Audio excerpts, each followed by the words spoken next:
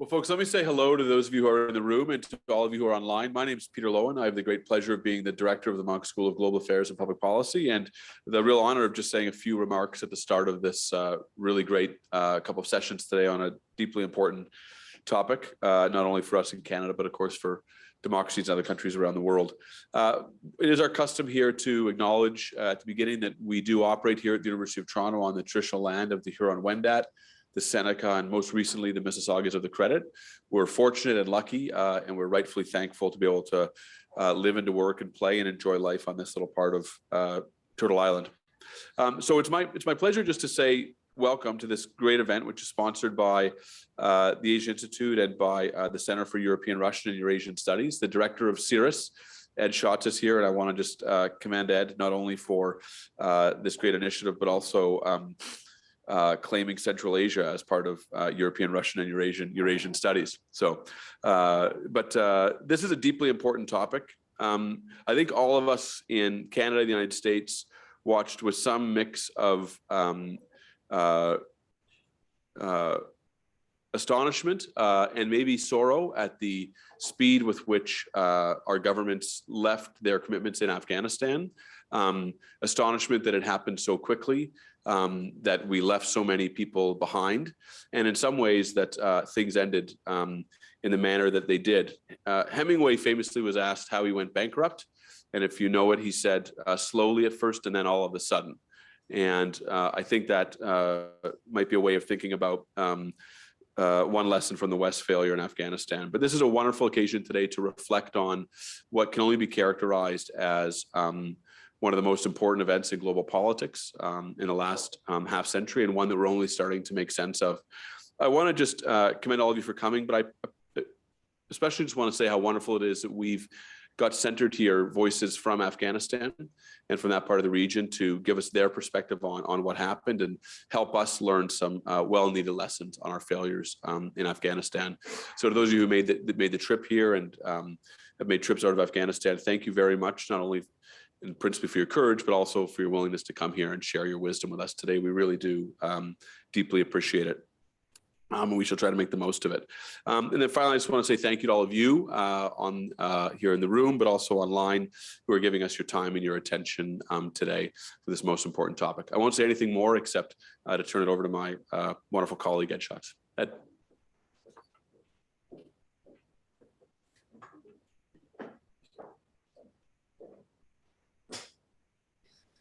Well, thanks, Peter.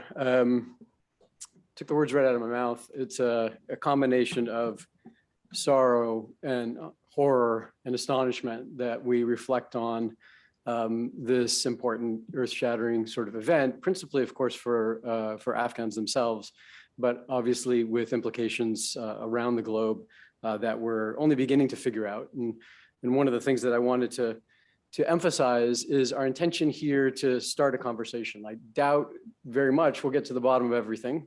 We'd like to, that is our intention. But even if we end up starting a conversation that continues in hallways of universities, in the press, in other kinds of contexts, and in Ottawa, for example, that will have been a very useful sort of initial foray.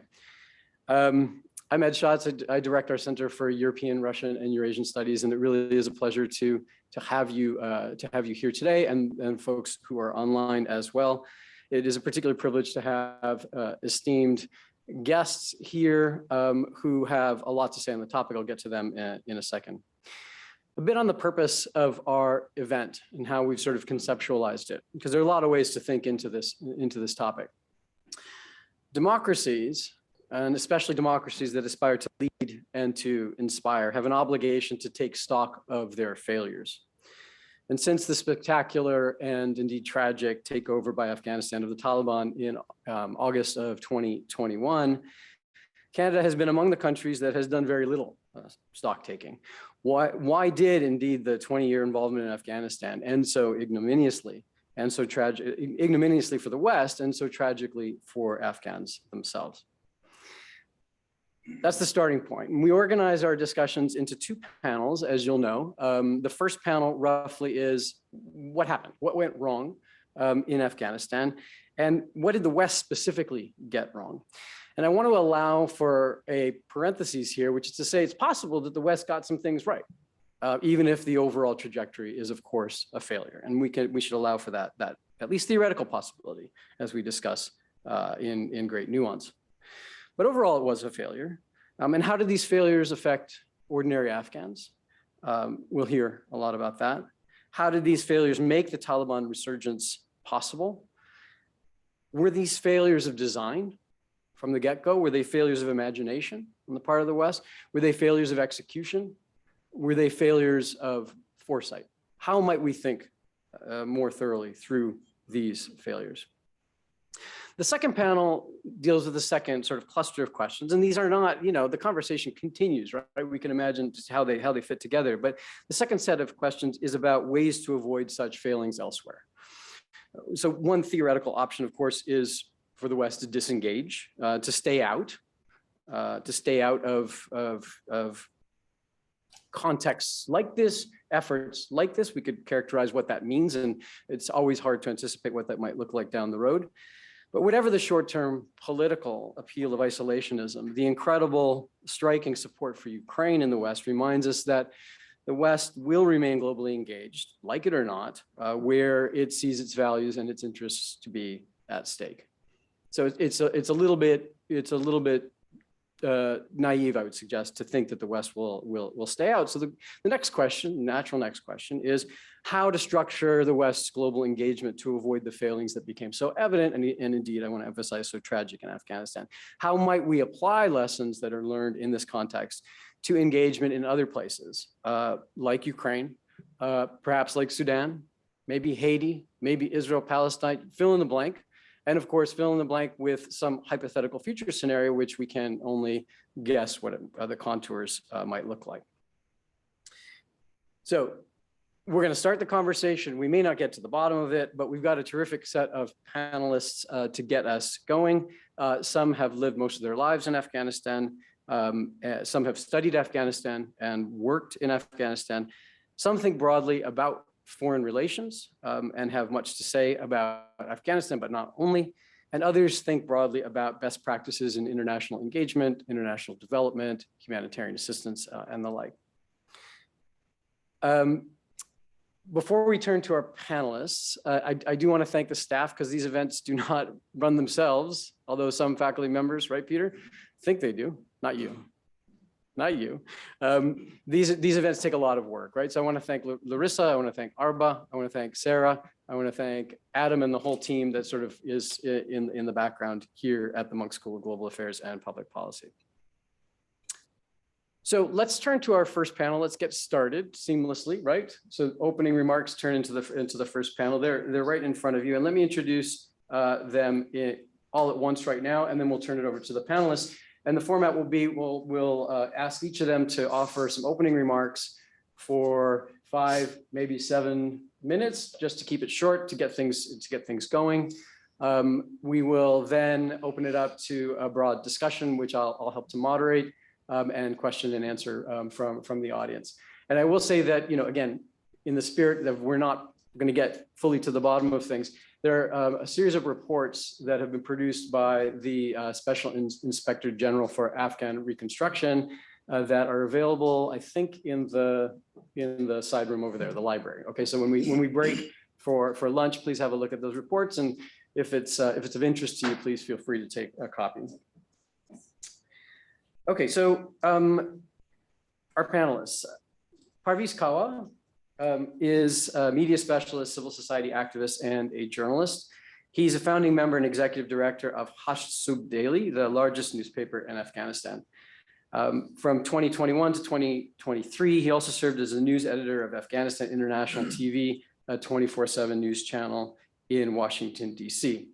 He's a winner of the Journalist of Courage and Impact Award by the East-West Center in 2018, and then again in 2022. More than 20 years of experience working with different monthly media outlets, radio stations, TV stations, and newspapers. He was an advisor to, he is an advisor to the Afghanistan Journalists Center and a jury member for the selection of the Journalist of the Year in Afghanistan. writes poetry, does lots of other things. He's a Renaissance man, and it's a real pleasure to have Parwiz here today. Our second speaker will be David Mikulski. Did I say it right? Close enough. Close enough. Okay. All right. Dave was trained as a carpenter. We don't get a lot of people who are carpenters at the Munk School of Global Affairs, let alone one who ends up spending 5 years teaching at the Munk School of Global Affairs and Public Policy. He spent 15 years in the private sector, including 1 year volunteering as a carpentry teacher in Botswana. He worked as a site supervisor and the project manager in construction projects across Canada. And then he moved international, working for Doctors Without Borders. Currently, he's the special advisor to the Office of the General Director for MSF for Doctors Without Borders, with over 22 years of experience in Afghanistan, Pakistan, Russia, Iraq, Somalia, Ethiopia, Eritrea, Kenya, Libya, South Sudan, Syria, Bahrain, Liberia, Myanmar, and his bio offers et cetera, which I'm not sure how to interpret et cetera, but apparently that's not an exhaustive list. Fascinating real world experience at the forefront of providing international humanitarian assistance. Bilal Sarwari is a longtime producer and reporter for the BBC World Service. He's also appeared regularly on France 24, Radio New Zealand, Turkish radio and TV, CNN, CBC, ABC, and Al Jazeera English. He started working for the BBC after the terrorist attacks of 9/11 and covered the US bombing campaigns and invasion of Afghanistan. Studied at Middlebury College, where he wrote a thesis, which I want to read, which compares comparing the FARC in Colombia to the Taliban in Afghanistan in terms of the links between warfare, drugs, and terrorism. And then he returned to Afghanistan, where he worked full-time as a reporter for the BBC in Kabul before coming to Canada in August, right, of 2021. Finally, last but not least, John Sopko is the Special Inspector General for Afghanistan Reconstruction in the United States, starting in 2012. So he served through a number of US presidential administrations, which is a key point.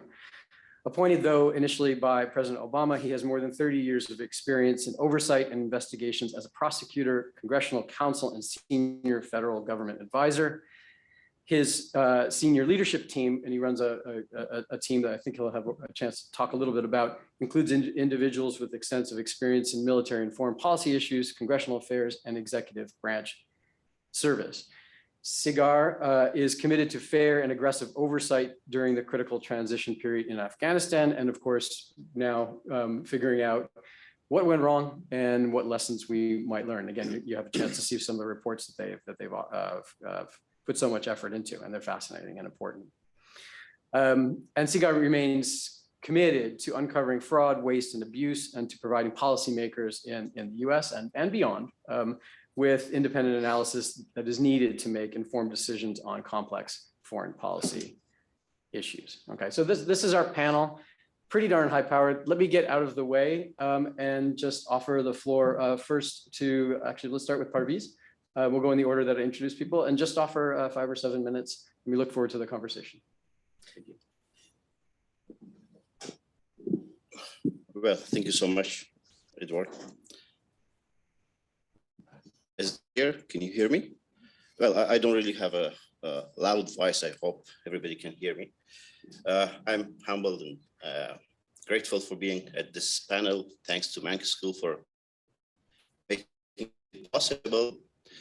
Well, in last 18 months, 20 months, we know that there has been a couple of reports or dozens of reports and statements talking about the failures of Afghanistan, and mainly the perspective given about this failure is a Western perspective. So we know what went wrong for the United States, for the Western countries, for the allies of Afghanistan. But what went wrong for Afghanistan itself, for the people who are serving there, who are living there, and who have been engaged with the international community in the last 20 years. We know that it has been a difficult time for all of us seeing a country collapsing, but what was the cost for us? Before that, in the last 20 years, we had enormous achievements from the civil society to media to governance to electoral bodies to health services and many other spheres of life. And now we see that with the collapse of the government, all those achievements are gone. I know that we are dealing with reports confirming that we have more than 10 million students in the schools, 40% of them girls. We know that in the past we had media outlets that are operating quite openly in that region, setting an example for other countries in the region in terms of their independency and coverage of their stories, investigative reporting, dealing with corruption and other stories. We had a vibrant civil society. They were so active in different fronts of life, from dealing with the parliament, with the government, and with the different campaigns to make life better for the future of the country. All these things are gone now. It's not just only a shift of government or a shift of regime from the Republic to the Taliban or to the Emirate of Afghanistan. It is just much bigger than that. And to make it short, I just want to say that what went wrong from our side, from the side of Afghanistan people. We know that for corruption, for the money that came to Afghanistan, CERES was there, other oversight organizations were there to deal with that, to say what was wrong and what was going wrong. And for us, the main question was that whether Taliban will take over or not at one point. And the clear answer was no, because we were so much dependent on the capability of our security forces. But for an army, for a police force that their bottle of mineral water was approved, the cost for their water was approved somewhere outside Afghanistan and Pentagon, it was difficult to think or difficult to see they might have a future. They might have capability to continue on their own. And that's why when we saw the international community's support decreasing or cutting on the resources, they collapsed overnight. So this was one of the reasons. The overall agenda for Afghanistan was not to build it in a way to make it viable. It can be generalized to different spheres of life. Election, we had elections, we had these election campaigns and election, like 7, 8 elections during the last 20 years. But everybody, for those who are risking their lives and going to vote, their vote doesn't count at the end of the day. And there is another team or another group who are deciding on who should come. So this is on our side. We also missed. We also lost a lot of things. We didn't really put enough pressure on the government to make these elections quite clear for us. And that was one of the costs of the failure from our side. Afghanistan failed because we didn't really put enough energy, enough efforts to make it viable. To the whole process couldn't be really viable enough. And we know that in a country where we had like less than 100 ways or health roads in 2021, and at the end of the 2020, we had more than almost nearly 10,000 kilometers of asphalt roads. So this quality comes from our side. So we Afghans are blamed for what went wrong. No, to the Western world, it's not only limited to the United States to know what went wrong and what they can take out of it. we as a nation can also take a lot out of it. Yeah, so with this, I just wanted to be short. We'll open for question and answer maybe later on. So thank you so much.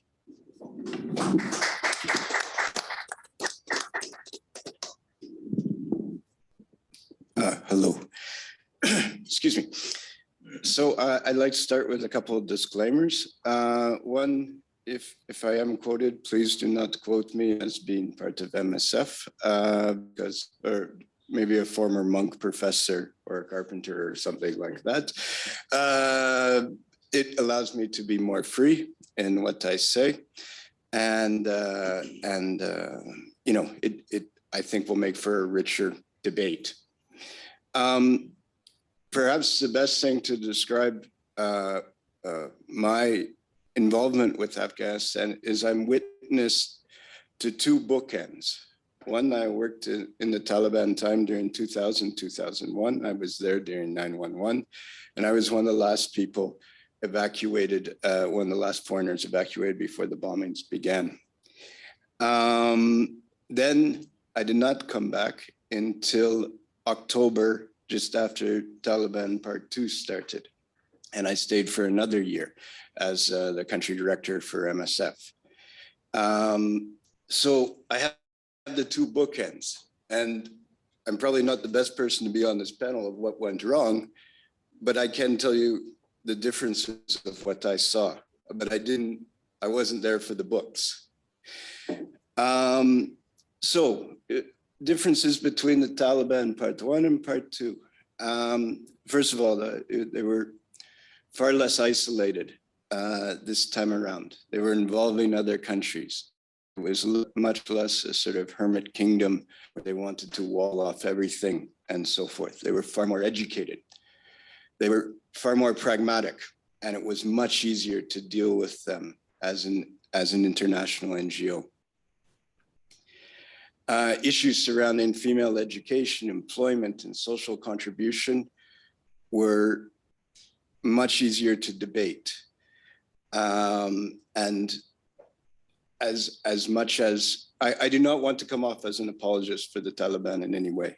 I just want to come off as relating the differences that I saw and some of the things factually I witnessed. There was no way before to talk about family planning and that sort of thing. In the government-run regional hospitals, there were posters up advertising mifepristone, which I found quite ironic in a Taliban clinic, given that it was being outlawed in certain states in the United States.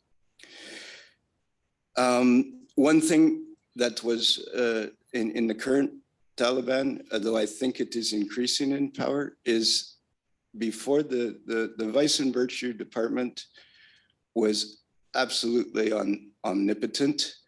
This is in the, pre-911, and they called the shots, and they were quite draconian and so forth. This time you saw real divisions within the Taliban, where the Vice and Virtue might proclaim something, but it would be interesting to see if, say, the Ministry of Interior would actually, which was in charge of the police and the judicial departments and so forth, would actually enforce the rulings that Vice and Virtue proclaimed. You could see it, the Taliban seemed much more monolithic before, and here you could see much more of the divisions and the infighting. Within the country, there were huge changes, but as my colleague said, much more infrastructure, more education. The group of people between 25 and 40 were so much more educated than before, where we struggled to even find people that can read and write in some cases, in some of the more rural clinics. And also females much more educated. 30% of our staff, we have 3,500 staff, 30% of them are female. Much more technology, and that meant, and it's still there. Everyone, well, not everyone, but most people have access to the internet, Most people are watching Al Jazeera or whatever on or BBC on the internet and so forth. That was not there before. We used to get emails via a high frequency radio from Brussels that would come across like, so you could not send any attachments or anything like that. So it was very isolated in a communication wise before. And you saw much more technology now. And then the other thing that I would say is that there were much more expectations now from the population. The previous population, the Taliban were taking over after a very lawless time where there was not a lot of government and not a lot of jobs and so forth. This Taliban took over and 50, 70% of the people were thrown out of work. So you immediately had a jobless crisis that people somehow expected would be solved by them. The other thing, just from a pure security standpoint and also from a medical standpoint is, and we have to point out some positives that happened, but this was one of the worst countries in the world in terms of landmines, along with Angola. And now, there's still some landmines left and some UXOs left, but as far as the number of accidents we're seeing in the hospitals and so forth, it's down dramatically, and the risks are not there. The country has been more or less demined. So what was the mood in October, just after the fall in August? Development money was mostly pulled by the West.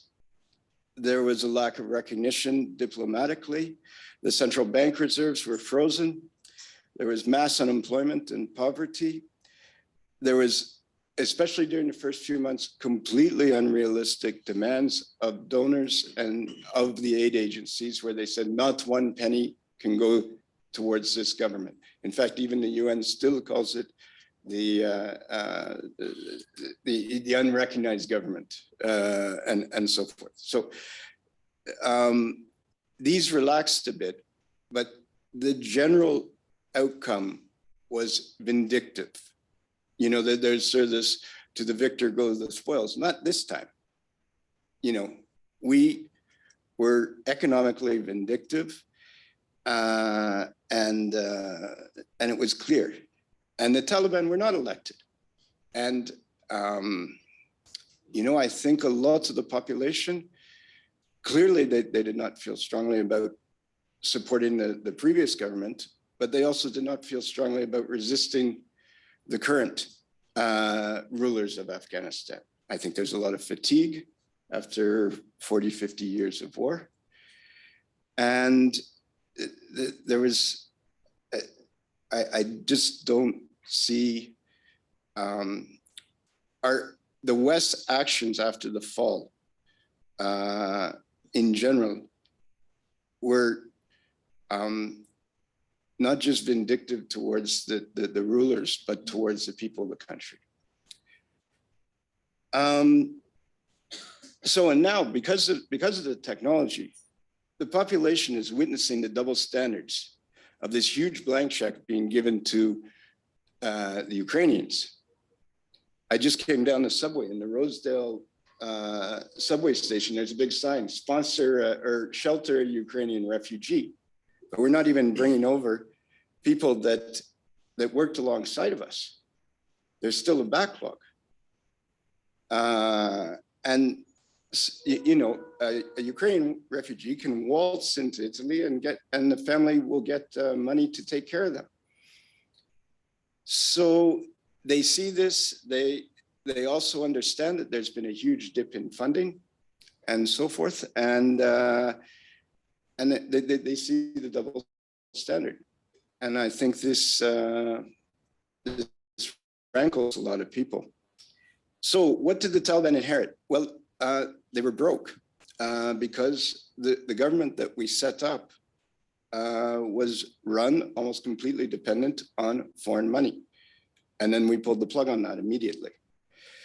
So you have a defunded system of government, but a lot of it was fundamentally corrupt. And I speak mostly about the Ministry of Health. The World Bank called the Ministry of Health among the most corrupt in the world. This is what we built. So then the Taliban would parachute, and I saw this, they would parachute, you know, a director and an administrator in to run a hospital and start insisting that the doctors show up for work and the nurses show up for work, and locking the drugs at night and locking the fuel supplies so they didn't get stolen and so forth and things like this. But you're still putting a head on a spine of a beast where they don't have the technocrats to support that beast. And the spine is still fundamentally corrupt. And I think that's happening in other departments as well. So you have this corruption and controlling of resources. But what we did see, security incidents have gone down about 90% month over month from the time beforehand. Sometimes 70, sometimes 90, somewhere in there.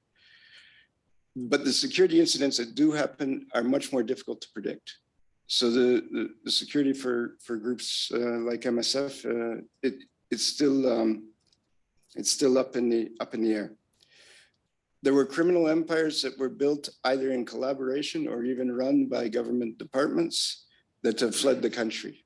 So a lot of carjackings, kidnapping rings, things like that have disappeared. So you have better security in general.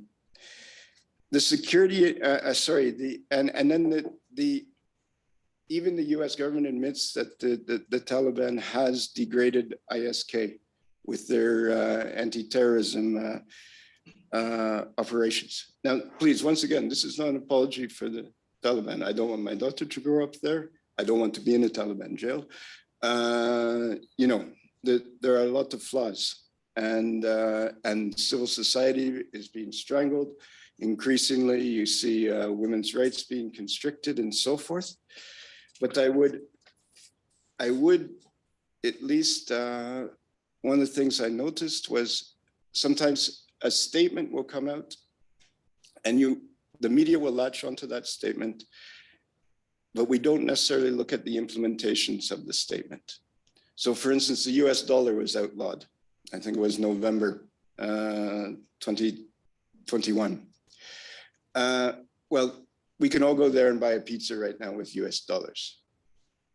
You know, there was never a buyback scheme to, you know, recover the currency or anything like that. But there was a big statement and it made worldwide headlines. Likewise, MSF has not been asked to terminate one female employee or change their dress or segregate them more than they would be, like just normally if they're working in a maternity ward, of course, you know, and that sort of thing. But I mean, if they're working in an office area as administrators, they're not being asked to be segregated by gender. When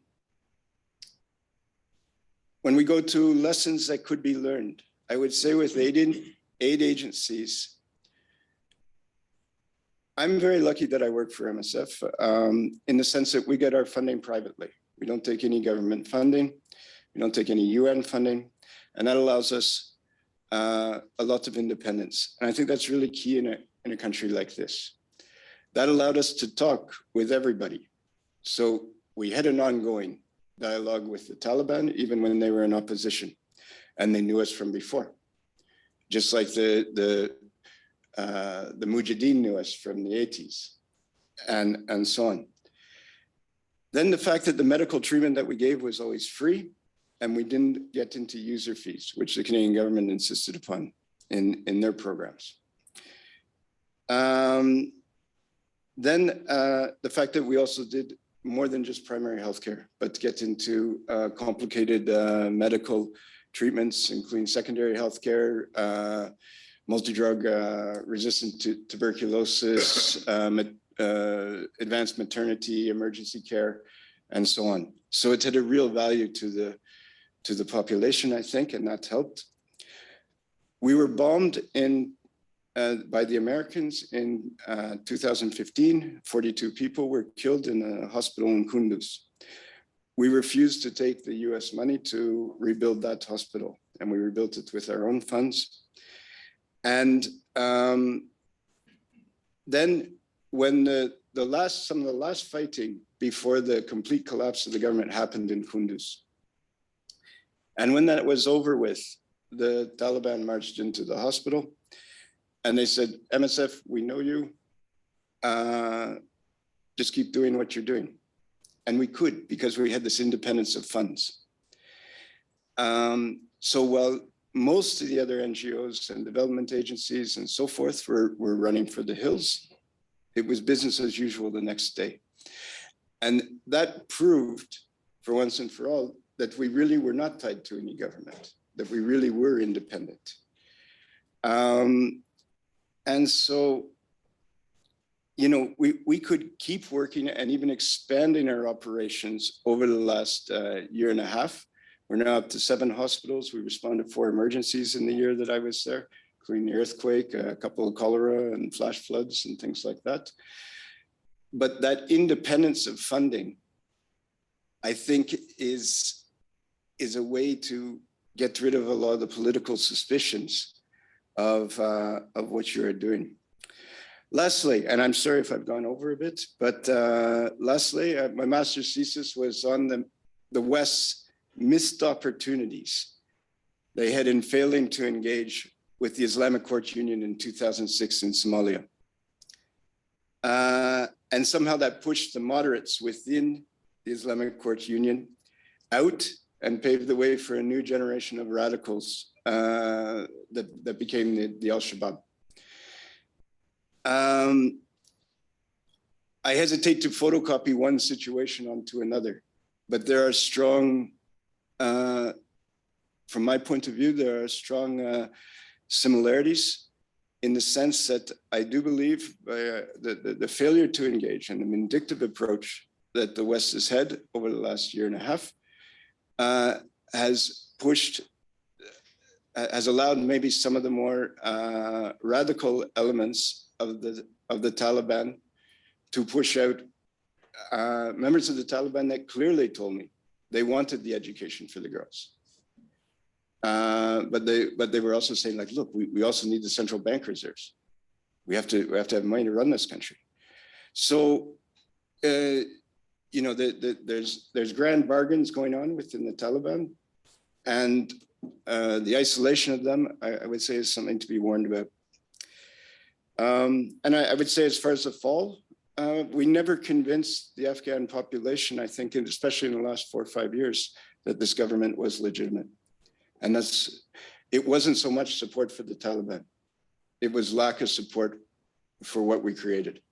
But that's just an outsider looking in, and 2 views from 20 years apart. So I leave it at that.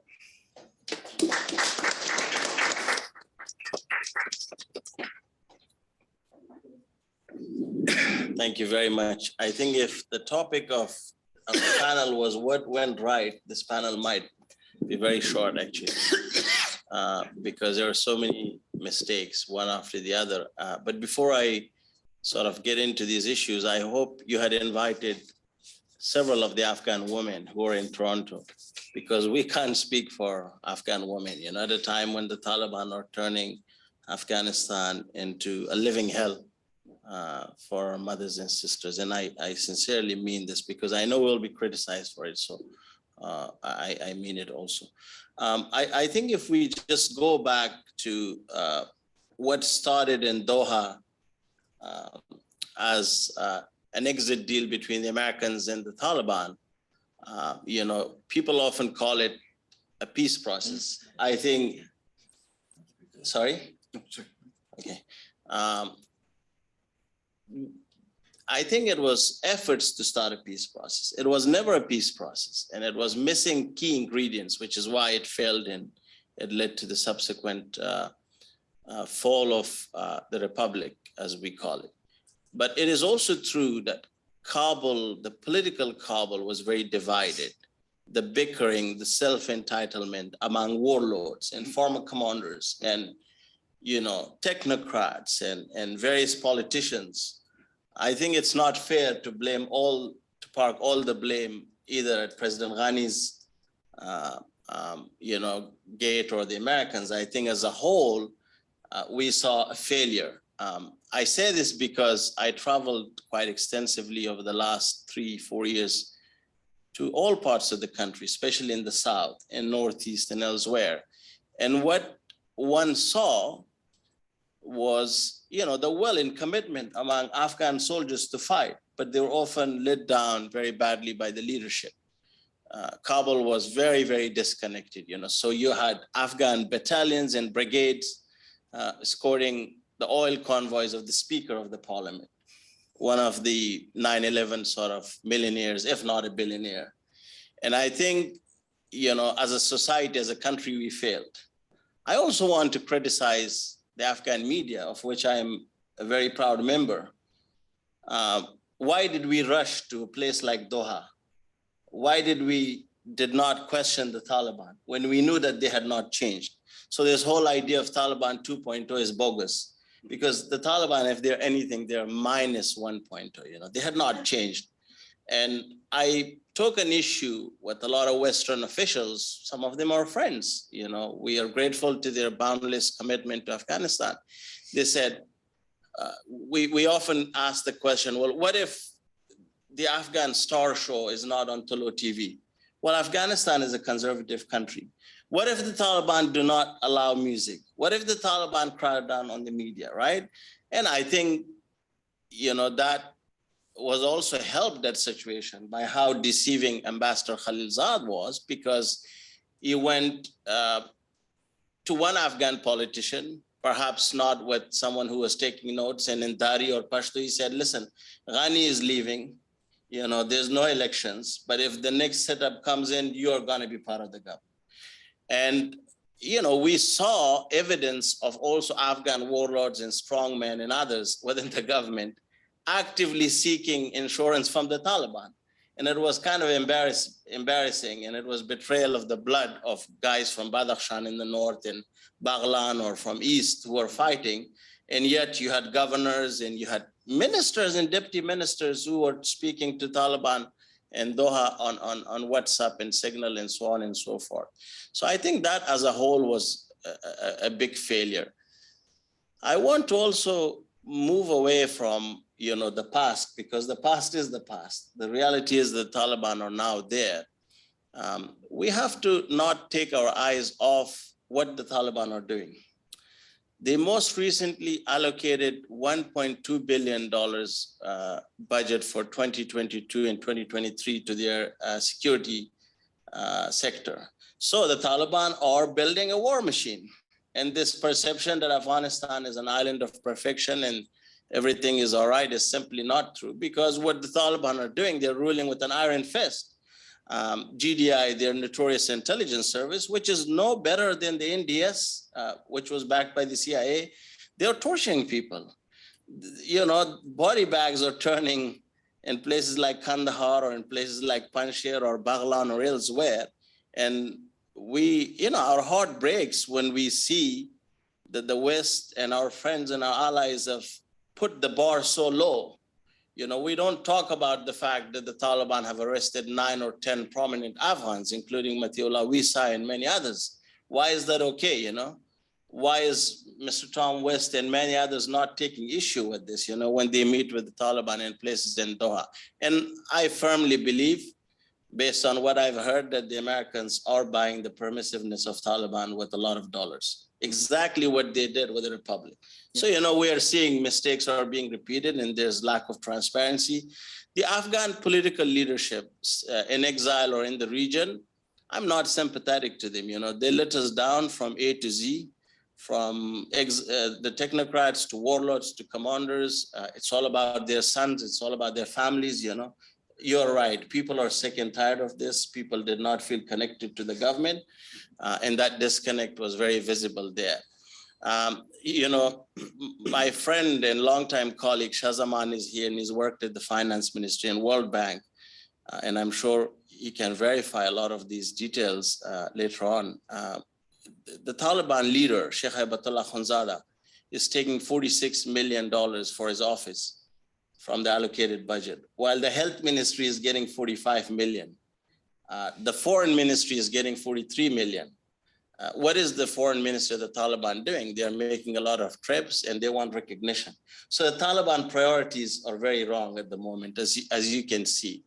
And there is revenue, which the Taliban are not very transparent about it. They're earning from coal to Pakistan and vegetables and other stuff after the floods in Pakistan. Pakistanis have lifted off a lot of those, restrictions for them. We need to start asking the question, what are the Taliban doing with the money that belongs to the Afghan people? They allocated $300 million, $301 million to the education ministry. We know they're not allowing the Afghan girls to study. We know they're against that. But at the same time, we know that by 2024, they want a jihadi madrasa in each district across Afghanistan. They started the pilot project in Kandahar and in the south. And what do jihadis madrasas do? They train another generation of Afghans who will be radicalized, who will be militant, right?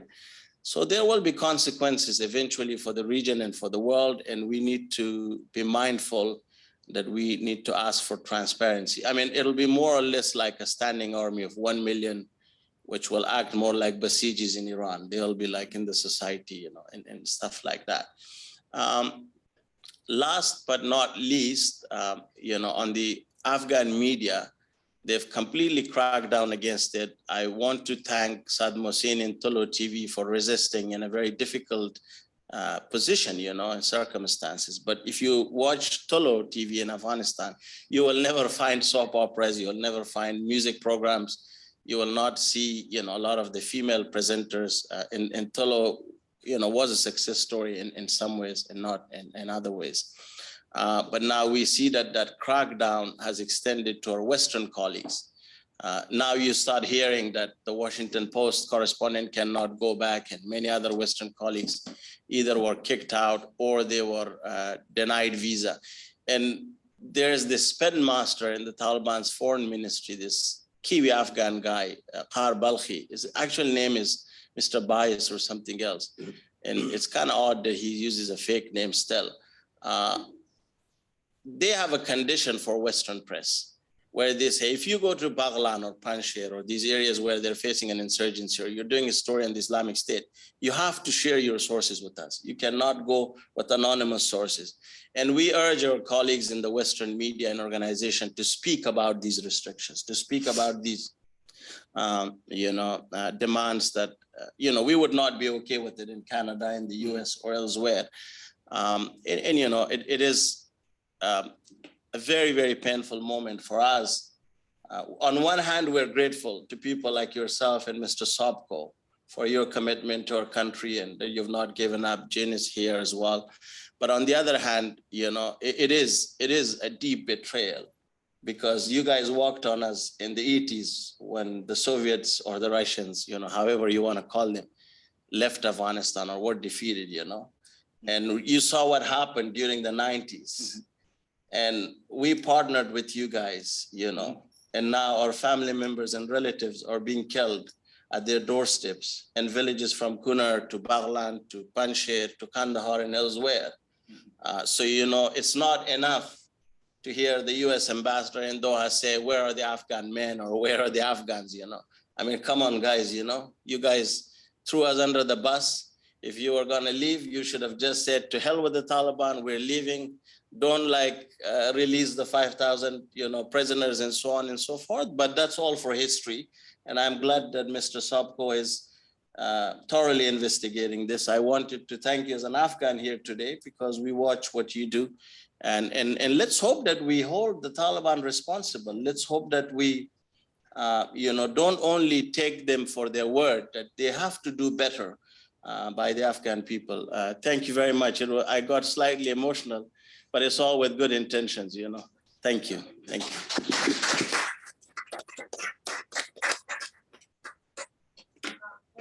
Thank you. Thank you. Thank you very much. And I'm going to try to be short, and it's very difficult, but I think the important thing is to have the questions and back and forth on this.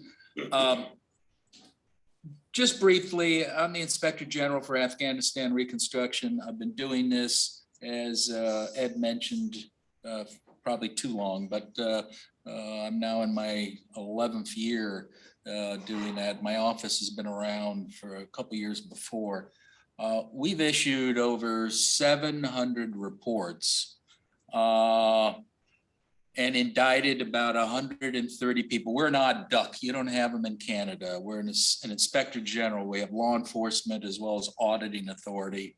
And I highly recommend, if you're interested in Afghanistan, go to our website, www.cigar.mil, and you'll see the reports. And I briefly included, this is sort of a summary, it's available, of some of our work explaining it. Again, it's hard for 5 minutes to talk about a war that went on for 20 years. And that's just our part of the war. And the Afghans have been at war for decades beyond that.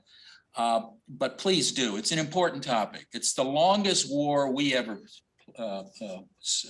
were involved in. We spent more money in Afghanistan on just the reconstruction than we did on the entire Marshall Plan to rebuild all of Europe. It close to $1 trillion if you include the war fighting. And every Western country did an exceptional job. Canada, UK, Germany, all of them. Germany for the first time sent troops outside of their country since World War II. I mean, Canada, I think this was the most Canadians who died since World War II. I mean, so every country went above and beyond the call. And of course, the Afghans did most of the fighting and most of the dying over that time. So it's very important.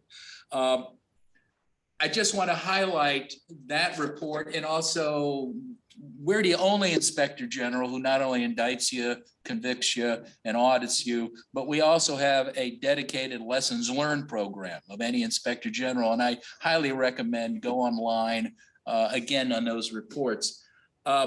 We recently, and I appreciate the kind comments the panel has made about our office, but I recently testified before the House Oversight Committee and we're still looking at what are the issues now facing. We're spending $8 billion, US is spending $8 billion in Afghanistan. And as I testified about, and I think my colleagues probably saw it, we don't know where the money's going. So what my colleague just raised, I mean, I made a statement which I think got picked up by Tolo and other news that, I haven't seen any hungry Taliban. I see a lot of fat, dumb, and happy Taliban. So I don't know who's getting all that money for the food. But when we asked our State Department how much money are the Taliban taking, they didn't know. I don't think they cared. When we asked them, how is this $3.5 billion fund in Switzerland? I mean, you talk about a fund that's supposed to be open and it's supposed to regenerate the central bank of Afghanistan, and you house it in Switzerland. That's sort of an oxymoron, Swiss finances and openness. Okay, so when we asked the Department of Treasury and we asked the State Department, so how are you going to do this? Crickets, no response. But I highly recommend you take a look at that. Real quickly, I've already spent 3 minutes and I haven't gotten to the big key. What caused the fall of Afghanistan? Obviously, we talk about in these two reports on the Afghan security collapsing and why the Afghan government collapsed was the Doha Agreement and the decision of Biden to agree to it. Okay, that destroyed the morale. And when you said you're pulling out the troops, it destroyed the morale of the poor Afghans who were fighting. It destroyed the morale of the government officials. But those were what precipitated it. The problems in Afghanistan were baked in for 20 years under 4 different administrations. And that's what our reports look at. And when you look at what are the lessons learned is, first of all, you got to have a plan. We never had a plan. We never had a strategy. Secondly, you got to have oversight. They only created my office 8 years into it. So after billions of dollars went out the door, they finally created an agency to look at it. You've got to have monitoring and evaluation. We never did. You know, monitoring and evaluation means you look at inputs, outputs, and outcomes. We didn't even know what we were spending in Afghanistan when I took over. We didn't even know how many contracts we had. Nevertheless, how many contracts the Canadians had, the Germans, the Italians, the World Bank, the UN.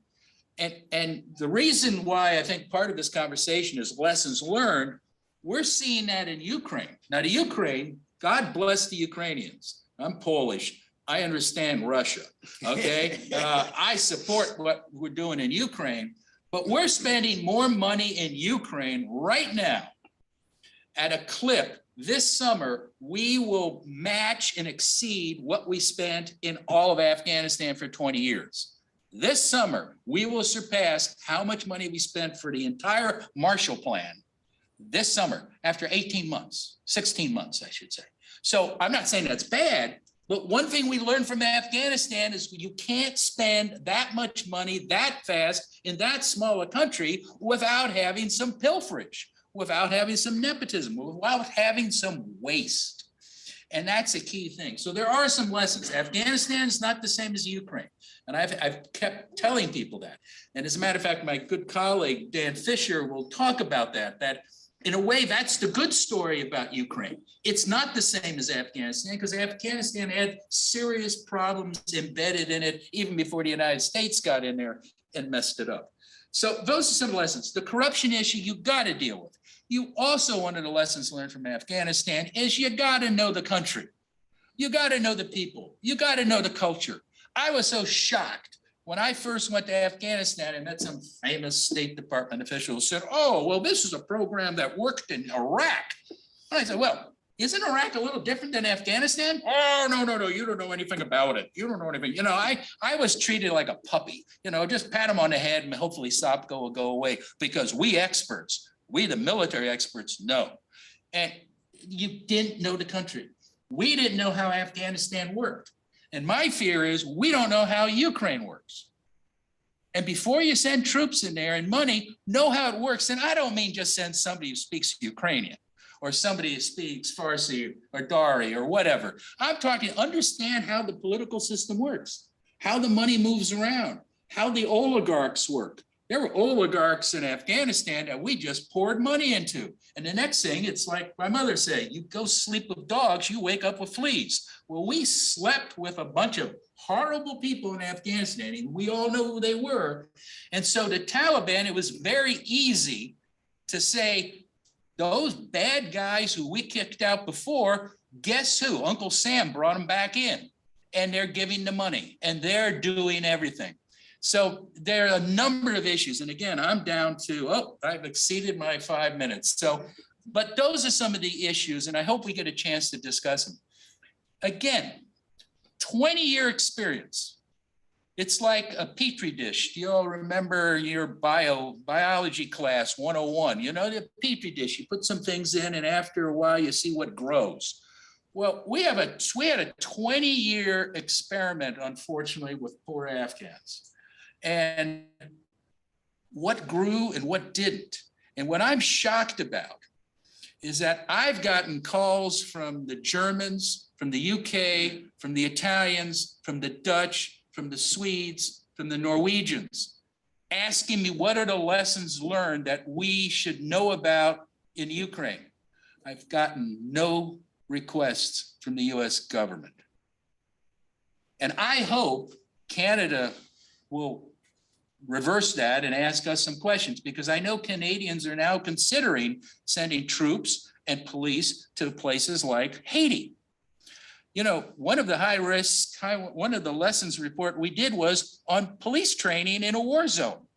Now, I can't tell the Canadians what to do. I mean, that would be outrageous for me to tell another foreign country what to do, but at least pick up and talk to some of your ambassadors. You had one of the best ambassadors I ever worked with, Ambassador Lyons, who later went to the UN. I think she was the UN representative after the Taliban took over.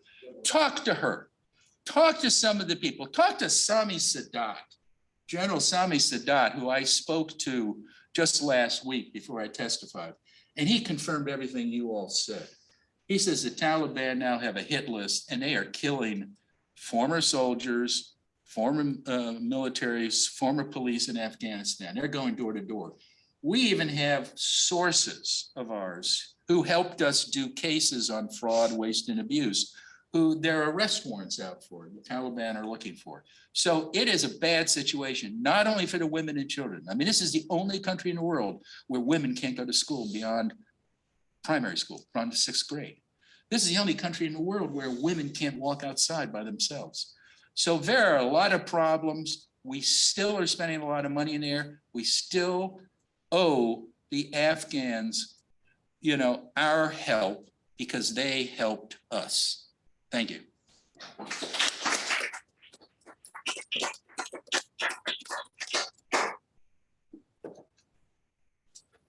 Just for the audience at home, I'll become visible again. But what I'll do is we'll take questions from the audience, and it would be helpful if you feel it's relevant to identify yourself. If not, that's fine as well. Also, if you could specify if the question is for the whole panel or if it's for somebody in particular, that would be useful. I will also be monitoring the online questions as well. So please, yeah, in the back there, please. Go ahead. Yes, I business student, and then easy question: are there any similarities between the West value in Afghanistan and the West value in Vietnam? Which value is worse? Okay.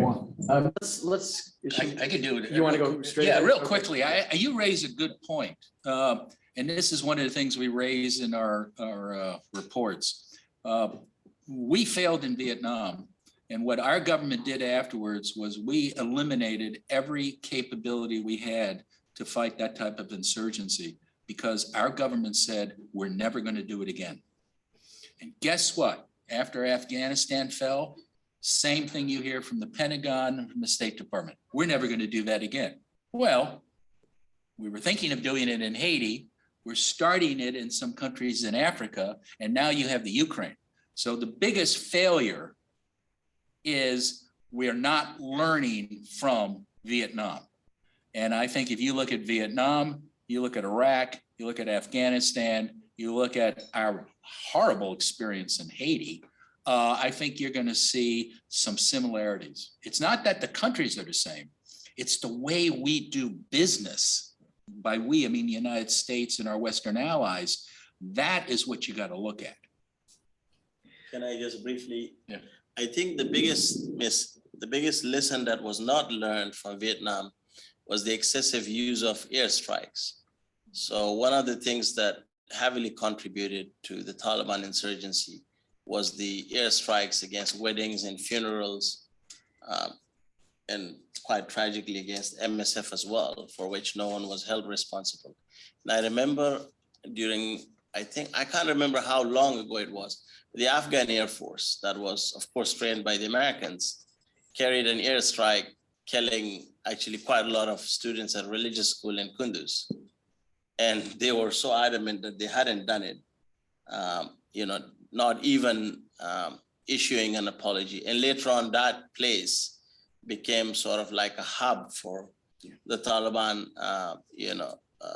foot level soldiers. So that's what I wanted to point out. Thank you. I mean, at some point we get to questions of how does one secure and maintain the legitimacy of the intervention, right? That's on the ground. And it sounds like from the get-go, if you're relying on airstrikes, you're creating a fertile ground for those who would criticize the legitimacy of the whole thing. So this is the baked-in question, right? And I don't know if there's another way to actually secure Afghanistan from a military standpoint at the get-go. Also Ukraine. We could talk about the specifics there. But it strikes me that there's something about assuming the legitimacy, assuming the moral high ground will sustain you and will be shared by those on the ground is a sort of fundamental folly, right? And it sort of bakes in, to use John's term, potential problems down the road. Anyway, I see a bunch more hands. Please. Okay, John Duncan from U of T. I noticed there's a kind of sense on the panel that we kind of let the Afghans down, and we owe them something. I think that's a general sense. But I feel like David ramped it up a little bit, and something I agree with the thing about lately, that policies since August 2021 seem to be vindictive, and not just towards the elite, but also towards the people. And I think the war is in a way continuing in this financial sector and political sectors, and we're not going to get over it unless we deal with that issue. I wonder if the panel could comment on that. Yeah, so I mean, the broad question, and I think that Dave did put these on the table. John sort of continued in that vein a little bit with the 8 billion being spent yearly, right, John? Yeah. The question is, you know, is the West repeating mistakes, or maybe committing different kinds of mistakes, but potentially some of the same ones as we go forward? Yeah, well, first of all, I just want to clarify a little bit. Things are getting worse, and the Taliban are clamping down more on female rights and that sort of thing. So what I was trying to do was compare it to before, where they would not let anyone go to school, to now, where some people are allowed to go to school, some women are allowed to go to school for some time. But it is getting worse and worse. And I think part of that is because some of the people that I spoke to within the Taliban, some of the moderates, have been pushed to the side. Because there's, as much as we want to maybe sweep the Taliban completely aside, there is no viable opposition on the ground at this point to the Taliban that could take over the government. Or at least I don't see it. Yes, in terms of collective punishment, we have a budget, I think, of around 55 million euros, which we run the 7 hospitals with for the year. We had to go through Hawala networks and so forth to bring the money in to pay our staff. Now, can you imagine if you are an Afghan, like a Canadian Afghan or an Afghan permanent resident or so forth here, trying to send money back to your family? So, you know, if the restrictions are so bad on an international organization that's won the Nobel Peace Prize, can you imagine what it's like for my colleagues here to send money back to their families? So yeah, no, it was hitting a fly with a sledgehammer. And also, you know, it doesn't necessarily affect the leadership. As you said, $45 million budget for the office of 46 46, sorry. I rounded. 45 is for the health. I rounded down, you know. But like, so it's not affecting the leadership. Now, I also did see examples of where the Taliban cracked down on corruption within their ranks. But you know, there's money floating around, but there's nowhere near the amount of money that was floating around when the Americans were there and when the West was there. So I think this is another critical thing. And you John, I remember you speaking earlier that there's a tipping point where if you provide too much, this was a different talk, if you provide too much aid to a country, there becomes a tipping point where it's no longer feasible, in the sense that it perpetuates corruption, and it also doesn't perpetuate anything that's sustainable. And we could see that example clearly playing out. Sorry. Okay, terrific. Anybody else on this? Well, John? I would just say real quickly that there's a dilemma that policymakers face. One is there's extreme problems in Afghanistan, and people are dying. And so you want to help them. But at the same time, the dilemma is, how do we help them without helping the people who, you know, basically don't care about this? And how do you square up helping the Taliban or that country where what they're doing is fundamentally something we cannot tolerate? You can't discriminate against 55 or 52% of your population and make them not second-class citizens, third-class citizens. So, I mean, I don't do policy, but I mean, that you're really torn. On the one hand, people are starving. On the other hand, we are going to give money. We know some is being filtered out, going to people who discriminate against 55% of our population. I mean, here's the question. What if the Taliban said, we're not going to allow any Christians to be working in Afghanistan? You think the UN would all of a sudden say, well, we'll still give money to Norwegians? You think the Canadians would do that?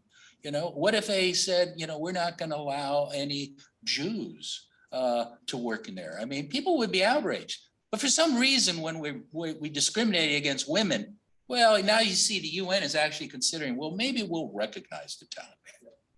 Okay, well, holy mackerel, guys. I mean, maybe I'm just antediluvian, but I mean, you know, I mean, women's rights are rights too, you know, but that's what makes me, but that's a policy decision, and I don't do policy. But MSF works in the country.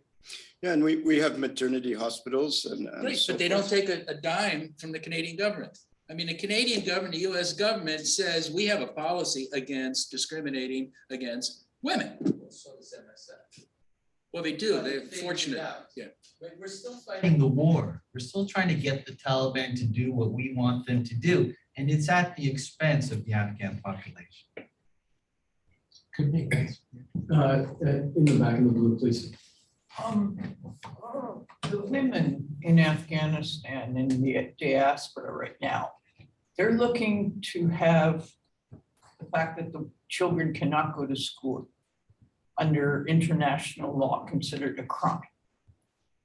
So the models that we're looking at are on different tectonic plates and remittance. Diaspora's sending money overseas. That only has come into the calculation fairly recently in an international model as well. So the whole thought of Afghanistan, Haiti, whatever country, the plates keep shifting because the answers are so bad because of the climate crisis.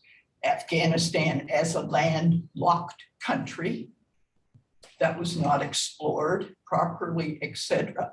Can you please comment on what I've just said and elaborate?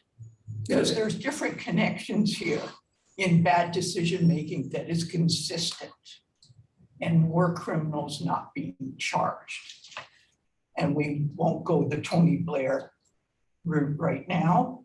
Okay. We'll just put that on the back burner, okay, please? You packed in a lot there. I guess maybe this is an invitation to think about the diaspora, the connections between the Afghan diaspora and people still on the ground. And I'm wondering how we should think about that, because I mean, obviously people's connections, in some cases people have moved in lock, stock, and barrel out of the country, but in many cases people have connections that are quite alive. With the professional ones, I know in the media sector, right, you continue to operate. I don't know if there are any thoughts sort of on that dimension, working under the Taliban 2.0 or still 1.0. I'm not sure what we're calling it. Minus 1. Minus 1.0, minus 5.0, who knows what we're talking about.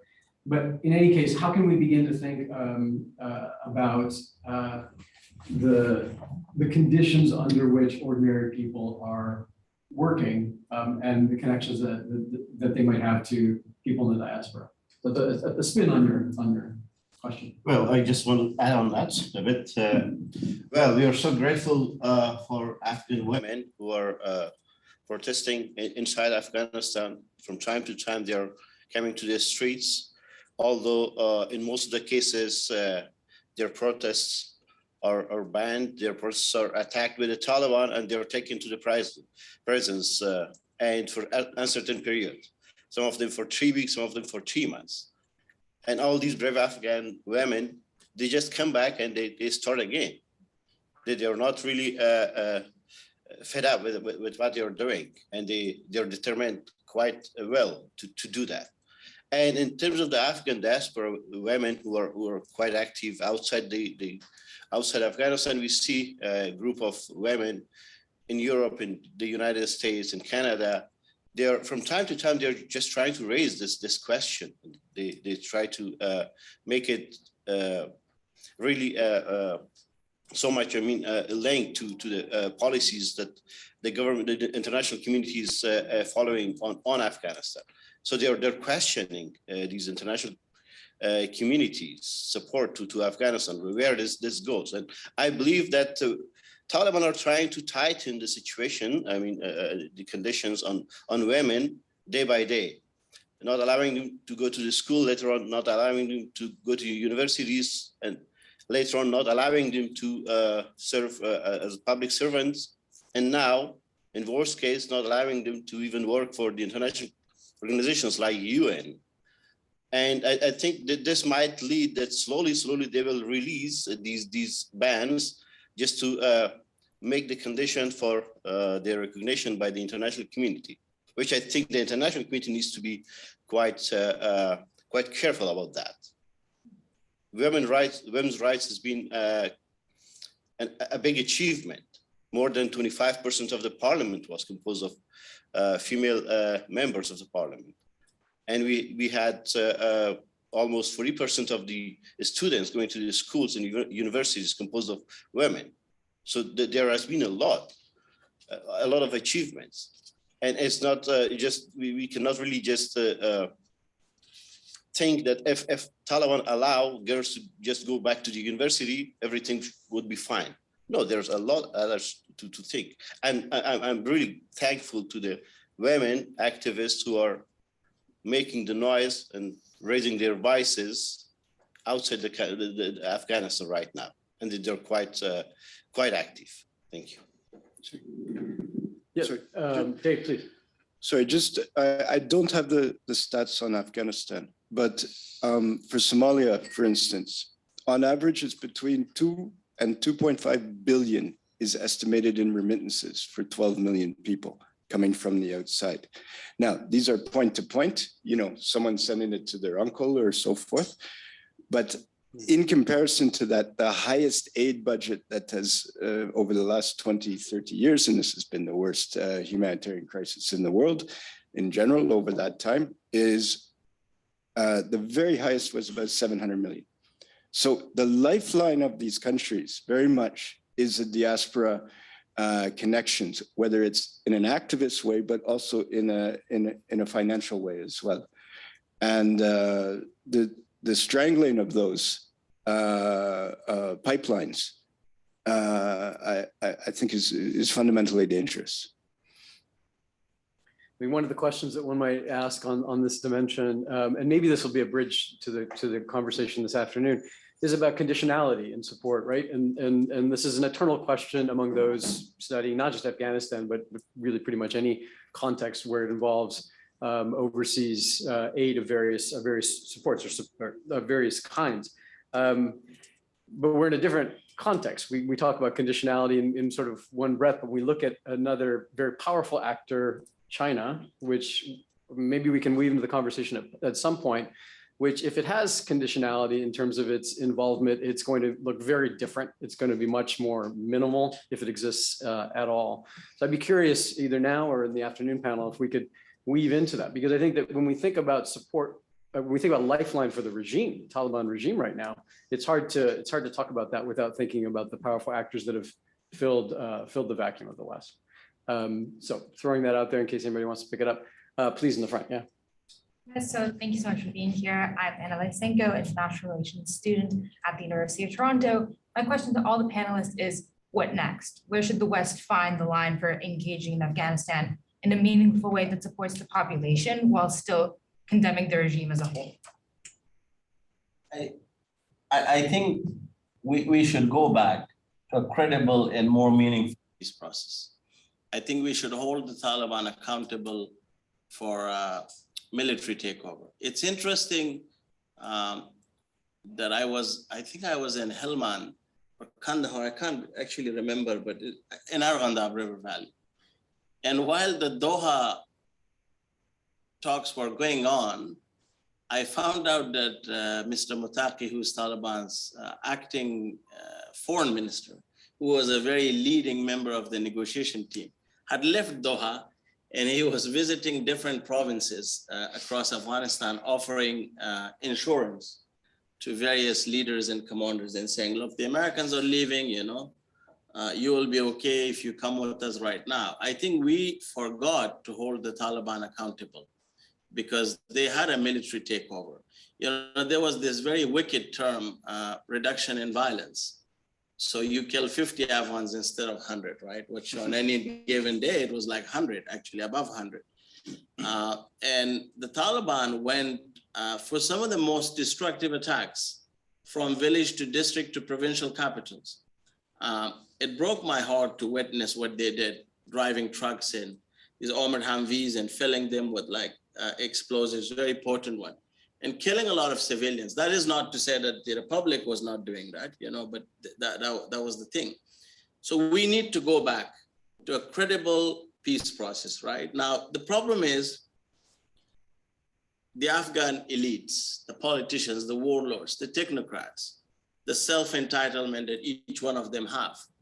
And everyone wants piece of the pie. So it's easier said than done. And I think one lesson that we should be learning, that there should be not only full transparency into any future process, but we need to make sure that we go back to the people. Because when the Taliban were removed by the Americans, they gave the power to the Mujahideen. People really did not matter, not Mujahideen, I mean former warlords, right? And now the Taliban are back. That is not to say that these people don't have constituencies, you know, they've built empires. I also want to quickly add one thing else, you know, that there's this misconception that security is okay. Actually, I politely disagree with you. Like if you look at Kandahar, it has become the murder and crime capital of the Taliban. There are thefts, there are robberies, there are murders, and a lot of them are linked to Taliban guys who have been arrested by the Taliban because the citizen journalism is playing into it. So people are sharing details or WhatsApp audio messages, and Taliban are forced to do that. High crime rate is also a very big problem in Kabul. Of course, high unemployment as well, you know, that's a big problem. But we should not take our eyes off the Islamic State. The Islamic State threat is bigger than what the Taliban would like to portray. For example, in Takhar province on the border with Tajikistan, there has been 10 to 12 cases over the last 6 months of Taliban security officials or their family members being kidnapped by the Islamic State, and their bodies are being turned back. So, you know, like we need to keep an eye on that. And we know, at least now we know that the CIA has met with the Taliban's chief of intelligence, the GDI chief in Doha. And what Western taxpayers should be asking the question, what are those discussions about? Because if you are supporting NDS under the Republic and they were torturing people and the CIA had death squads like the Host Protection Force, you might as well start taking notice of the Taliban death squads, you know, what they're doing, whether they are going after women rights activists, where they're jailing Matiola Wisa. And I don't think we can walk into another process. What was that term, Mr. Sobko, that the Americans had Afghan good enough or something like that? Yeah. You know, we cannot have that Afghan good enough. You know, like we have to like not lower the bar anymore. I hope that answered your question.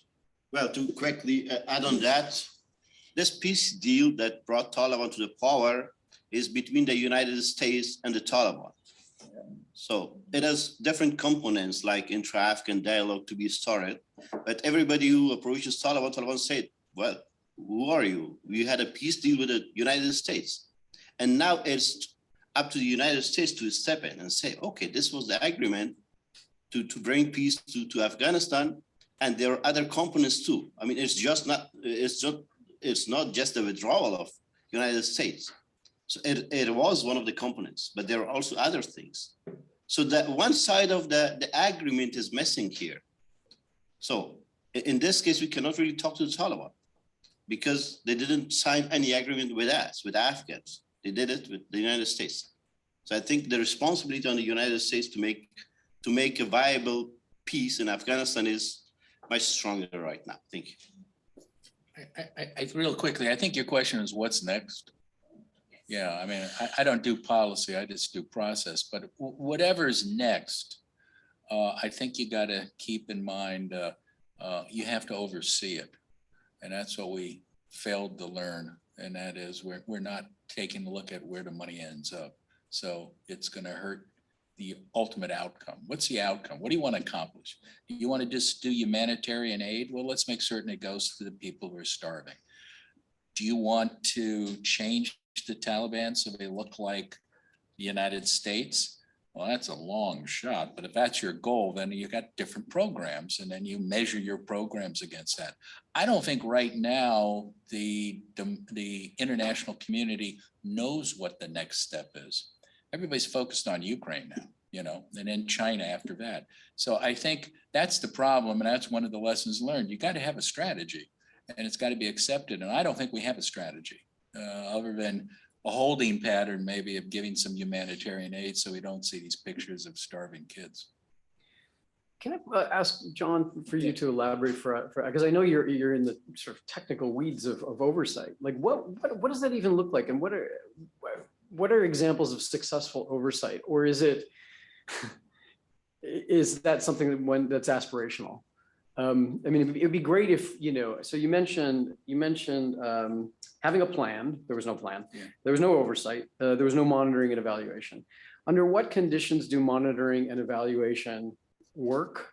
What are the sort of, you know, building blocks of successful oversight? Well, the building blocks are, again, you know, asking these embarrassing questions like, what are you doing? What do you want to accomplish? I mean, I went back to inputs, outputs, and outcomes. Okay, those are the basic questions you should ask, whether it's the Canadian Development Agency or the U.S. Development Agency, USAID. What do you want to accomplish? Tell me what you want to accomplish, and tell me how you're going to get there, and let's measure how you get there. So that's successful oversight, but that means you got to be able to talk to the government, and the government has to tell you what they're doing, and then you hold their feet to the fire. And that means you got to get information. So you need to see books and records. You need to interview people. I mean, you know, right now, and this is no news, but right now, the State Department won't let us interview anybody at State Department. They won't give us the names of who the contractors are who are working in Afghanistan. Same thing with USAID. So, you know, you can't have any oversight, but that's what you're talking about. It's real, in a way, it's simple, but it's very, you know, you got to have sources that tell you what's going on. You got to rely on them. You got to get records and all that. But it basically goes down to, it's just like if you're building an addition to your house or buying a car, what kind of questions you ask? Like, okay, which car am I going to get, and what's included and what's not included? And, you know, I'm just so surprised that we don't ask the basic questions, and we don't hold our government to answering those basic questions. Like, what do you want to accomplish in Afghanistan? What do we want to accomplish in Ukraine? I mean, you know, has anybody answered that question other than kill Russians? I mean, what's the end goal? I mean, it's like one of our secretaries of state said, I mean, you know, so what's our exit strategy? What's plan B? I mean, so those are questions that I think an electorate, meaning you all here in Canada, should be asking your government, just like we should be doing the same thing in the United States. What do you want to accomplish? Not saying you're opposed to it. That's a simple question. What do you want to accomplish? And how do you get there? And I think just to add on, I agree completely, but just to add on, you know, the thing that we boxed ourselves into, especially with Afghanistan, is I think almost anything that the government's tried to do now will be viewed through a very skeptical political prism in Afghanistan. That it will be viewed with skepticism and suspicion, and so that because, you know, there's because of the past and the goodwill that we might have had in 2001, 2002 has been long squandered as governments in that. And so that is also part of the issue. And then also how we reacted when, like it turned out, it didn't matter about funding schools. Another government comes in that we don't like, so we stop funding schools. So, you know, like anything that we do, I think in a governmental sense, will be viewed with some skepticism by the general population, and that will need to be overcome. And I don't have the first clue how to do that. Yeah, huge challenge. Okay, I think let's group a couple of questions together. So let's do two in the back row, please. Yeah. Hi, my name is Amar. I study ethics, society, and law here.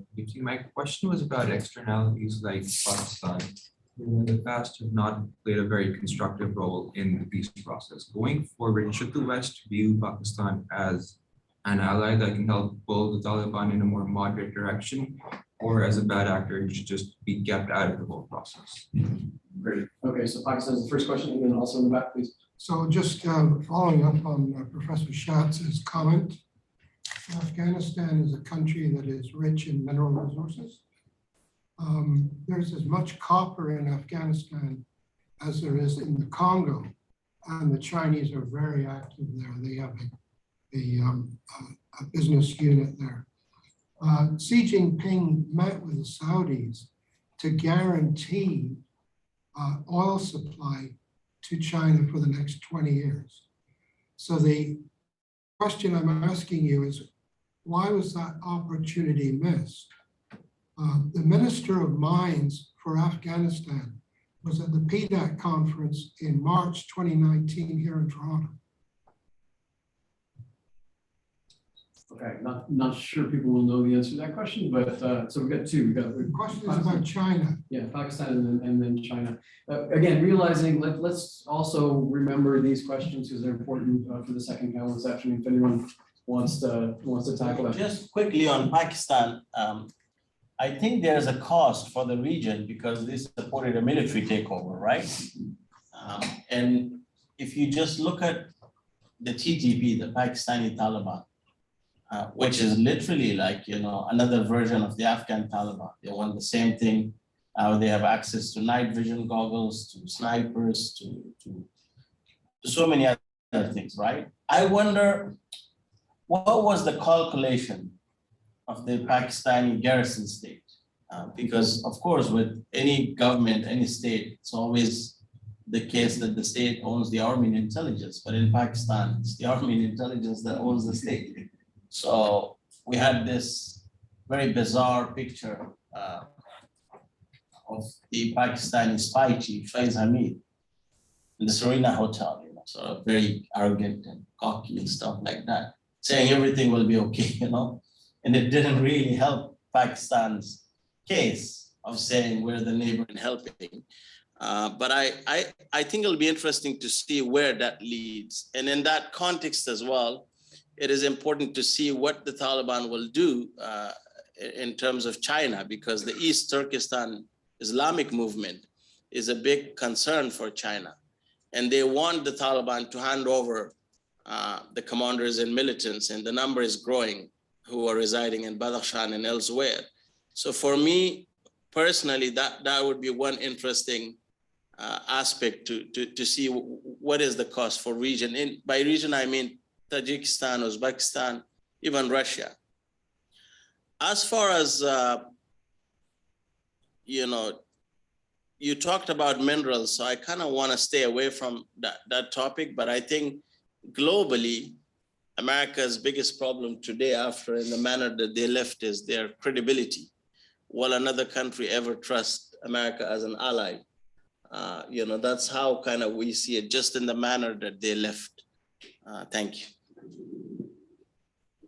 Well,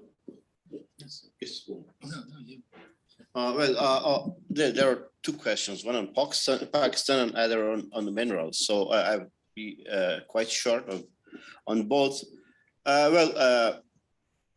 We have these statements of US officials that they were in Afghanistan for a certain purpose, just to fight Al-Qaeda.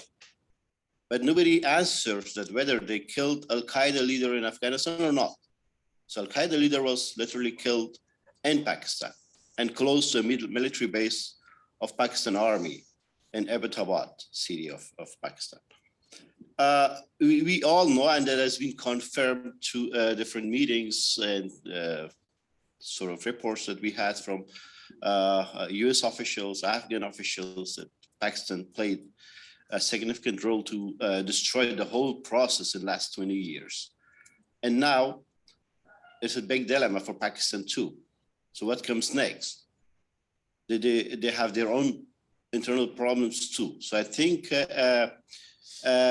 for the international community, when they talk about Afghanistan, they should consider having this element of Pakistan in mind, because at the end of the day, we have a long border with Pakistan, which is not secured, which is not protected, and there's always flow of insurgents through this border.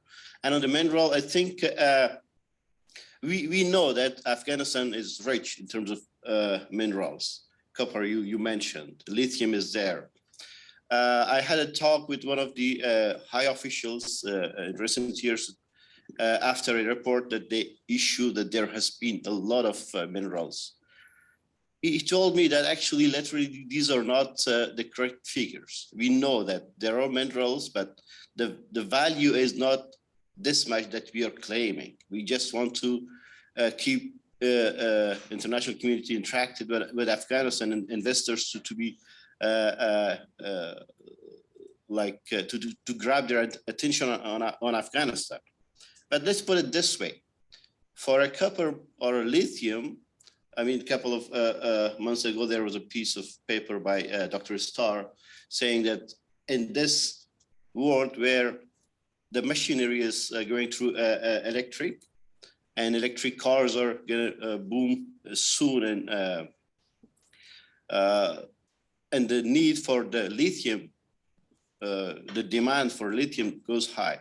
Is it a good time for us to withdraw from Afghanistan or not?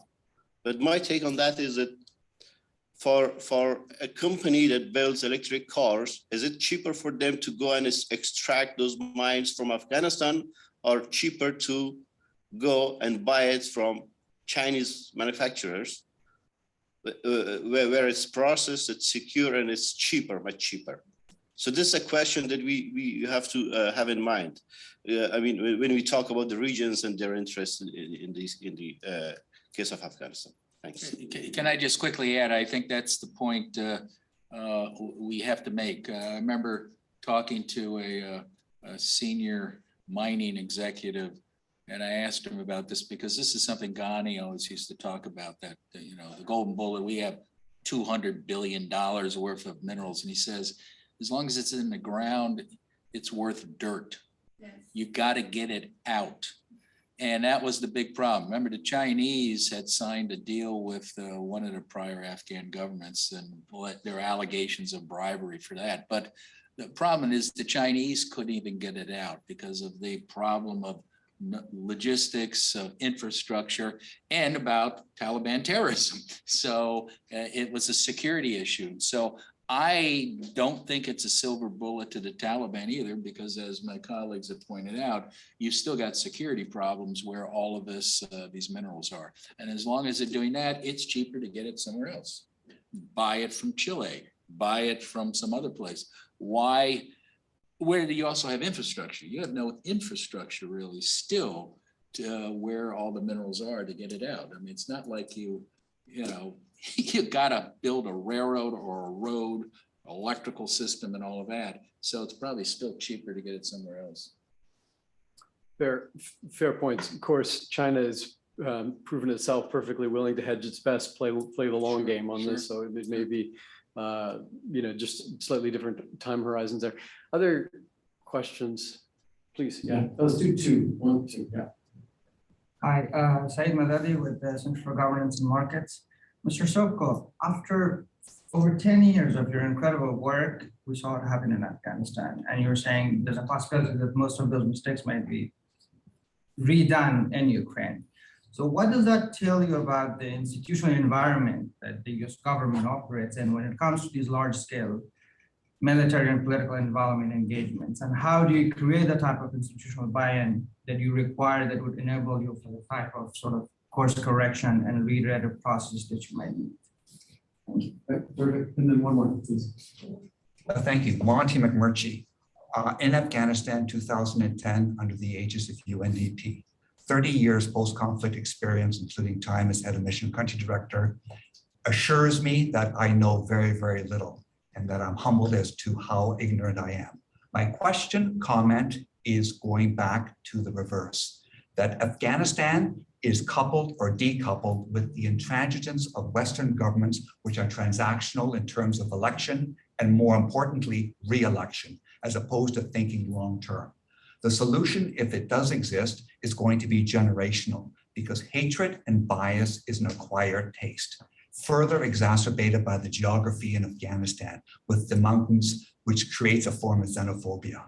And then you have the misogynist religion, which is so extreme. I have had a chance to read the Quran. It is actually as sublime as the Bible, or as pernicious as the Bible, depending on one's perspective. And it's all grounded in power control. So my question is this: how can the West be encouraged to take the long-term approach and reconstructing in terms of involving all citizens? Because the best aid development is national interlocutors in terms of allowing them to fail again, and fail better. Thank you. Two questions in a way about politics. And I know John doesn't do policy, but we're going to nudge you in that direction anyway, right? Sure. Well, you're like reading our reports. I mean, basically, that's one of our findings. If you look at what we need to learn in Afghanistan, it took us a year to put this report out. And that's one of the key points we raise, is that we do a very bad job, the gentleman in the back talking about the institutional environment. We do a very bad job on doing some things like this in Afghanistan, and in part because, going back to the gentleman who asked the question about Vietnam, is we tend to view it as a transaction. Once it's done, we're never going to do it again, particularly if it didn't turn out well. So we eliminate the knowledge. We fire the people who had that knowledge. If you look at USAID, what they were like in Vietnam versus what happened afterwards, they were gutted. All the expertise disappeared. I assume the same thing happened to UNDP and all of that. That's a problem. And it was Ryan Crocker, Ambassador Ryan Crocker, who I think was the best ambassador I ever worked with, and unfortunately was just a brief period of time. He said, you know, you need to have these tools ready before you go in. And I'm sorry, start over? Okay, I'll start over. As Ryan Crocker said, oh geez, that's Mr. Google, I'm sorry. You know, and we do a very bad job of that. And let me go back to what you're saying. And one of it is realizing, if you really talk to development experts, you can't do this in 6 months or a year or 2 years. It's going to take 20 years. I think the best success we have for development in a war zone like this is Korea. We're still in Korea. I mean, it takes years to do something like this. And no government, we said in the report, no administration in the United States wanted to be in Afghanistan. They went in and they immediately said, we're getting out. And when you go in with a short time frame, that's why we have delusional, I called it 2 words, hubris and mendacity. The hubris that we could turn Afghanistan into little Norway in a year or 2 years. The hubris that we could fight and kill all the Taliban in a year or 2 years. That was ridiculous. The mendacity was we force our generals, our ambassadors, and our aid administrators to tell our Congress, oh, we're succeeding, we're winning, we're turning the corner. Did you ever hear any Canadian general say we're not turning the corner, we're failing, while he was still had a job? I never heard an American general say that. I never heard an American ambassador say that. And I've never heard an aid administrator say that. We force people to gild the lily, you want to say? It's like somebody asked me, well, did they lie? I said, I don't like to use the term lie. Mendacity is better, you know. We force people because they're on short timelines. When you send a soldier to Afghanistan, or to Ukraine, he may be there 6 months or a year. I hope it's not that way in Ukraine, but so he has to show success, whether he's a captain or an ambassador, he has to show success in a year. You can't show success in a year, really. We documented this with our US military. We called it the shark teeth. Somebody would come in and say his Afghan unit can't chew gum and walk at the same time. Goes down. He's there for a year. 6 months later, improvement. A year later, we've met our goals. He then leaves. Next guy comes in. The Afghan unit can't chew gum and fight at the same time. And you did that back and forth to get promotions. Do you know anybody in the government who goes to a place and after a year of serving there says, I failed, and expect to get a promotion? No, we've baked in failure. We've baked in lying to our civil servants. God bless them all for doing that, but that's why it didn't work. And it won't work if we still have these short turnarounds, if we still demand success after 6 months. I think I said that. And you also had, like, just to ditto, but you have this within the aid industry as well, where you have the rotation of people in and out and so forth. And, the mission memory is basically, it comes through the senior national staff. And especially if the projects are opening and closing, then you don't learn. I mean, one of the reasons why I think CERES has been, to be honest, has been so successful is because John has been there for 12 years or whatever it is. Find a good job. Yeah.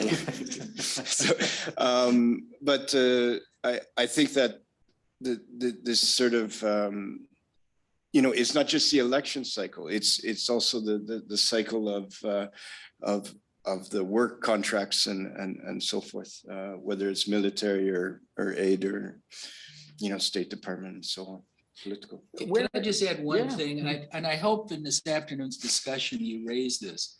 We can't let unrealistic timelines in Brussels, in Washington, or in Ottawa dictate programs on the ground, whether it's in Afghanistan or Haiti or Ukraine. And just keep that in mind. Unrealistic timelines. It was one of the biggest failures, and they were not based, despite the agreement in Doha where it says this is going to be based on our leaving Afghanistan is going to be conditioned on the reality on the ground. Nobody looked at the reality on the ground. And that's one reason why you have failure. I think if I can just quickly point out something, the choice of Ambassador Khalilzad was a wrong one, because we know that there's so much rivalry between the former president, Ghani, and Khalilzad. It's kind of goes to almost 50 years. That was one big problem in my view. And the second issue was that the choice of Dr. Abdullah, who is the High Peace Council guy, was also wrong, because Ghani was the decision maker, not Abdullah. So we saw with our delegation in Doha, it was more about being inclusive to warlords and commanders rather than being one decisive delegation that could speak with authority, which I hope that if there was a process in the future, we would have probably 5 to 6 negotiators, but people who could carry our dreams on their shoulders and negotiate for us, not for themselves. And obviously, you know what happens in Qatar with the Qataris, they were showering these guys with like so many gifts and things, who knows, because everything was away from our eyes. And I agree with you, I mean, thank you for speaking about your experience in Afghanistan. But I would like to think that we should have tailored an Afghan democracy for Afghanistan, rather than copying one. And electoral democracy is good. I have a failed experience because I ran for parliament, and I see Mr. Tohra is laughing because he was the commissioner back then at the election commission. And I saw what happened, So Afghan elections are always very problematic, you know. One Afghan vote is very different than a vote, say, like here in the West, and hopefully we could like learn from those. Thank you. Well, I just want to be brief on your question. And when it comes to the election, to building a country, of course, election is there as a main pillar to see. And we had different elections, experience of different elections in Afghanistan.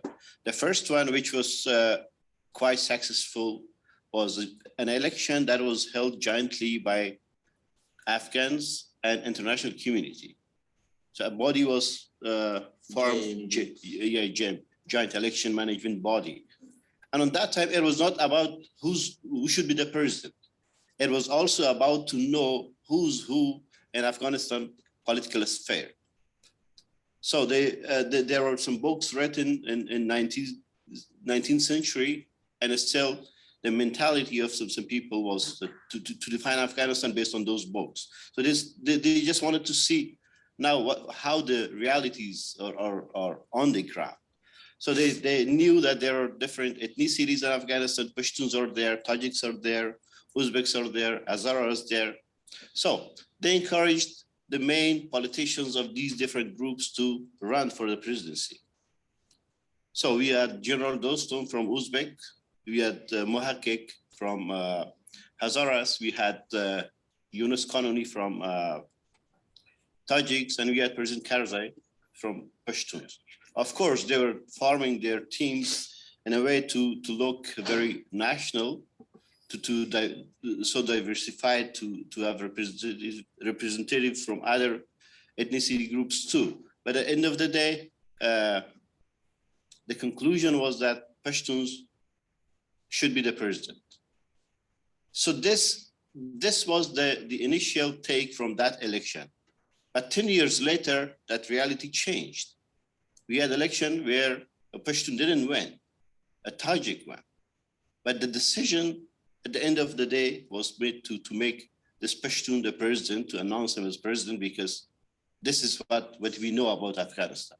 I think the Afghanistan situation keeps changing so rapidly, and we have to be on the ground, and we have to have all these elements into the consideration to know what to do next.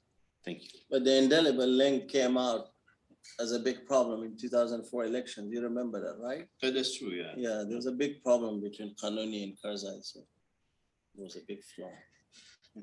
There are a couple of questions online, so I just want to not ignore our online audience that I think it's worth pointing to. They sort of loop us back to some of the earlier conversations, so forgive me if this feels like a flashback. But the first question is actually fairly straightforward for Mr. Sobko. $8 billion or so being spent of taxpayer money, U.S. taxpayer money. Should that amount be zero right now if there's no possibility for oversight? What's the sort of fudge factor, right? What's the expectation of waste? To what extent, at what point does oversight kick in? 8 billion is a lot, but I mean, are we talking if you spend $10 million, you need, robust, but then how robust would the oversight would have to be? And of course, that comes with the expense. So that's the first question. So John, hold on to that. And the second question is, what happens to we kind of got at it a little bit, but what happens to the generation of people who benefited, right, from all of these programs, and not to exaggerate their scope, but women who went to school, got educated, got into certain professions, people who were elected and rather liked, with all of its flaws, electoral democracy, people who enjoy press freedom, and not only those who are actually professionally working for the media, but those who see that as something important. I mean, presumably these accomplishments, such as they were, whatever scope, however we would define them in their boundedness, they don't disappear, they don't vanish entirely, at least not without, or I guess at what point do they vanish, right?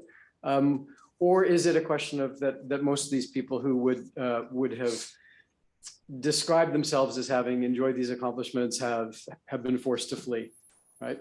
So those two questions. John, do you want to start? Well, let me start first on the 8 billion, and real quickly, the 8 billion includes also 3.5 billion that went to Switzerland for this new fund. So just to keep that in mind, that's a one-shot deal. You know, I don't mean to avoid answering the question, but I mean, that's a policy decision. I'm an inspector general. We don't do policy. I don't know how much should be given to Afghanistan for humanitarian aid. I'm just saying, as an oversight person, if your purpose is to help people from starving, just make certain you got oversight over it. And if you don't, then it's not helping the people who are starving. So why are you spending the money? That's just a question I would ask. What happened to all the people who actually got the education, who worked in the press and the media? I think a lot of those people fled. A lot of those people are still there. And I think that's what everyone hopes will be the long-term success, but that's going to be very difficult, particularly if they don't have weapons and the Taliban have also learned how to use all those nice tools we left, including $7 billion worth of military hardware. You know, they now have all of that stuff that we gave them, including biometrics. They also have all the files on everybody who worked for the government. Mm-hmm. So there's a lot of things that these young and well-educated and really great Afghans who I knew are up against. They're up against a Taliban that's a lot smarter too, and a lot more vicious. So whether you call it 2.0 or minus 0.0. I mean, you know, Sami Sadat said these guys are good at what they're doing. Unfortunately, what they're doing is bad. Just I fear for like the lawyers, the people that work in the journalism and these sort of things. A lot of them have fled, and you know, some of them are now employed as experts outside the country and so forth. They're working like you do, running things from outside. But for the healthcare workers, both male and female, like we work at the Maiwan Teaching Hospital, which is connected to the Kawa Medical School. And the women that are in medical school there are still coming for their clinical trainings at the Maiwan Hospital. Now, the problem, and graduates and like female doctors that work for us and are female nurses or midwives and that sort of thing, they are still allowed to work. And both the Ministry of Health, and Ministry of Education has said that will continue to be an exception, that female medical staff can continue to work. Who knows for how long? But that is ongoing. The problem is the next generation, because you know, you don't have the nurses going through high school right now. So when you know, we're now looking at a 5 to 7 year gap, probably. Even if the schools were to start up tomorrow, before the next nurse could be enrolled into medical school or nursing school or midwifery or that sort of thing. So, but the other professions, like, you know, the women that work for us in administration and that sort of thing, they can continue to work for us for now. But we're walking on eggshells with regards to that. Bilal, Parwiz, anything on? No? Okay. Other questions, please? And we'll do another quick round, and then I've got one hopefully hard, but maybe stimulatingly so, question for you all. Okay. Bilal mentioned some of the stuff about elections, and other people mentioned it as well, but you know, if you look at the work of was Thomas Johnson at the U.S. Naval College of San Diego, I mean, he's written a whole bunch of stuff on the elections in Afghanistan. And, you know, they are incredibly problematic. It is a U.S. model implanted on the United States with this weird voting system that allows people to win seats with like 100 votes and so. And it just breeds corruption. And every election has been seriously corrupt. And, you know, I mean, I think, you know, I'd like to hear your experience, Bilal, but, you know, I think we have to take some serious responsibility in the West for imposing a system that really isn't democratic. We just like our officials to say in the press that we brought democracy to Afghanistan, and then they have to deal with a system that is really problematic. Yeah, well, actually, that's a bridge to the conversation for the afternoon as well, because I know Jen Mordazishvili has studied sort of local forms of governance. And so a spin on your question is, how do you create, and maybe as Bilal was saying before, how do you create a democracy which is more attuned with the long-standing institutions of Afghan society, right? So what would that look like? And there's a certain hubris, John's language, right, about assuming that it's going to look like whatever these institutions are. So anyway, comments along. I mean, I would love to speak about how I lost the election as an independent candidate in Kunar province in the east. But, you know, on the election day when we went, because I had done a lot of door-to-door campaigning, I hadn't lived in my home district, so I had a disadvantage, but I stayed there for 2 years. When the results came out, you know, it was a little bit like a soccer game, not the American, like, you know, the soccer game. In the first half, offside was taken. And in the second half, they said offside is not allowed. So I had focused all on the biometric votes, you know, but the non-biometric votes also counted. And I think there was a lot of interference from the government. A lot of pressure was put on the election commission, to which Mr. Thora, we're lucky to have him here. He can speak. I think that was one big problem. The other thing that I referred to earlier on was the Afghan good enough sort of stuff, you know.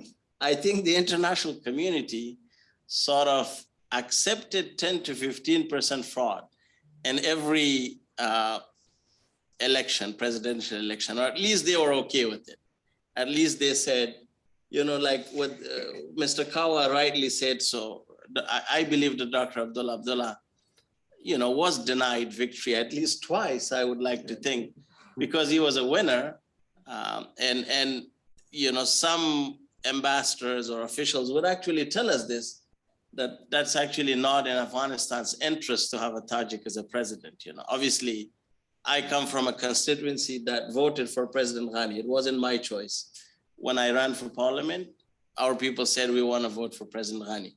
But I believe that Dr. Abdullah was sort of the clear winner, and we were okay with that, you know, because we sort of said, okay, that's not good. Maybe President Ghani was seen as a willing ally. Maybe he was seen as someone, you know, who would compromise down the line. I think what was also a big problem was the insecurity, right? In these election areas. So you had ghost polling stations where you had probably like 5 people, but you had like 5,000 votes, you know, which I think only can happen in a country like Afghanistan. And we need to like own that. And perhaps maybe, you know, democracy doesn't have a set formula. Maybe for Afghanistan, it is that 5,000 fake votes, you know, that people accept that. And people have to take responsibility, because if you're selling your vote or if you're doing something like this, you have to pay the consequences, right? Thank you. Can I just, you know, the questioner raised a good question about, again, and this goes to one of our findings. We didn't understand how Afghanistan picked leaders in the past. So we imposed the US or Canadian model. We're going to vote. And, you know, I mean, maybe the oil jirga, you know, should have been used. But we kind of imposed our views on it. And I think the average Afghan realized after a while that this whole election process was fake, and it was just the West deciding, and which again fed into the narrative of the Taliban, that this government is a puppet government. Well, I mean, if you were in Afghanistan and you saw that the first presidential election, I think it was over 60% of the people voted. And by the time we got to the last presidential election, it was less than 10% voted. Yes. And that's not because people didn't vote. It's just that the election commission eliminated a lot of the votes because they said they were fraudulent, but they allowed enough in for Ghani to win. I mean, you know, it was hard with a straight face. And I remember being asked that to say, oh, this was a free and fair election. So again, it's a problem. We ignore the country we're working in. And I do think that if we look at Iraq and Somalia and Afghanistan combined, the more the West insists these elections are viable and legitimate, the more we feed into the popular narrative that this is a puppet government. So that and then that causes these ruptures in trust and it also helps movements like ISK and the Taliban and the Shabab and so forth. It feeds into that. If the elections are not done well and we're insisting that it's legitimate, we're like slapping ourselves on the back. It feeds into that popular narrative within the population. Just picking up on that point, and this is not only in the cases you mentioned, this is across all of former state socialist space as well, right? The sort of emphasis on elections and assuming that they're legitimate without much evidence, in fact, a lot of evidence to the contrary, and insisting that really does fuel this quite very different sort of narrative. I made a list of a whole bunch of things that we kind of touched on, but that maybe we'll have a chance to expand upon in the second panel or over lunch or what have you. So I'm just going to mention them, and maybe this is for future conversations. But one question, and so don't feel like you need to answer this now. I will ask a question of each of you, though, specifically in a second, just to wrap up. So regional powers. Okay, so we talked a little bit about Pakistan, China being both regional and global, and sort of a great power. What's the role that we might think about for those in terms of the Taliban ruled Afghanistan now for neighbors like Uzbekistan, you touched upon briefly. Kazakhstan is seeking to deepen its bilateral ties with Taliban. Even Tajikistan, which has not recognized the Taliban, still somehow manages to have bilateral relations sort of under the radar. So what's the role? Is there an argument for a greater role for these actors? Is something that's on my mind. The second question is about the legitimacy. I mean, we can talk about the failures to establish legitimate government or the eroding legitimacy under Ghani and so on. But the Taliban also have to establish and then maintain legitimacy. So you can have a sort of negative argument first that might take you a long way, right? Which is to say, at least we can provide security that those others can't. At least we can provide, we can eliminate the kind of at least low-hanging corruption that others can't. But at some point, do ordinary Afghans, and at what point do ordinary Afghans look at the Taliban and say, what have you done for us lately? And does that begin to change the dynamic? One assumes it would, but that's a question that we haven't had a chance to touch upon.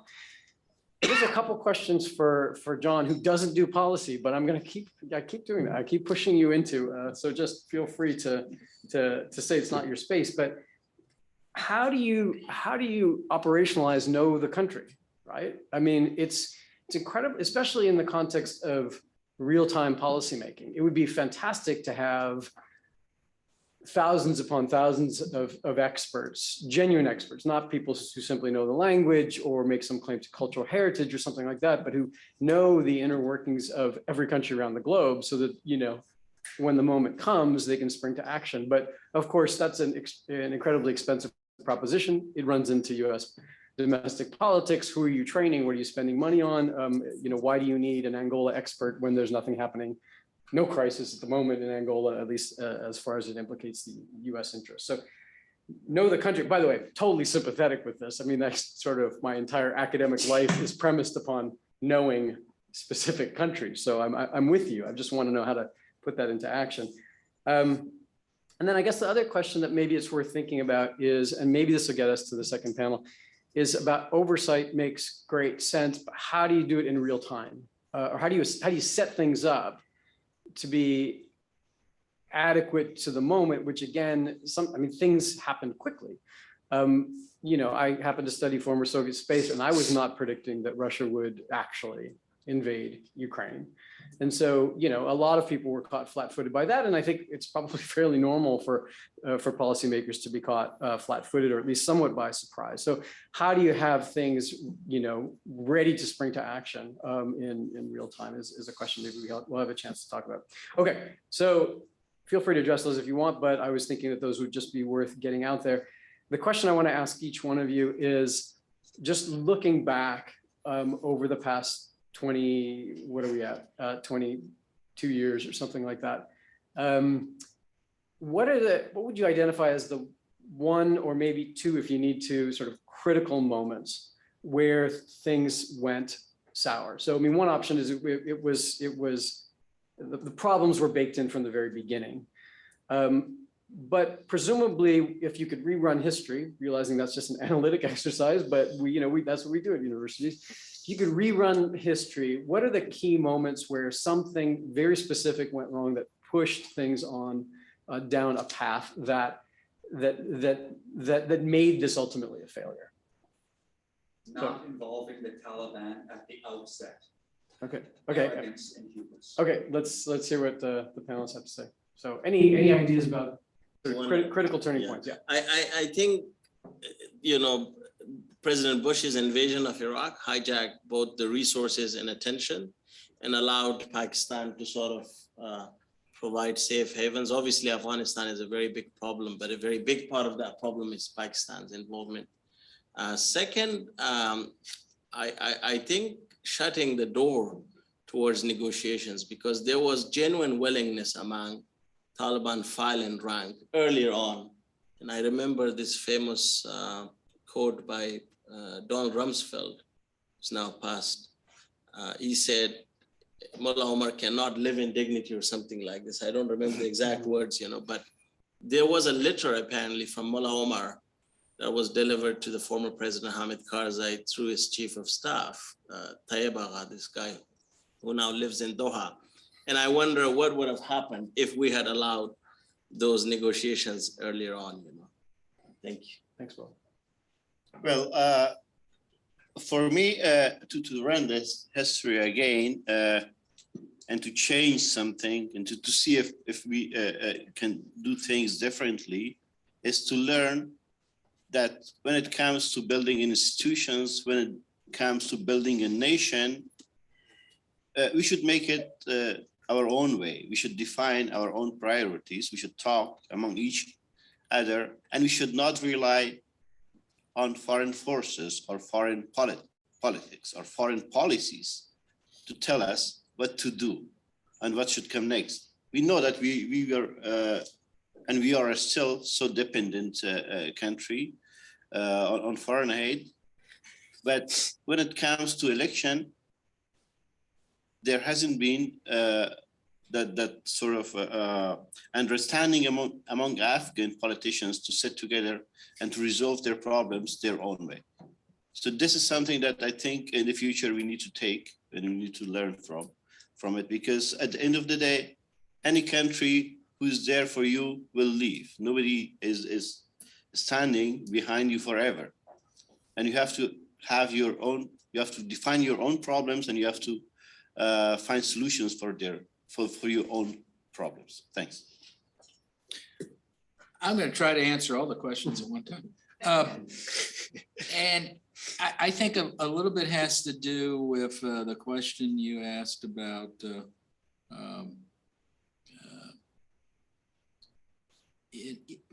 sort of how do you know the country? There are experts that were out there. And I think Barney Rubin, I don't know if you know him, like a great guy. There were plenty of Afghan academics who had spent their entire lives looking at it, who could have come in and gave a briefing, but we didn't want to listen to them. Mm-hmm. You know, we brought in the generals and we're just going to do it like we did Iraq and whatever. So I think the mistake early on is not bringing in the experts, not bringing in some Afghans and talking to them early on. And that led to, I think we referred to the bond agreement originally, where, you know, we decided to basically ignore the Taliban, not include them. and basically ignore how in the history of Afghanistan, when somebody lost, they waved the white flag and then they basically joined the winners, and they've been doing that for thousands of years. So we kind of ignored that. So that's the second thing we made a mistake on. I would add, agree also, there was the third point is when we just ignored Afghanistan and focused on Iraq. And then the fourth thing, and it wasn't one incident, but I think we again totally ignored how much corruption really hurt our involvement. And we got identified with the bad guys who were so corrupt, who the Taliban had kicked out. I mean, people forget that when the Taliban won, they won against these horrible warlords, and people were happy to bring in the Taliban. So what do? We come in and bring the warlords back, and we give them or their brother or their sister-in-law all the contracts, and we ignore what they did. So, I mean, I would think we're kind of in agreement about four things. I think were really the big problems.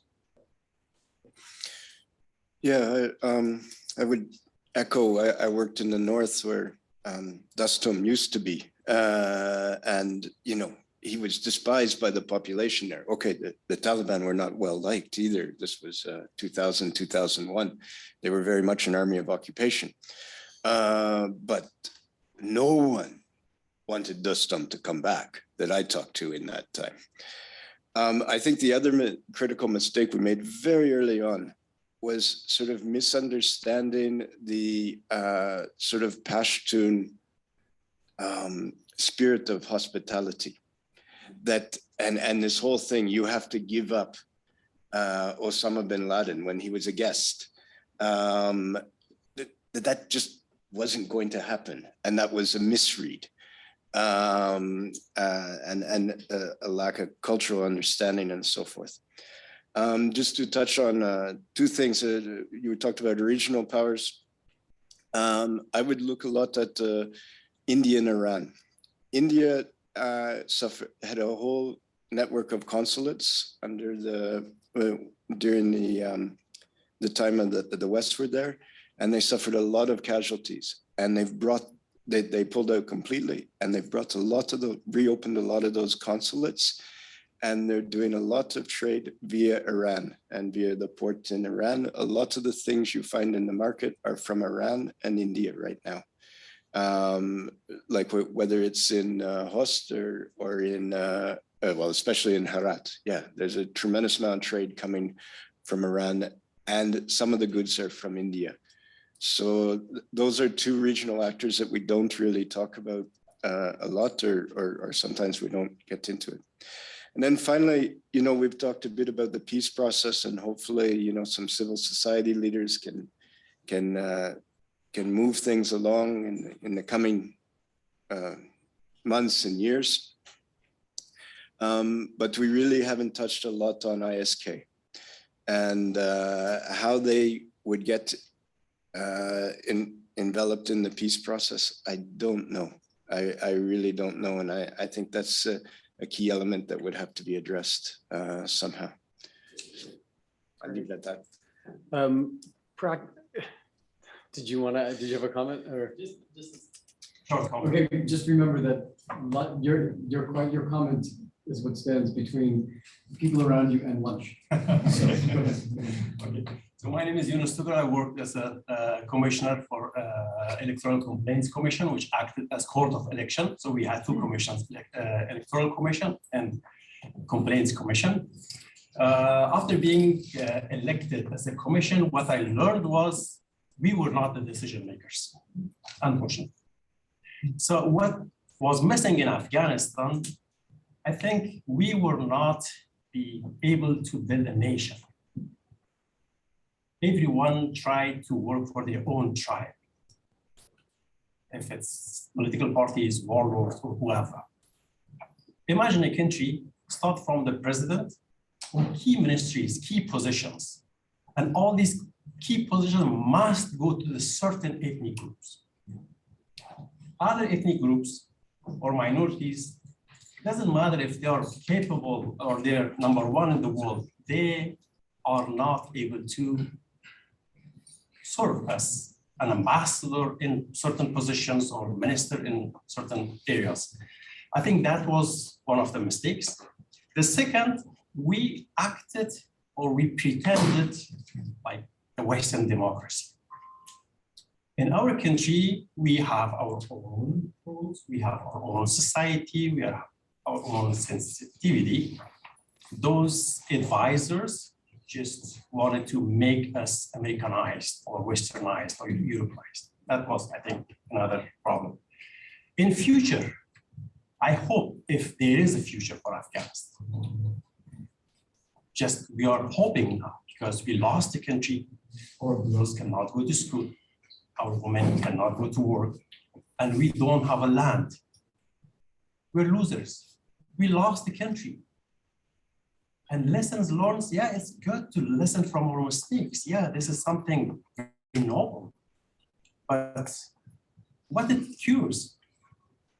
In future, if there is another opportunity for Afghan people to work together to build a nation, I think that would be essential to work on citizenship rights rather than tribal rights. Because in Afghanistan, starting from Zalmay Khalilzad or Ghani or Karzai or whoever, they just wanted to work for their own tribes. Thank you. Yeah, thank you for that comment. I mean, it's a reminder. I think we're going to have to probably have to just stop there. Maybe you'll find occasion to ask a question in the second panel. But it does seem like a moment lost, and it's probably hard for us to think in any other terms. But it still strikes me that the Afghans I know are incredibly resilient people as individuals. I assume that goes as collectivities, and so I think that goes a long way. It's probably not sufficient, but it's a necessary ingredient for thinking about Afghanistan's future. We've got a second panel, so whatever we didn't get to, we'll have an opportunity at least to raise after lunch. We've got a lunch. If you're a registered participant, I assume everyone registered. If not, then we counted on lunch for registered participants, so take that for what it's worth. It's in the library right next door. I think it's probably set up. I don't know if anyone can tell. Does it look set up? Should I release the hound? Anyway, join me in thanking this terrific panel for their discussion. All right. Well, hopefully you have, now that you're fueled up and maybe slightly caffeinated, we've got more energy for the second round. As promised, the idea here is to extend our conversation from this morning, right, where we took stock of what went wrong, this with a particular accent on what went wrong from the West's perspective of the West's engagement and involvement. And now we're going to branch off from that. I don't think we'll ever entirely abandon sort of the Afghan context particularly, but to think about applying lessons learned from the Afghan context to other places, other times, both places we know about, and of course, more difficult sort of task, places we can only think about anticipating down the road, the challenges that will occur later on. So we've got an equally star-studded panel here this afternoon, and look forward to the conversation. And don't worry, panelists, we can end a few minutes early because we're starting a few minutes early. But we'll see how the conversation goes, because it's quite stimulating, and as promised, there's a lot to cover. So we're happy to have in alphabetical order here, we've got Dan Fisher, who also works for the Special Inspector General for Afghan Reconstruction, CERES, for the Lessons Learned program. He was the team lead for the agency's reports on monitoring and evaluation and on the collapse of the Afghan government. Prior to joining CERES, Dan spent 3 years as CERES, prior to joining the Lessons Learned program, he was a part of CERES' economic and social development subject matter team, tracking the macroeconomic situation in the country and reporting on a wide range of reconstruction programs. He was a US Army officer. I think he's the only one around here who actually served in the military, leading infantry and scout platoons in Afghanistan during the surge, graduate of Stanford University and Harvard Kennedy School and the Business School, which is the Toronto of the South, if you're keeping track. Jennifer Brick-Morzashvili is an old friend and the founding director of the Center for Governance and Markets. She's professor of international affairs at the University of Pittsburgh.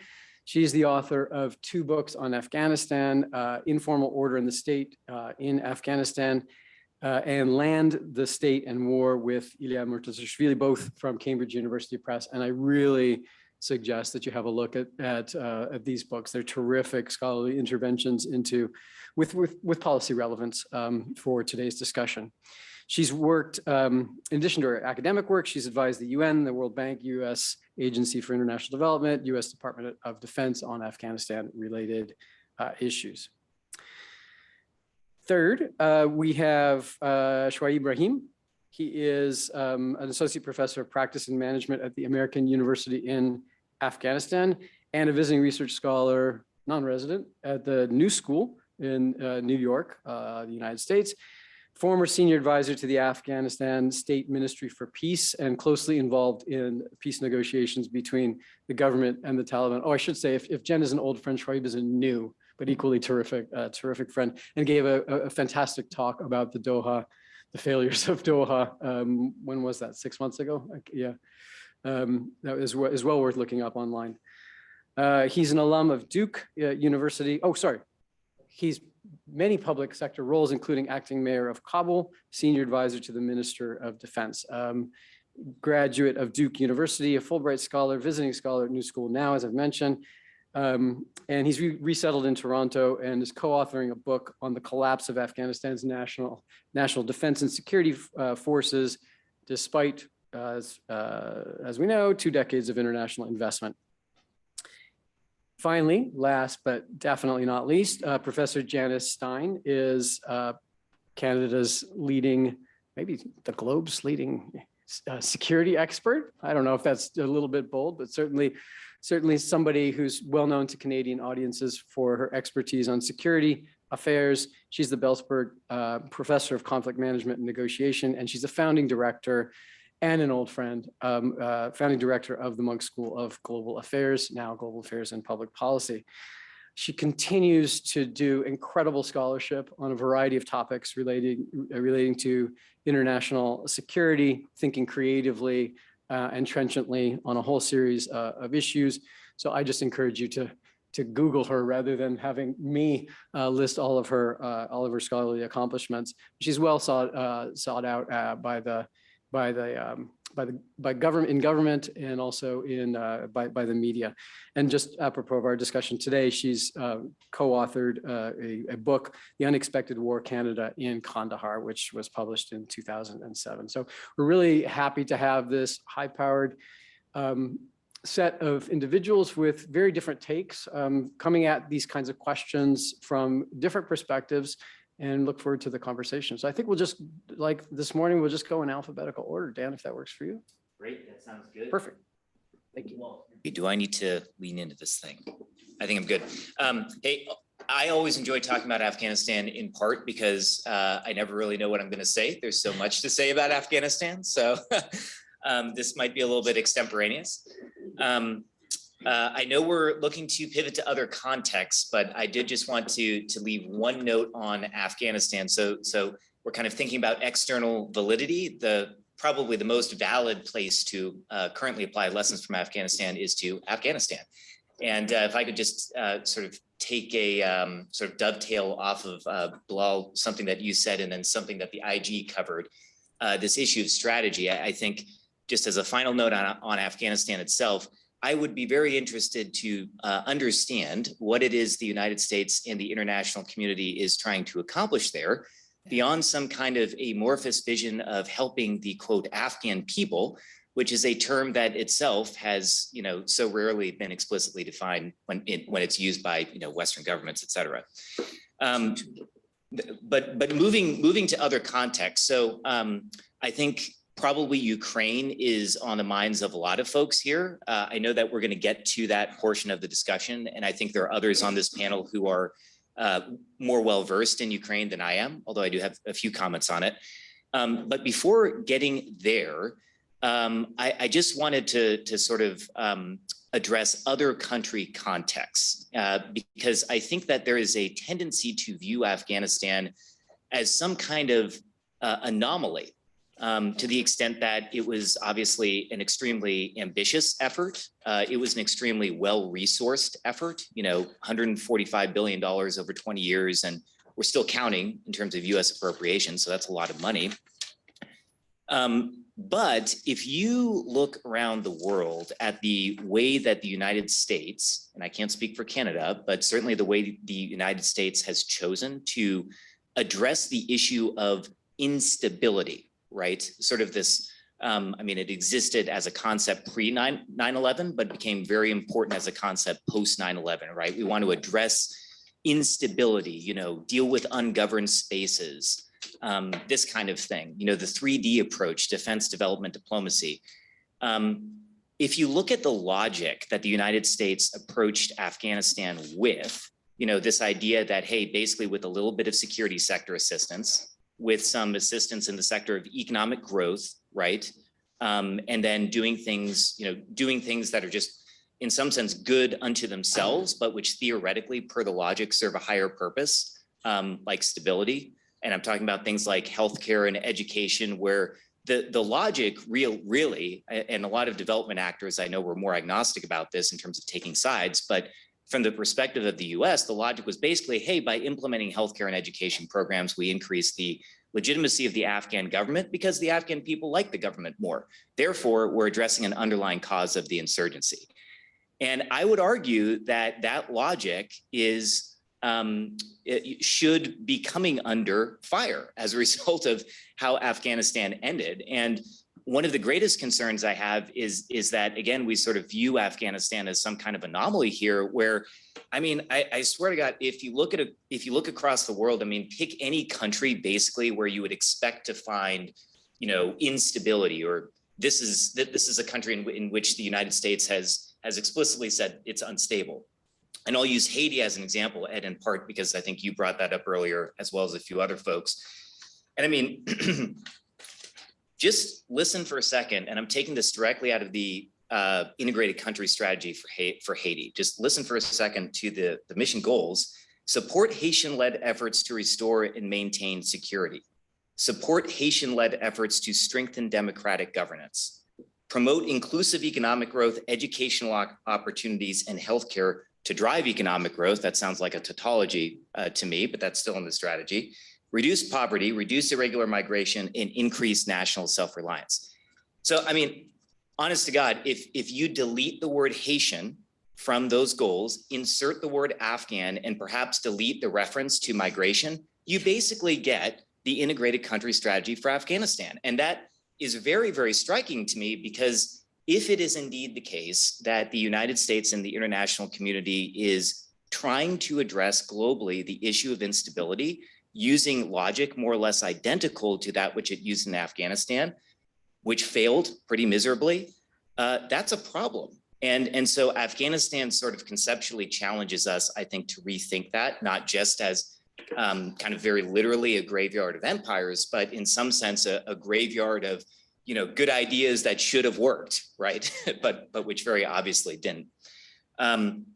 I'll just end by getting to Ukraine, which I know a few of the panelists have mentioned. So the IG mentioned that we to some extent have been looking at Ukraine simply because we've received requests, various informal requests to do so. And so we spent a little bit of time comparing the two countries. Obviously, there are some differences. I think the Ukrainian economy is maybe 10x the size of Afghanistan. So theoretically, you could put more aid into Ukraine and not run into the same kind of, potential absorptive capacity issues that, people highlight in Afghanistan. The Ukrainian armed forces, it seems to me, are performing very, very well.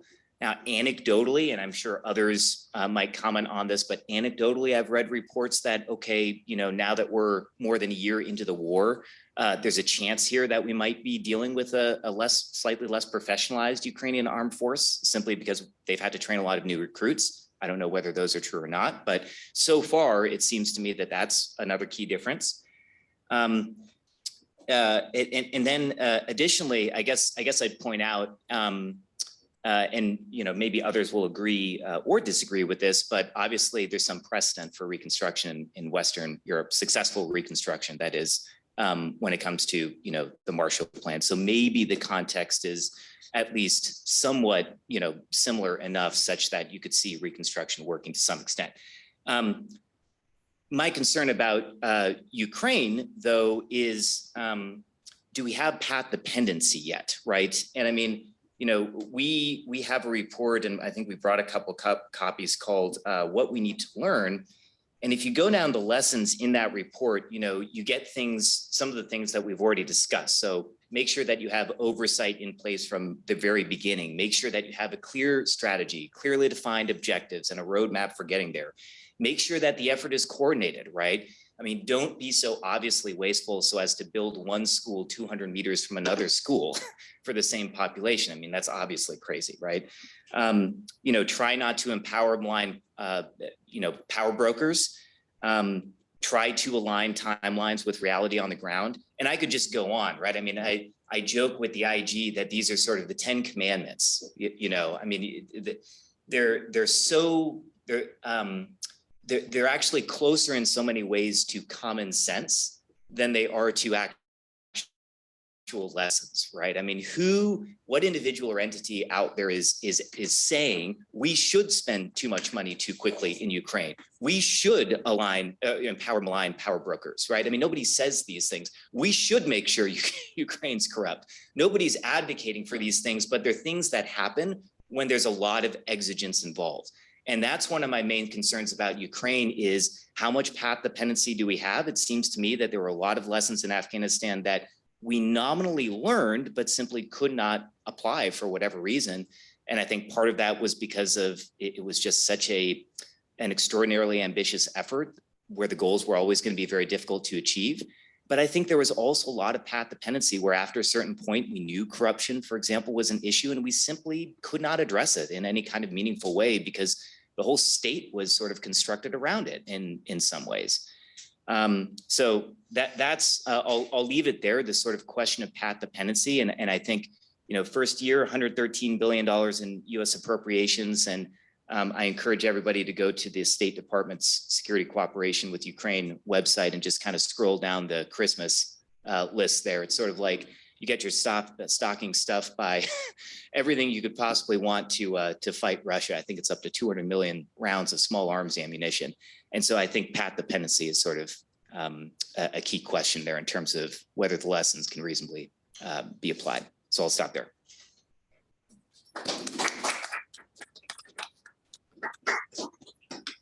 So as the political scientist on this panel, I'm just going to bring politics back into this discussion a little bit. And I'm going to talk, really build on Dan's excellent intervention and the comments this morning. But I also just want to thank Ed for organizing this and his team here, and the other panelists. And I also just want to thank John Sopko and his team because they have done, I would say, the Lord's work in keeping Afghanistan on the agenda and in making sure that we don't forget these lessons. And as someone who's worked on Afghanistan and Ukraine for many years, I'm very, very concerned about what I'm seeing in Ukraine, not in terms of Ukrainians, but in terms of the United States. And unless I'm speaking as Americans in the West, are willing to take those lessons on very seriously, we are setting the Ukrainians up for failure.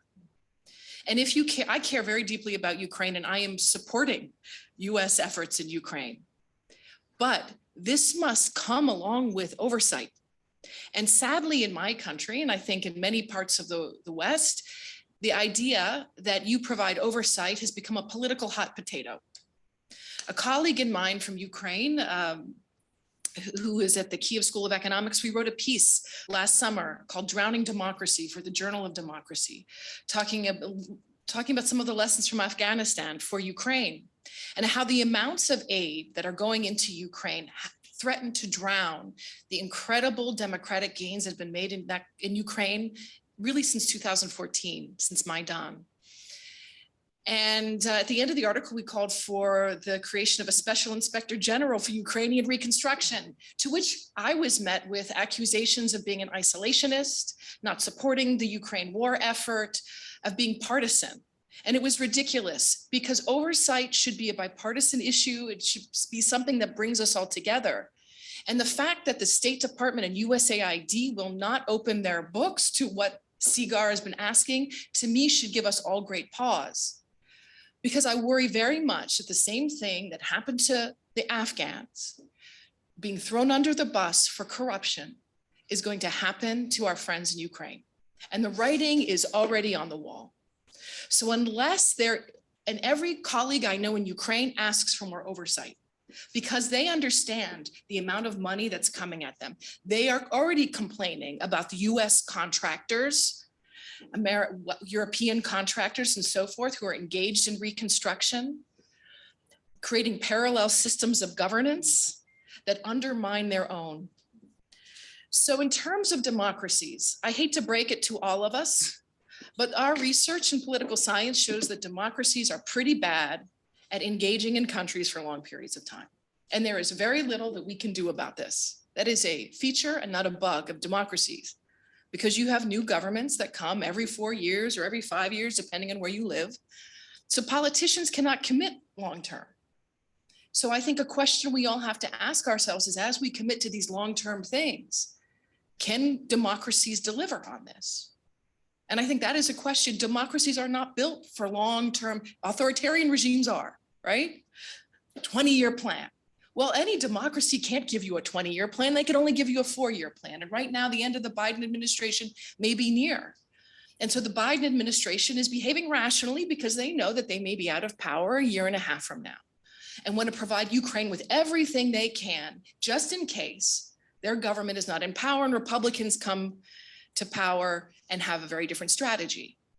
That is a feature of democracy, and there's no way around it. That is a feature. So I'm very concerned about how this political rhetoric, tribalism in our own countries, is really affecting foreign policy. Ukraine is a very, very different context than Afghanistan. And I think that the United States, I hope, takes these lessons to heart. How is it different? After 2014, there was a huge effort inside of Ukraine to do things differently. The Maidan revolution, there was a huge movement inside of Ukraine. They understood they had huge problems with corruption and oligarchs. And the government made 2 important reforms after 2014. Number 1 was a radical decentralization of power to the local level that allowed local communities called hormadas to keep 60% of their tax revenue. This decentralization of power fundamentally shifted identity in Ukraine from being so ethnically based to being community based. And it allowed an Ukrainian identity to emerge. And this is something that really shocked Putin when he invaded Ukraine, because he expected all of those ethnic Russian communities in the East to sort of join with him, because he heard about all of these grievances. When you decentralize power, you can actually strengthen the central government. Okay, that's a lesson for Afghanistan. Decentralizing power made people more proud of their communities. And when you saw those Russian tanks come in, the first thing they did is they kidnapped mayors of these towns and city councilmen, women, many of whom were ethnic Russians. And you saw people protesting because that was their mayor, that was their city council that was just arrested or killed or shot. That local ownership over government completely transformed, I think, the way Ukraine has seen itself since 2014. Another radical reform they embarked on, however imperfect, is a very significant procurement reform. And my colleague, Natalia Shapoval, who I wrote that piece with in the Journal of Democracy, has been one of the forefronts of that procurement reform, which makes the books in Ukraine much more open than they ever were in Afghanistan, unfortunately. But those expectations of transparency, the expectations that they understand, they've had huge revolts about the corruption at the national level. That was what 2014 was about. This issue of corruption is very much on the national radar, and people are very concerned about this.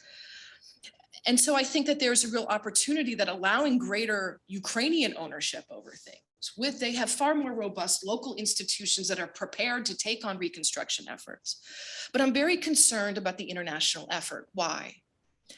Because I think the West has fairly sclerotic tools of foreign policy. I don't think that the tools that the United States in particular has to address these kinds of problems, the long list that Dan just outlined, are up to the task. So we've talked a lot about how the United States exported Jeffersonian democracy in its own image. I don't believe that. What the United States exported in Afghanistan looked very different from what the United States exported in Iraq to what the US does in Haiti. Forms look very different. The Soviets, which I've studied, they exported one cookie cutter model to every country they worked in. The Americans, it was like this hodgepodge of incoherence. And Afghanistan, why did this system look the way it did? Because it was in the interest, the highly centralized system was the interest of the United States to unify control, unity of command, right? That's what all the generals wanted, unity of command. A deeply decentralized system would be too chaotic for a country that was leaving 1 year at a time. And it was very much in the interest of Afghan political leaders who are equally to blame for what happened. They wanted to keep power to themselves. And it was a mutual interest that allowed that hyper-centralization of power to leave Afghans out. And so over the course of 20 years, not a single Afghan had the right to vote for a mayor, a city council person, a governor. All of those officials came from the top. This was not a democracy, and Afghans understood it wasn't a democracy. They understood that they were given a system that was actually a rehabilitation of the old Soviet era bureaucratic institutions that the United States revived after 2001.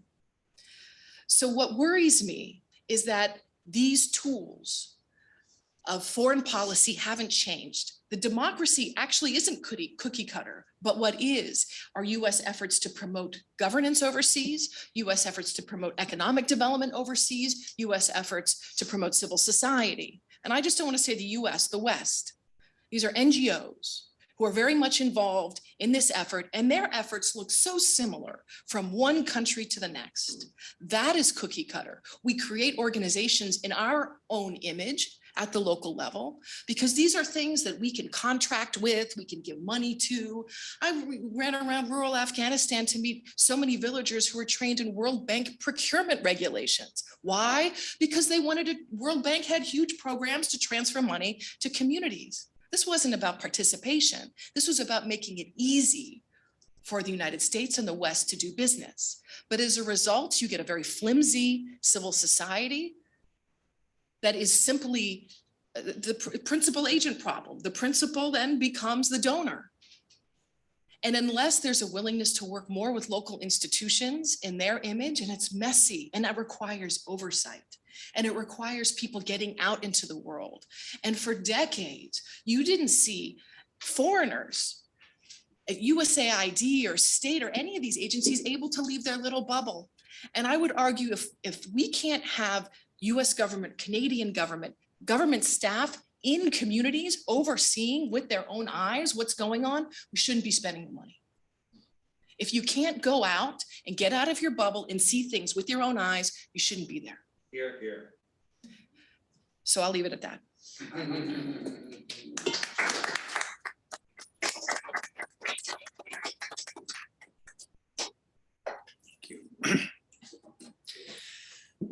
Thank you very much. I'll start off by thanking the Center for Central Asian, European, Eurasian, Russian, it's a mouthful of a name, program, and the Munk School for really taking the time to focus on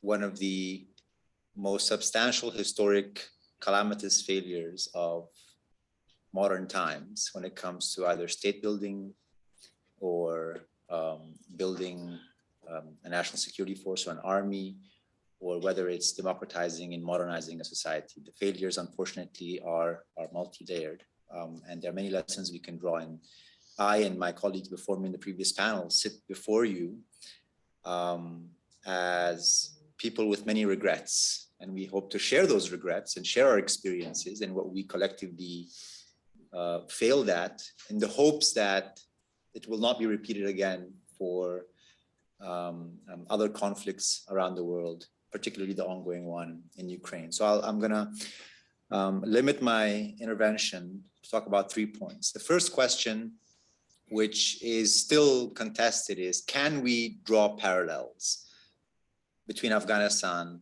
and Ukraine specifically, and this you can apply it to other contexts, Haiti, etc. I'll try to contextualize that question a little bit.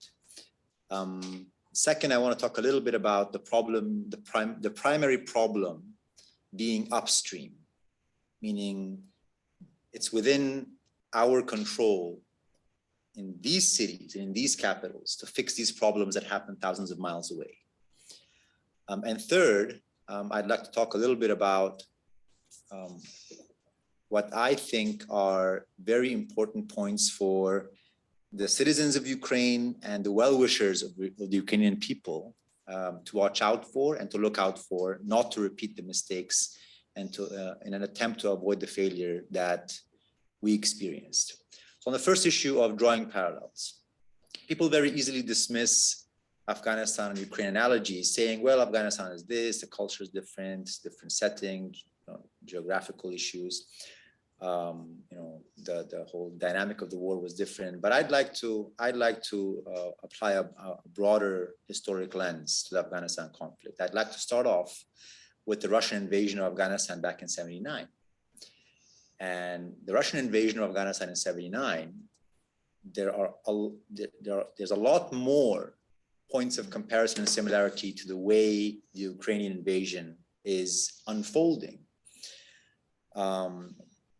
Those points of comparison and similarity being, first of all, that Western military presence and Western influence is not direct inside Ukraine, similar to how it was in Afghanistan in the 80s.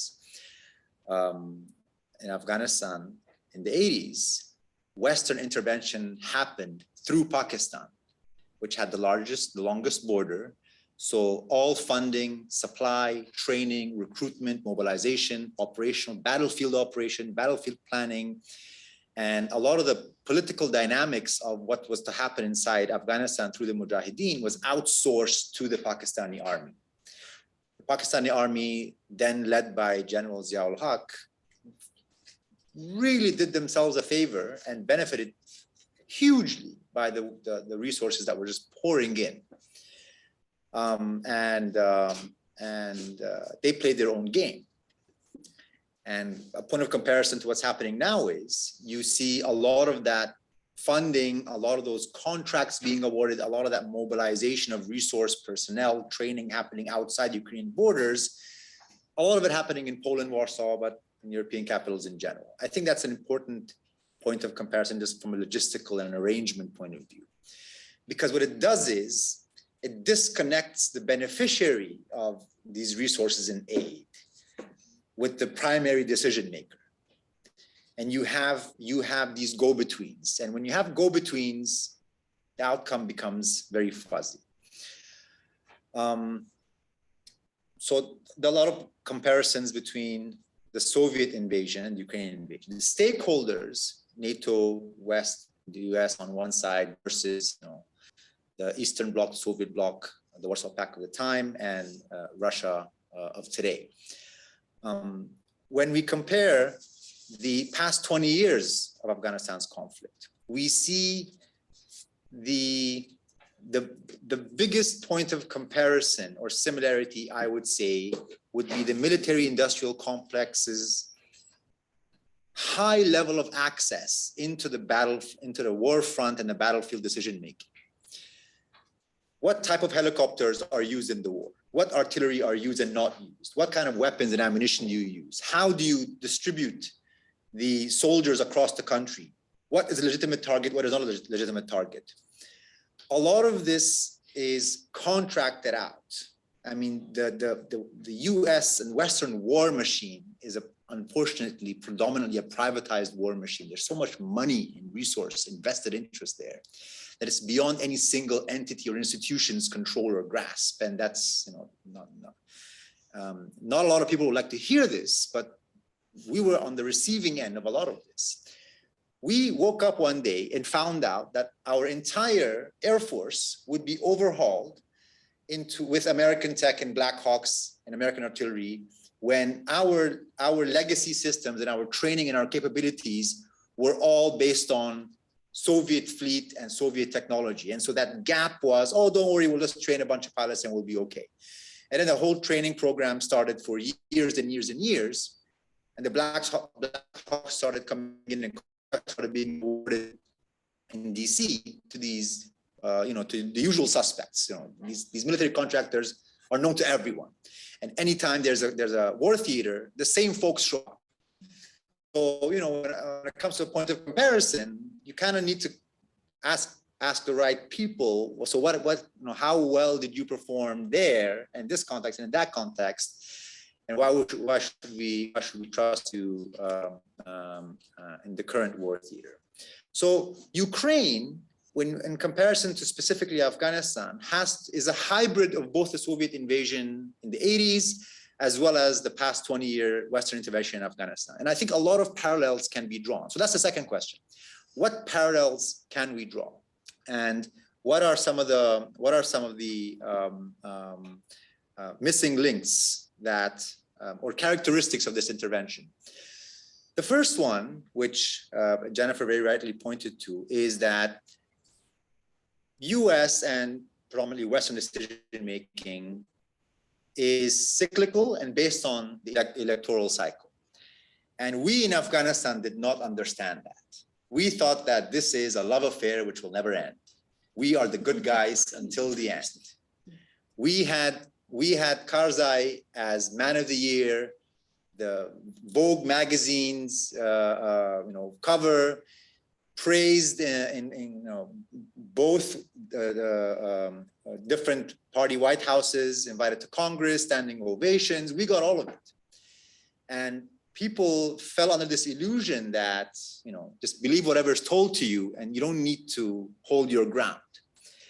And I think that what we see now is when people in Afghanistan see the way the Ukrainian engagement is unfolding, we are reminded of how we were treated before and where we ended up.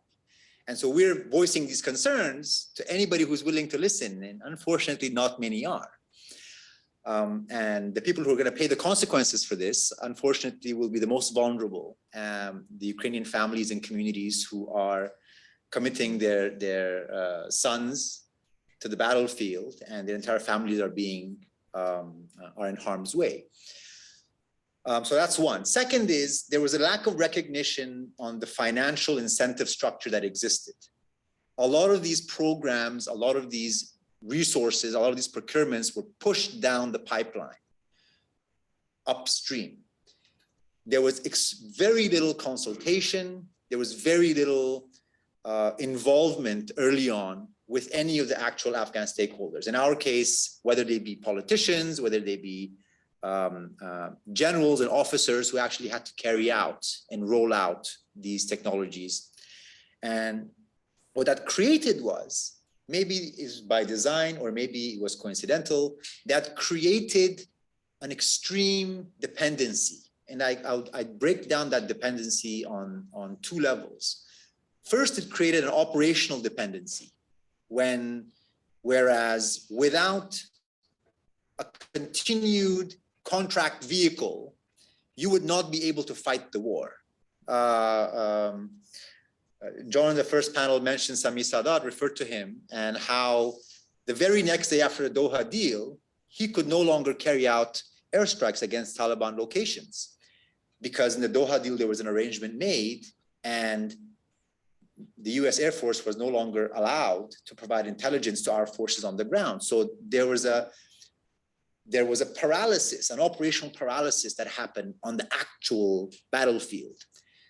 Guess whose lives that endanger? That it endangers the lives of the foot soldiers and the soldiers in our volunteer army.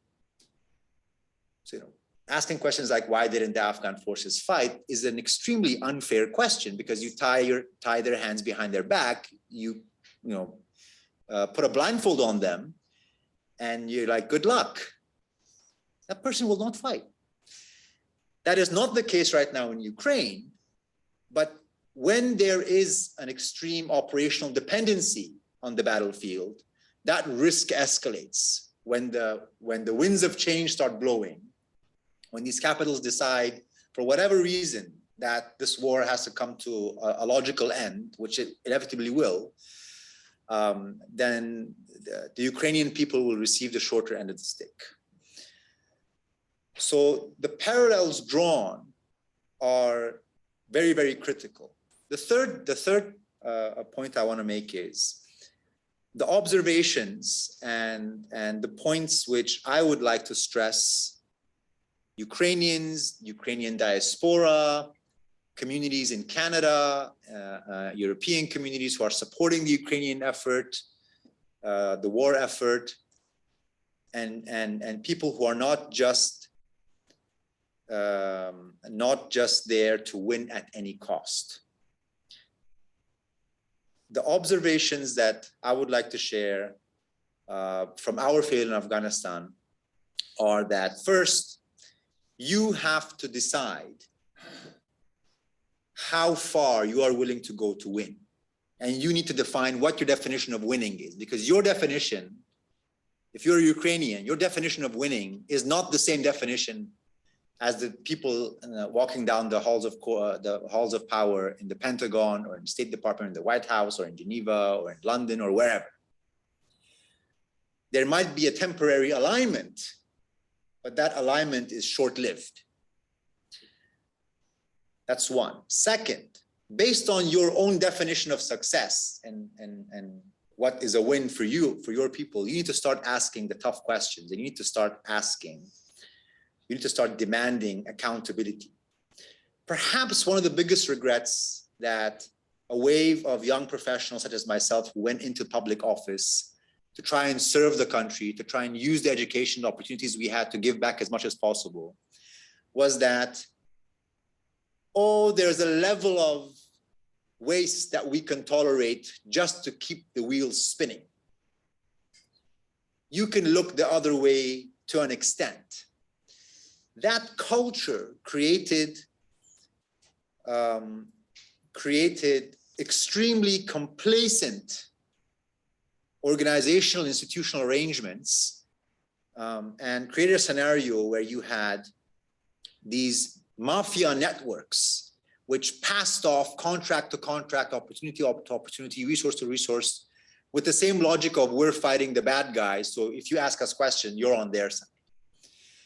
And it's civil society, it's universities, it's the academics, it's the journalists who have to be aware that there is extreme amount of opportunism that is taking place.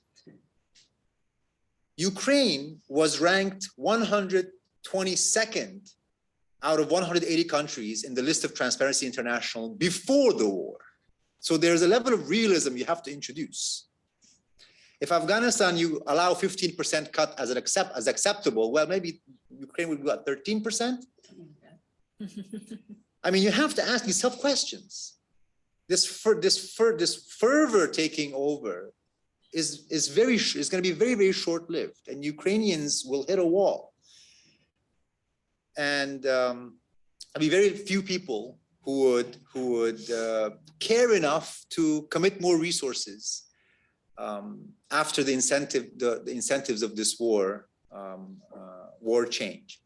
The last thing I'll say is, I think that there is a very, from an international relations angle, I think Canada can play a very strategic role in trying to lead efforts to introduce oversight, some sort of oversight, at least a conversation of oversight. Janice is just, she's like, no, nothing's gonna happen. Well, not a chance.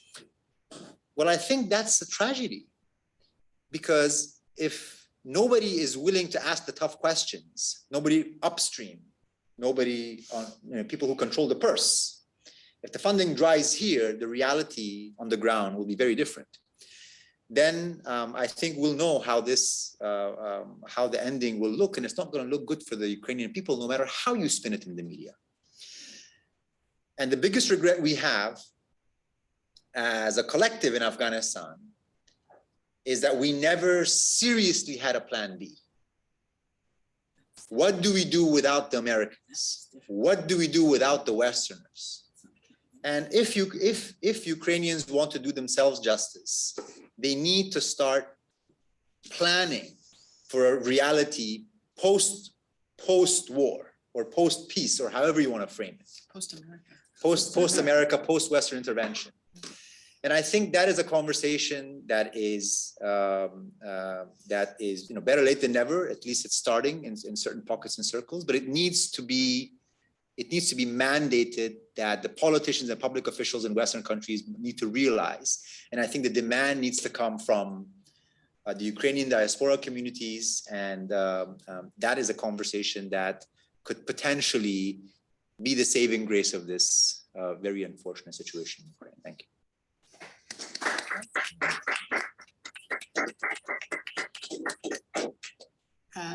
Let me just say, like, fantastic presentations these were from Dan, from John, whose notes I read with the greatest of interest. The work that CERES is doing, I agree. Kinds of issues that Marilyn pointed to, but in a sense, most wrenching, of course, is Dan's presentation, because it's your presentation, sorry. I look like that a little bit. No, it's Rob's presentation because it is ultimately Afghans who gave up everything for as long as they could to try to make this work, right? And so I'm going to give these three presentations to me were ravingly optimistic. And I'm going to give the most pessimistic presentation, which I try not to do generally, but it's in part because, as I was saying earlier, John, I was in Afghanistan in the 90s. I was in Afghanistan in the rosy years in the first decade, and then I was in Afghanistan again. And there has to be some realism in this conversation, right? Because without realism, the truly innocents are victimized, as you have been. That's, I consider you very much as part of that. So let me start by saying how much I admire CERES' work. But if you were 1,000 times better than you are, John, you can't solve the problem. It is tempting to believe that accountability and oversight would do it. So that's the one area I agree with you. Disagree. You said if you can't be on the ground, you shouldn't be there at all. The bottom line is we shouldn't be there at all. And there's profound reasons why we should not be there at all. And that is not, there's nobody in Ottawa, Paris, London, Berlin, Brussels, or Washington that is even willing to think that thought, that we should not be there because there is no way of avoiding terrible harms by the very, and the more physically present we are on the ground, the worse it gets, actually, because the more we disrupt existing societies, we destroy, we disrupt, and we don't have a capacity to build that because we're not of the society. And I can't emphasize enough your last point, Schatz. There has to be a plan B. There has to be a plan B about how societies take the agency back. And even if it doesn't look anything like any of our fantasies, that's fine. All right. Now, let me give you two examples of why I feel this way and what I'm opposed to Band-Aid politics. I'm opposed to Band-Aid politics. So, in many ways, I understand, and let's distinguish military assistance, which has its own pathologies of the kind you just described, which I know all too well, from development assistance, from humanitarian assistance. Let's just break that up into three packages. They're so different. Humanitarian assistance, I take off the table. When tragedies happen, we have to be able to help in real time in meaningful ways. So that goes without saying. My concern is both military assistance and development assistance. But let me talk about development assistance for a moment. We can come back to the pathologies of military assistance, which I know all too well. So I think from the perspective of development assistance, Afghanistan and Ukraine are not alike. And why is that? Because Afghan society has its own deeply embedded culture. That is cultures, right? Because if you travel in Afghanistan, you see the huge variation in culture. Kabul doesn't look like Kandahar. If you spend any time in Kandahar, that's not, you can't transpose the culture from Kabul to Kandahar. Those are not the same cultures and the same societies. And understanding that, so there is no Afghan development assistance. Let's just start there. And we shouldn't talk about it that way, frankly. Those problems are not exactly true in Ukraine in that way. And I think that's important to recognize. But there's an even deeper divide. In Ukraine, because there was a revolution in 2014, in which a segment of Ukrainian society pushed forward a democratic agenda as understood by Ukrainians, which is different from a democratic agenda as understood by Canadians, let me tell you, or Americans, or parts of America, because all of the United States doesn't understand a democratic agenda in the same way either. And we make a big mistake by talking about it that way. That wasn't true in Afghanistan in the same way. Afghanistan was invaded because there was a security challenge coming out of a part of Afghanistan that hit the United States. That was the reason. It wasn't for women, it wasn't for girls, it wasn't for democracy, it wasn't for any of that. And all of that was tacked on in a huge PR exercise to justify the original invasion. That's what, and there was a complete dishonesty and hypocrisy that still continues to this day, frankly, about the purposes of why US forces went indirectly, by the way, in the first place, not directly, went indirectly to remove a regime from power. It was because it gave succor and refuge to a group of people who attacked the United States. That's what it was, nothing to do. But what happens then? Well, you can't justify that to the American public. So you layer it over with women and girls, right?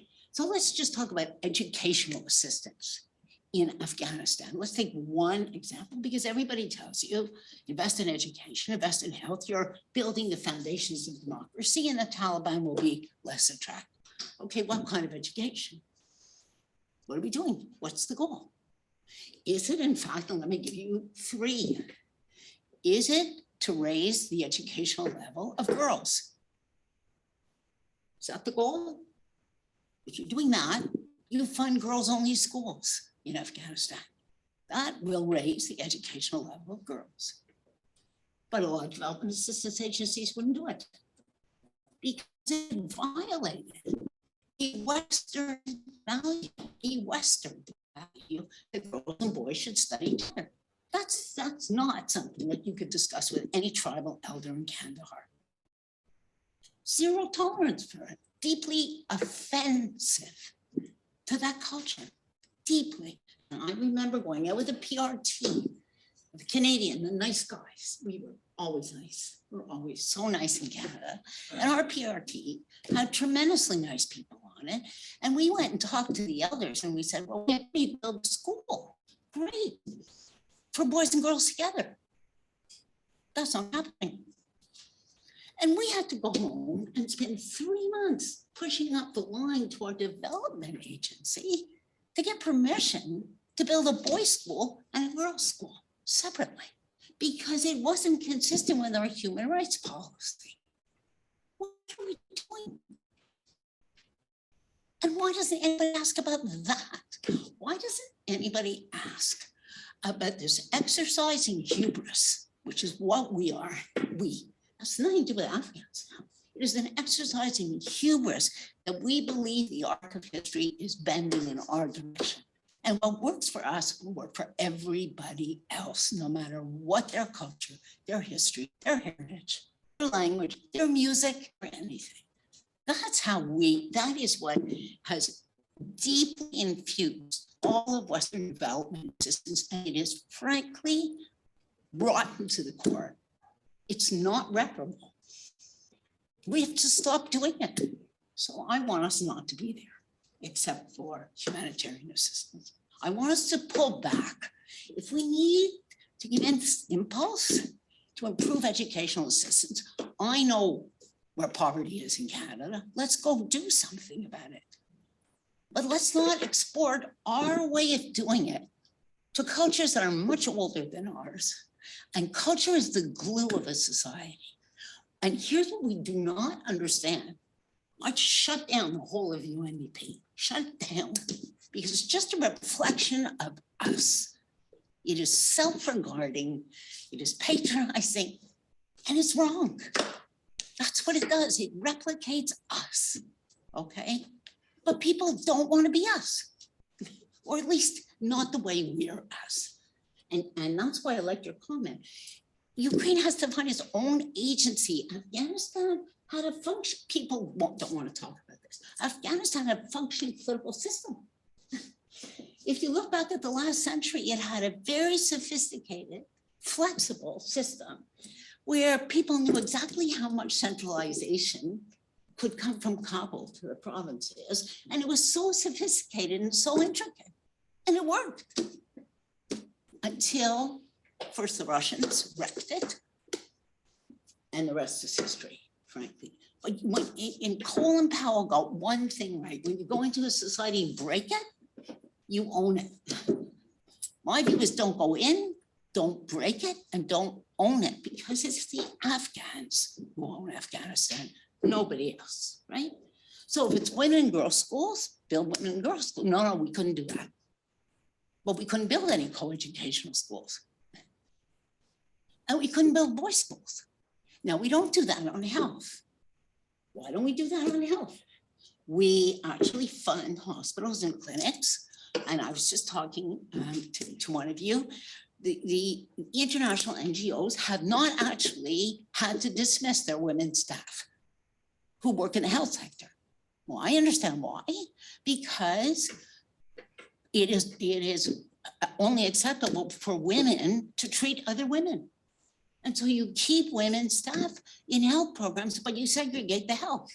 And it's women and girls health. It's not integrated health. And you don't layer over a human rights framework on that one. You just build a women's clinic and you let women run it. Tell me how that violates human rights. Okay, I probably made my point. Let me talk next about corruption, all right? And you were getting close to it. You're perfectly right that Ukraine measured 120th, 6 years after the Maidan Revolution, okay? Again, we have to be realistic. The Maidan Revolution was hugely important, but Ed would know exactly what I'm talking about. It did not solve its corruption problems. And in fact, we had something that looks very familiar to countries where you have a network of influencers, let me put it that way, if I find it described. Believe it or not, they exist in Canada. I believe it. Yeah, they exist in the United States. They exist in Ukraine. These are the informal networks of society that exist in any social structure. And you have to know it and you have to understand it. And so a goal of reducing, so who's the oversight for? The reason oversight matters is because the US Congress and the Canadian Parliament are going to say, are we siphoning off huge amounts of money that are going to places where they don't belong? That's a we question, which we have every right to ask given the amount of money that's going in right now. But it's not an Afghan question, because some of those people are traditional sources of influence that are actually very good at knitting societies together and very flexible. They don't meet our standards, frankly. They don't look like the way we do politics. But you take an Afghan and send them to Nova Scotia, which is one of my favorite parts of this country. It's an Atlantic province in this country. It's got 1 million people in it. Every single person is related to somebody else and knows everybody in the government. If you have a health problem, you call your second cousin, who is the second cousin of the deputy minister. Is that corrupt? It's sure local culture, and it works a lot better than what we have in this province, frankly. all right? So again, you have to contextualize the way politics gets done, to use your comment, right? In the broader context of how a society organizes itself and traditionally delivers services to the people who live in that society, and leave your own baggage. Don't go, first of all, is the best. The final thing I want to talk about is, and who said, was it you who said it's within our capacity in the metropolitan capitals to fix these problems? No way. Where did you get? Well, then we're doomed. You're not doomed. You're not doomed. That's the whole point. Don't look to the metropolitan capitals to fix it. There's the mistake right there. Do you really believe there's a single Ukrainian Canadian? We have 1.5 million Ukrainian Canadians in this country. It's the largest diaspora outside Ukraine. It's the best organized. It cares passionately about Ukraine. They are busy every single day lobbying the government to send more, to send more, to send more. They feel desperate. Everybody's related to everybody. It's democracy. Yeah, it's democracy. They're not interested in accountability and oversight. And in fact, if somebody started that, they'd be furious. Yeah. And they're a powerful, well, most, right? Yeah, that's what would happen. That's the reality of politics in this country. And no politician would even, there's no chance that a politician would go down that road, frankly, in this country. Here's the last one. Massive, massive, massive amounts of money went into Afghanistan, which dwarfed the size of the local Afghan economy. We've seen this in many, many other societies. When you infuse millions and millions and millions of dollars in a very compressed time, you destroy local markets. You destroy local entrepreneurs because they switch their trajectory to do what you just described, to become experts in procurement. They stop making the things which were fueling the local economy, and they switch gears and they become experts at how you become the recipients, the preferred recipients of the international NGO community, which is an industry in itself. That's what it is. It has to meet payroll, okay? Just like we do at the University of Toronto. Again, taking humanitarian assistance off the table, I am despairing of development assistance. I think on balance, it has done much greater harm than good. It creates unrealistic expectations. It drains people of their own agency. It injures their culture and their markets, and we shouldn't be doing it.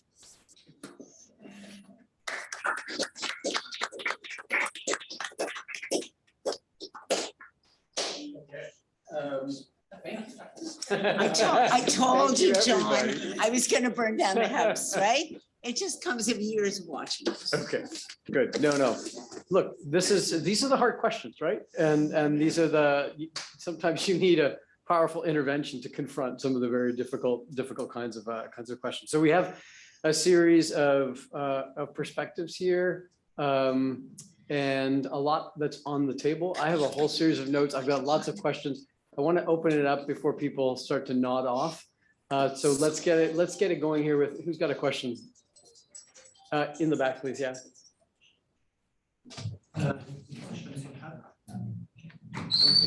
With Afghanistan is the.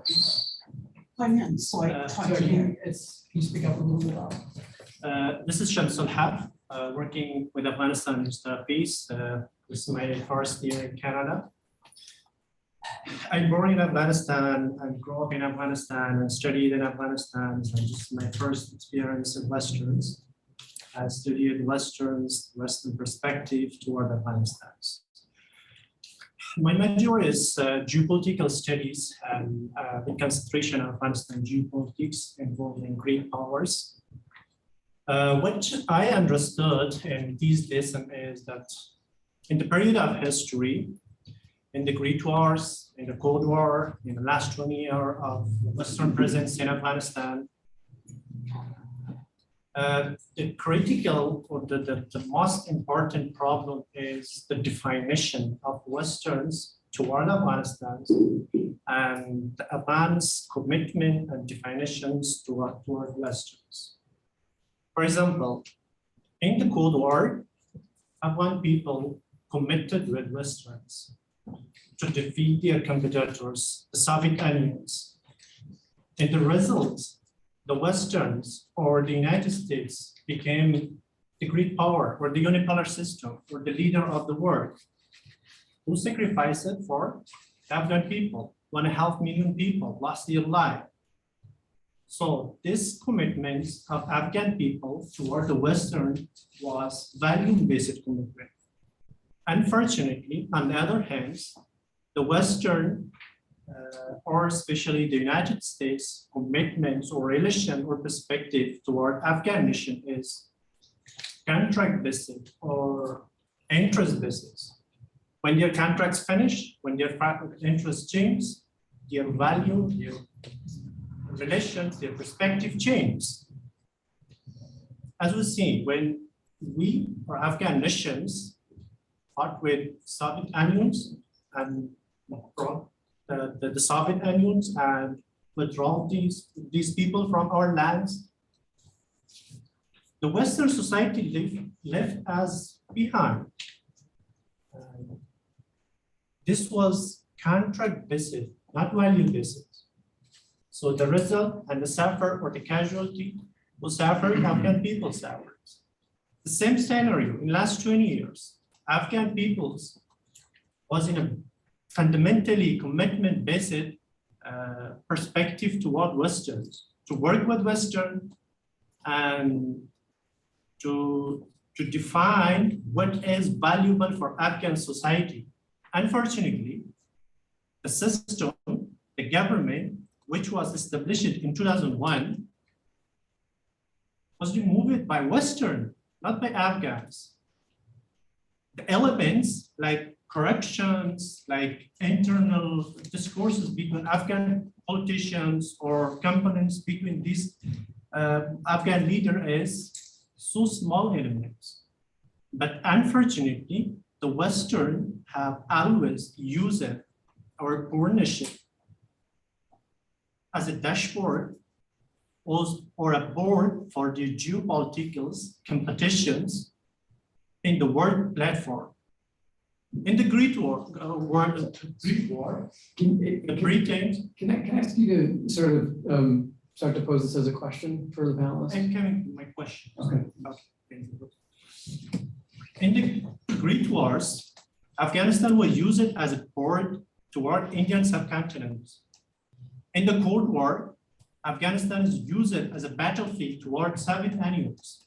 In the last 20 years, Afghanistan was used to struggle against terrorism, or at least the Western perspective was to bring democracy in the throat of China or Russia, to challenge it. But my question is, do you feel how much Afghan people suffer in last 4 decades of war? Our perspective is Western society is value-based society. Here are humanitarian values.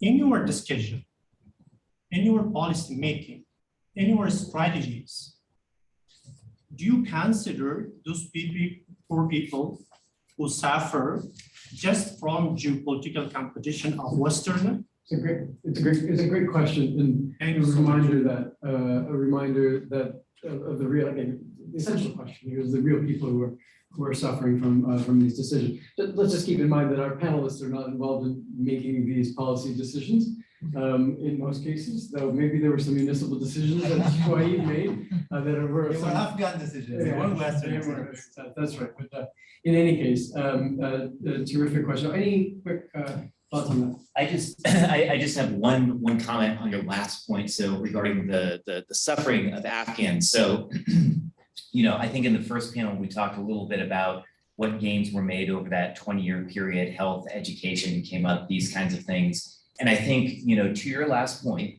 what is often not considered is the idea that a lot of these development gains were ultimately subsidized by violence. How many deaths did it take to lower the maternal mortality rate or increase life expectancy? I mean, we were dropped at various times, particularly under, folks like Trace Nixon, we were dropping bombs all over the countryside and willing to kill people for the sake of these, liberal democratic values without realizing how deeply hypocritical it was. I mean, my God, what were we thinking? I guess that's my comment on it. What were we thinking? If I could very briefly touch on please, the intervention. So the commentary you just heard speaks to a very deep sense of victimization that we as a people have developed over the course of over 4 decades. We feel betrayed. We feel that the world is out to get us. We feel like we've always gotten the short end of the stick, and to a large extent we have. But essentially that mindset is a mindset of the weak, or a mindset where you've lost all agency and you're like, the decisions and my fate is essentially tied to what the regional powers and the global powers have to decide. I cannot do anything. And so we are, as a society, at a very low point to make any type of collective decision to improve ourselves and rid ourselves of the woes that we face. Now, mind you, this is a result of 4 decades and almost 4 or 5 iterations of the same conflict, a protracted conflict. I hope Ukraine does not go down that path, because you will end up, that war will end up having a life of its own, dictating its own terms, and you will have very little say over it. And at the end of the day, nobody will be the detrimental stakeholder determining how this war ends in a way to have some sort of success for some of the stakeholders. And so that question speaks to the reality predominant in Afghanistan. And unfortunately, unless we are able to ask those tough questions early on, even though people in Ottawa and DC and Brussels don't like to hear it, if we don't nip this in the bud, or at least try to have this conversation early on, it will just keep on becoming worse. Other comments, yeah. I just want to say very briefly that values versus interests. So, that it seemed that the West was intervening for values, but the West was intervening because it was in its interest, or at least it perceived that it is in its interest. Just as Vladimir Putin invaded Russia, Ukraine, because he thought it was in his interest. And so countries are going to be engaging in other countries. It's geopolitics is as old as humans. So countries are going to be intervening in one another and engaging with one another. It's just the tools of those interventions change over time. And so we have a tool set right now. It's obviously not working and clearly didn't work for Afghanistan. But the idea, and I don't want to get too much into our discussion, that countries are not going to get involved in one another is ridiculous. We're always going to be getting involved in each other's business because there's interests. And how countries define those interests, is going to be different from country to country, place to place. Okay, let's group a couple of questions together. So here and then in the front, yeah. I don't know. Okay, I will talk because, I'm Ukrainian. I know Middle East quite well because I used to work in Africa as a Middle East last 16 years. So what you are talking about, but I just would like to highlight first of all, mental difference. I'm sorry, Ukrainians, we are old countries, so Soviet Union, we were kind of invaded, but we are still feeling very responsible. And my friends in the front line right now, plan B for Ukraine, we do have strong plan B. We are part of Europe and our mentality already European.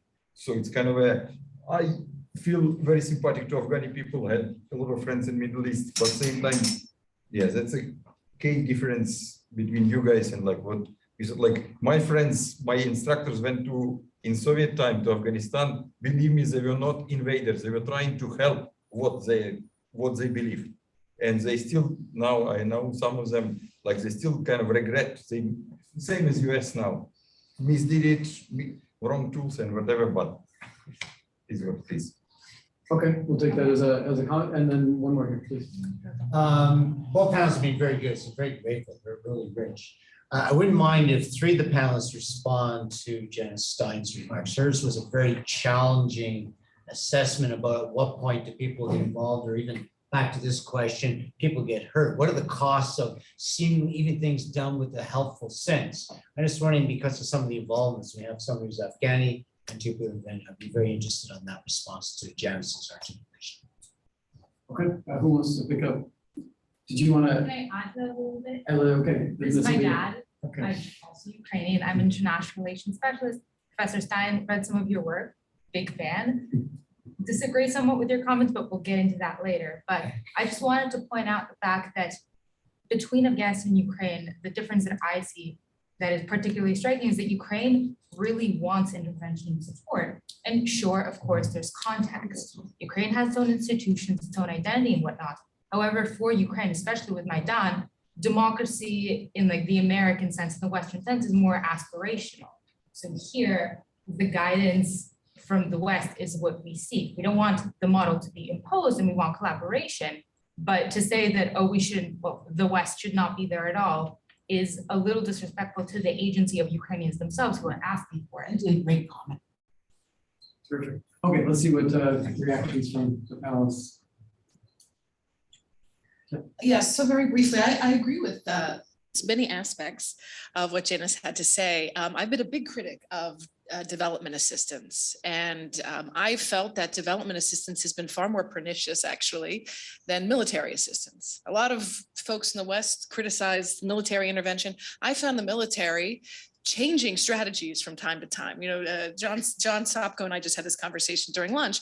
You know, you could look at different phases of military intervention, and military is reacting to people dying. And something's not working, fix it. You know, now we can agree with whether the strategies are right or not.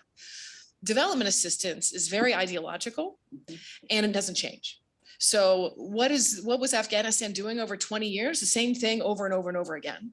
And the same thing that they imported from East Timor, that they got from Kosovo, that they got from Bosnia, that they got, you know, from where else? And now it's the same models. There's nothing unique to these models, despite what folks say. And the problem with development assistance is it's political. And it's mandating to people what their politics should look like. So I imagine many of you are, you know, master's students, and you're sitting in your classes and you're praising the sustainable development goals. Those are terrible things. Those are terrible. Where were you all my life? So these are terrible things. Telling people that they should have some goals set in New York by the UN Development Program, that every country should look the same. Policy involves trade-offs. Okay, countries have to decide what they, you can have, and the world is a country made up of countries, and politicians are gonna have to make choices. Choices involve trade-offs, and trade-offs involve making decisions about what you're going to expect that every country look the same and have the same goals, to me is ridiculous. And I find it very, very harmful, but it's wrapped up in this moral virtue. Now, development aid assistance is a business, and business is. Of course, it's a business. Everything's a business. I have a degree in economics. Everything's a business. So with interests, so people have interests, right? And countries pursue those interests. But to say that it's so moral and it stands aside, it's a story we love to tell ourselves. And I'm not saying it's all bad, okay? I want to be very clear. I think where I depart from Janice is that countries are going to be involved in one another. We can wish that the United States won't get involved. We can wish that countries will get involved. So we have to deal with that. So the question I have, the point that I want to make is that how do you make it better? Given that it's going there. I could just say they shouldn't do it and take my toys and walk away. But countries are going to be involved. UNDP isn't going anywhere. So how do we address that reality as it is, not the world as we want it to be, and say, how can USAID do better? USAID is not going anywhere. The Canadian government, I don't think is going anywhere, right? So these interventions aren't going anywhere. How do we make them more effective given that they exist? I think that's where I stand, is much more pragmatic perspective than, it's important to have these perspectives, but how do we do less harm?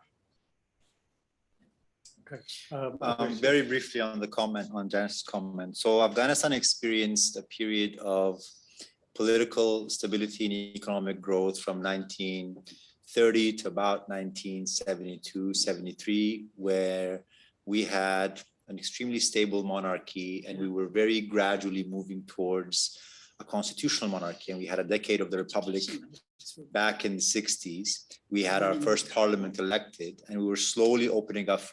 Media was allowed, some civic space was allowed, and the urban elite intellectual population was slowly growing. But that was at the height of the Cold War. And so when you talk about intervention, there are degrees of intervention. We had in 72 or 73, we had a leftist military coup, which was supported by Moscow. And so all of a sudden we had extreme leftist policies across Afghanistan, which people reacted negatively to. And as a response to that reaction, the leftist government then took over fully and then called the Soviet army to come in, and then the great game began. And so you had Soviet invasion, and then you had Western interest, and basically we've had different iterations of a war that has been beyond our control. So if you talk to somebody from Afghanistan, anybody off the road, people are extremely politicized because our lives have been completely upended by regional politics and international affairs. We blame the foreigners because we are the last person to dictate what happens in our country. That has been the case for over 40 years. And we always thought we had a plan B. So I wish you well. We sympathize. We genuinely sympathize with the situation that Ukrainian people are in. And we want you to succeed. We want you to win based on how you feel is right. But we've seen the other side of that very, very ugly assistance, whether it's military or development, and we hope that you don't end up seeing it as well. Can I make one quick comment? Absolutely. So Jennifer's right, but you have to make a rhetorical point. Okay, you have to live in the world. But just go back to answer your comment. I think if you actually look at what is going on between the Ukrainian military and the contact group for Ukraine, there's a very big difference between the Ukrainian story and the Afghan story. So in a sense, innovation is actually being led on the ground. And that's one of the huge reasons for the Ukrainian military success. An extraordinary story of distributed learning and innovation on the ground. They are very dependent for supplies. Okay, but even then there's some local capacity that is now reemerging. But command structures and innovation and tactics on the ground and community engagement, all of those are actually a remarkable story in Ukraine. So I'm more optimistic, but you need to take to heart the point, there has to be a plan B. There has to be a plan B, because ultimately it's only, and I think this is the meta point, that if you don't feel agency for your own society, if you cannot push back against foreigners, whoever they are, no matter how well-intentioned they are, the story doesn't end well. And I also just want to differentiate very briefly between Ukrainian diaspora, with all due respect, and the people in Kiev and other cities in that country who have a very different view on oversight. Because the people I'm working with and talking with want more oversight because they see what Shoaib's already described. Yeah. They see it coming and they want more oversight because they fear exactly what Shoaib's described. Yes. And I won't say everybody, but there's and this desire to join the European Union is a very different dynamic, because that was what drove Euromaidan. It was and so aligning institutions and aligning accountability to join the European Union, many Ukrainians see that as the path. That is their plan A, not plan B. That is their plan A. But you need a plan B. Well, they need a plan B, but that alignment is leading to incentives to fight corruption more. I'm not saying it's perfect by any stretch, and Ukrainians will tell you it's not perfect. Yeah. Can I just say, because this conversation is at the heart of this panel, Afghanistan is a signatory of, and Afghan colleagues present here know this, Afghanistan was a signatory of the bilateral security agreement with the United States and an observant non-NATO ally member state.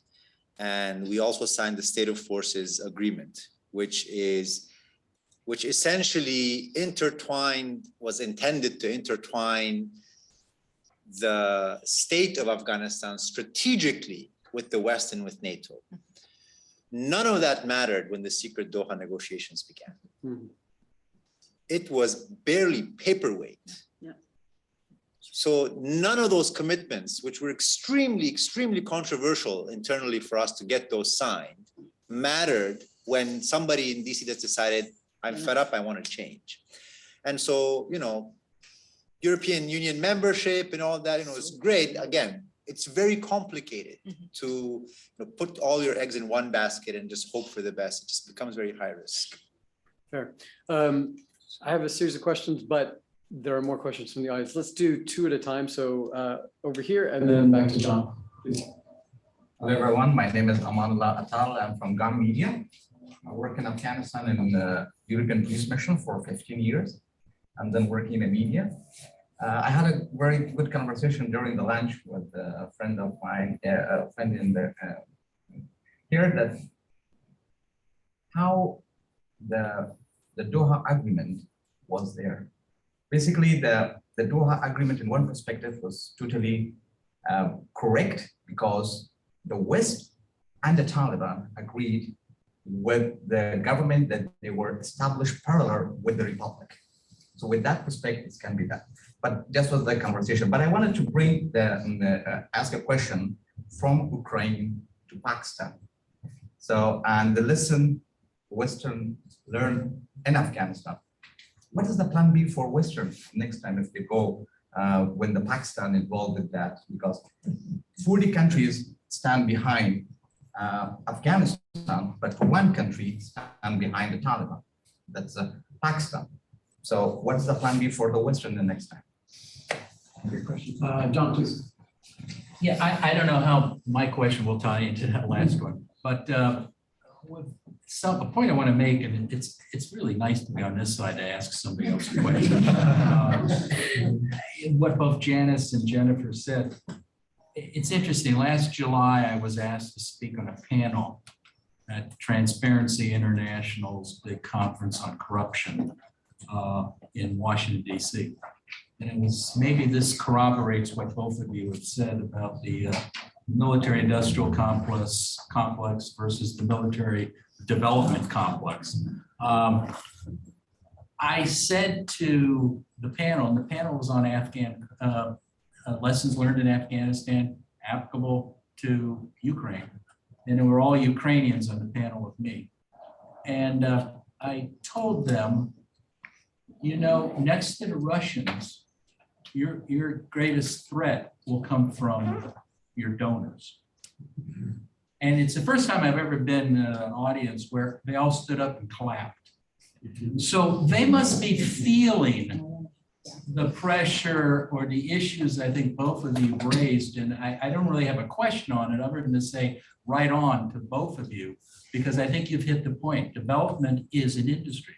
There's a small industry and they are circling the Ukraine like vultures, and they're seeing money flowing. And it's not just the weapons merchants, it's the merchants of development. NGOs. What's that? NGOs. NGOs. So I just throw that out. So kudos to both of you for your statement. So no question.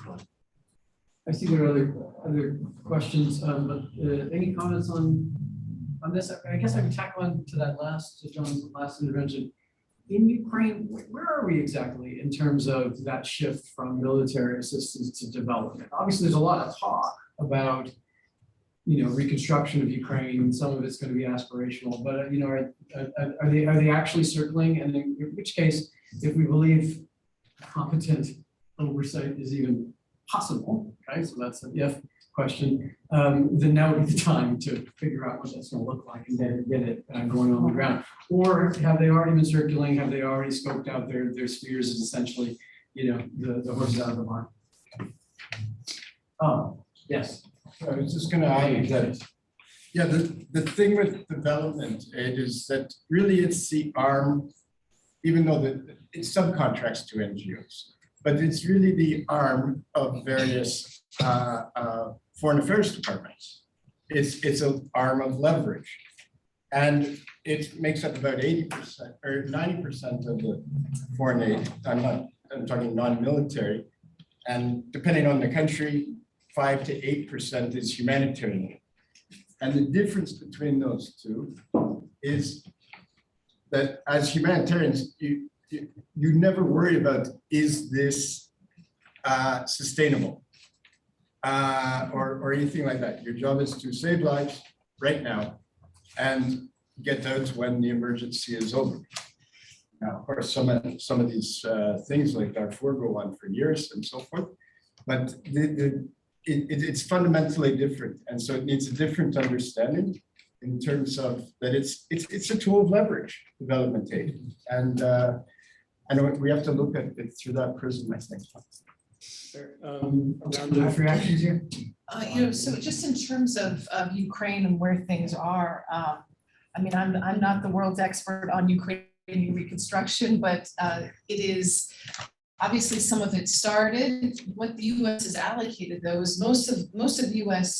budget allocation to Ukraine has been for military support, weapons, etc. They haven't allocated as much, although it's a heck of a lot of money what they've allocated for reconstruction. I think the hope is that the Europeans will be providing the reconstruction assistance once the war is over. Now, that's also aspirational, and is there a plan B for that? So, there's this hope that the Europeans will be, the U.S. is providing the weapons and not fighting the war, but providing the weaponry so that the Ukrainians can fight the war.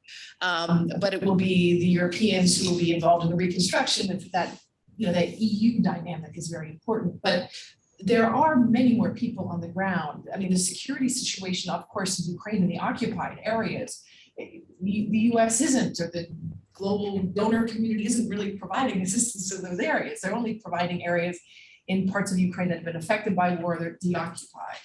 And it's my understanding that a lot of the assistance, and my friends in Kiev are complaining that a lot of the assistance in those deoccupied areas hasn't taken shape as quickly as they'd like. Yeah. So and John, you wanted in there with I can see there's an urgent intervention there. Well, I just wanted that Jennifer and this is dated as of January, that approximately 40% of our aid, US aid to Ukraine is going to state and aid. 55% is going to DOD, and the remainder is just going to general government agencies. So $46.1 billion in state and aid funding. Which is huge. So that's a huge. $46 billion. Yes. But you know what that is? You know what that is? And John, you know what that is? It's paying salaries. Yes, yes. So that's what it is. It doesn't look like. But that's still a huge amount of money. That is a huge amount. And it's a huge amount of money and without oversight, right? Yeah. So wait, let's just talk about this for 1 minute, okay? Just put ourselves in this world, right? Ukraine has a civil service, right? Everything gets diverted. Its budget is in a free fall, and money goes in to pay salaries of existing civil servants. Right. All right, think about that. Why would you want oversight there? Why? That's not corrupt. These people were part of the government. Why do you want foreigners overseeing the payment of salaries? I wish. Ghosts.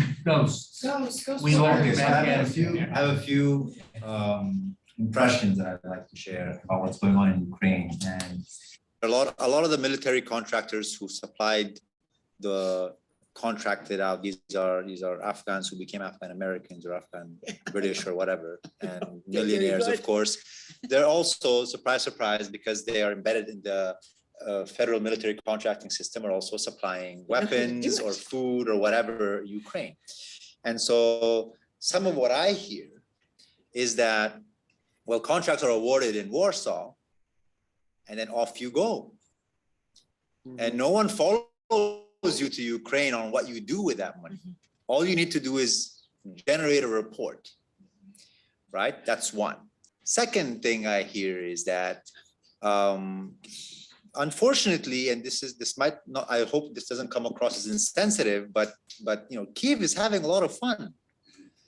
Kyiv feels like Kabul in 2008 to 10, where there was boundless resource and no questions asked. And this is not, mind you, the Ukrainian people who are benefiting. These are oligarchs, influencers, and people who know the game.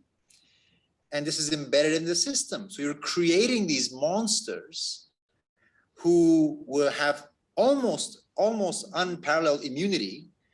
They're fighting the bad guys, so you can't touch them. You're dependent on them for the war effort.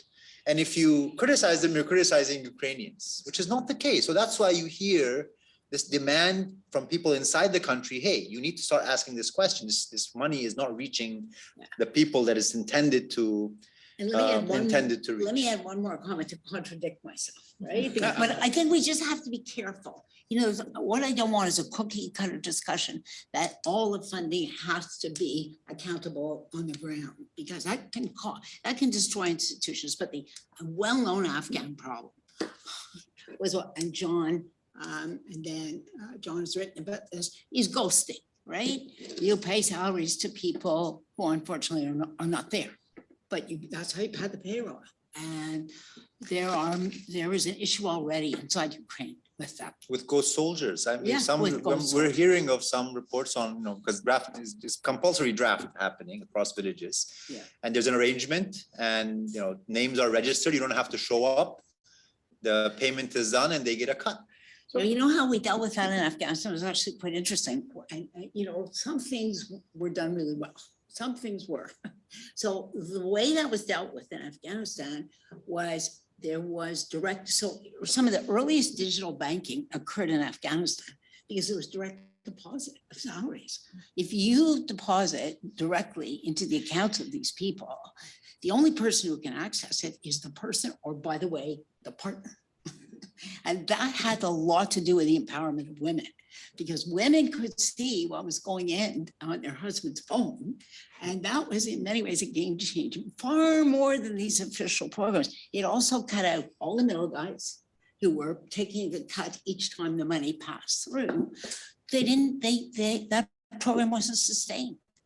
Now, so there are things that we can learn that are useful, but what you want is to cut the bureaucracy out of this on both sides, because there's an industry on both sides here that benefits. And by the way, just to add on to that, Janice, I mean, we know there's a due diligence industry. We know there's an oversight industry. Yeah. We know that there's the Except for Singer. Sorry? There's only one Except John for Subko.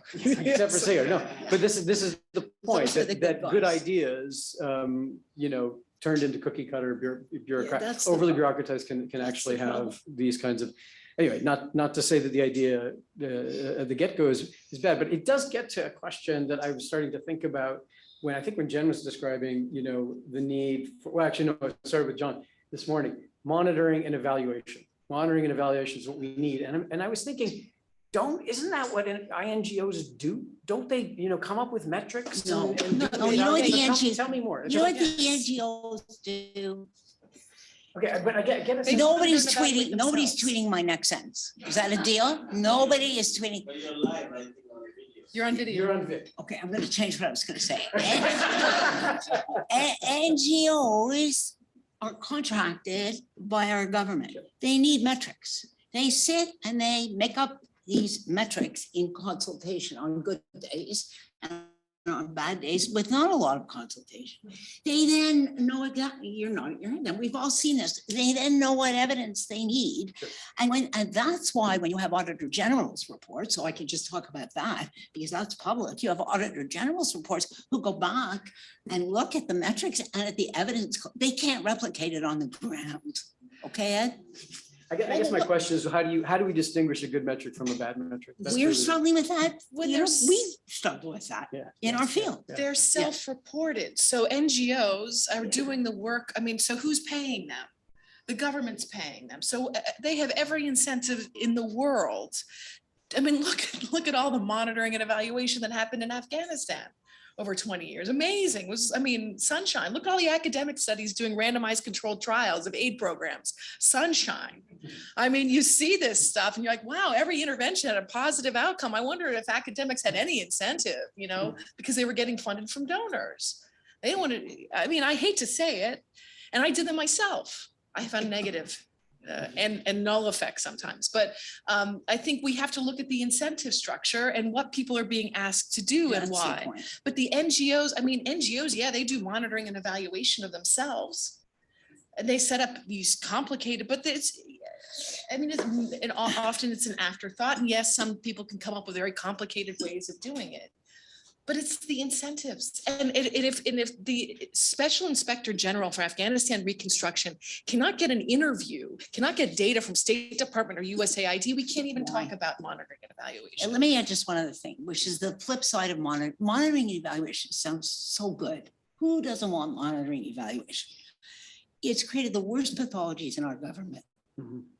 Because it's created a culture of such risk aversion, right? That we have paralyzed sclerotic government because you disempower good people who have knowledge on the ground and yet are totally constrained in these blinker lanes all the time. Let's go back to the Ukrainian army for a moment, okay? I'm not in any way minimizing the impact of US military assistance in those early months, but that's not what enabled the Ukrainian army to survive. What enabled the Ukrainian army to survive was an extraordinary capacity to innovate on the ground, to take stuff that they had for one purpose, to adapt it and use it for another purpose, and to innovate it and to bring in people and to restructure themselves. If you had a monitor and evaluator in there, they probably would have lost.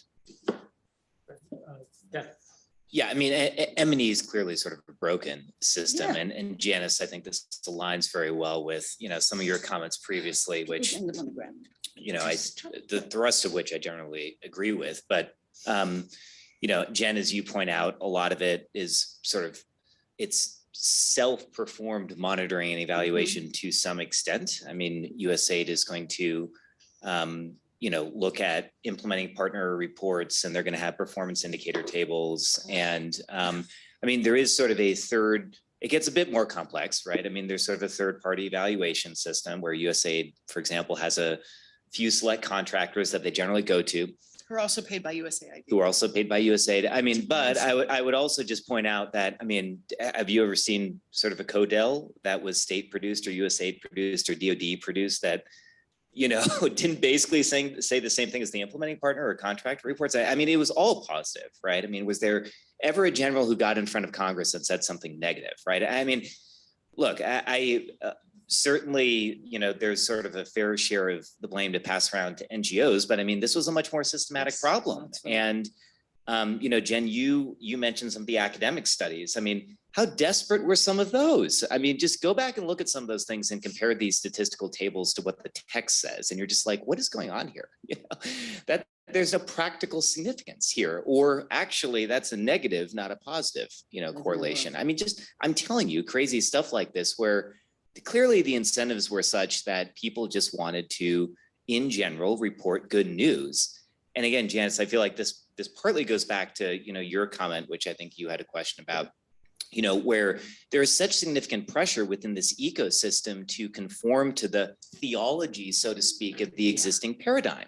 And so, you know, it doesn't matter what the issue is, you already know what you want the outcome to be. And so inevitably, you're going to seek the evidence out that supports your outcome. You know what I mean? I mean, I remember looking at a RAND study, it's like 200 pages long. I mean, you can't read this thing, I swear to God. And it's basically, it's half qualitative and the other half is quantitative. And we're smart, right? I mean, we ran some regressions. Oh my God, correlations and stuff like that. And multivariate. Oh, I'm scared. You know what I mean? And it's just, by the end of it, what do you get?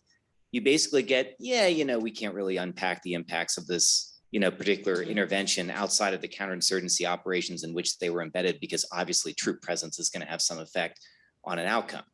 And so, you know, it just, to me, I would say it's less a technocratic issue of let's find the right metric, and more an issue of this pernicious ecosystem of, can we please just be honest? You know? Yeah, okay. I Talking about American politics, can we please just be honest? Jen has one comment, and then if we could turn it back to the audience Yes. for another round of questions. You know, just very briefly, I think this all speaks to a broader problem that's beyond foreign policy, and it's on governance issues. And that the tools that we have, and I don't think we can tackle the foreign policy issues in a vacuum, in terms of, we have such massive distrust in governments all around the world. We have a major governance crisis in the United States. people can't get things done. So I think that we have to take this foreign policy work in that broader context. And we've become so bureaucratized. It's difficult to get things done. Anybody who works at a university will know about this. There's a great scholar, he's actually a lawyer, his name's Philip K. Howard, and he writes on these issues. He wrote a book recently called The Death of Common Sense. He wrote a book called The Rule of Nobody, about how when you disempower people in government, we have these debates about government big or small, but not how to do it better.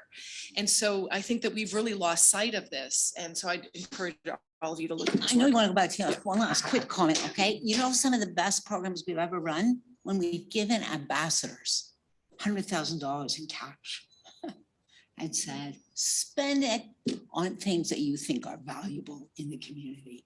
Is it all well spent? No, but is a chunk of it well spent? Yes, it is, because that person is living there, has locally engaged staff, knows the community. You can meet a need in a week. There's not this architecture of accountability, which I think is the worst. I mean, when I look at the Accountability Act that the Harper government brought in this country, it ruined our federal government. Let's do a round of questions. I'll take 3. So I'll start with the in orange, and then over here, and then so please. Hey, there's a fellow that teaches the history of intelligence agencies here at the university. Fellow with big guns. Anyway, he told me that the difference between Afghanistan, the Afghanistan experience, and post-World War II experience was that on day one, when the Allied forces entered Germany, the US and the Western governments had sent had assigned teams of anthropologists, teams of social scientists, and they all studied the German culture. And when they went into Germany, they took that into account. One small example. When the occupying forces took over small towns in Germany, they knew that the Nazi regime wasn't good at supplying the residents there with an important document from the civil service. It may have been, I don't know, birth certificate numbers or something like that. And the first thing the US government did, the US occupying forces did, was supply those numbers to each and every resident.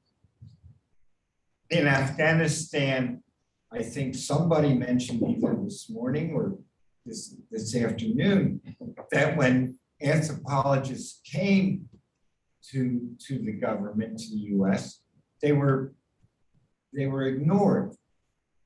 My question is, what would have happened if we had really known about the culture before we went in?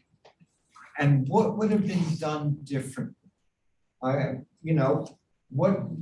would the NGOs would have handled it? How would things have happened differently, or would they have?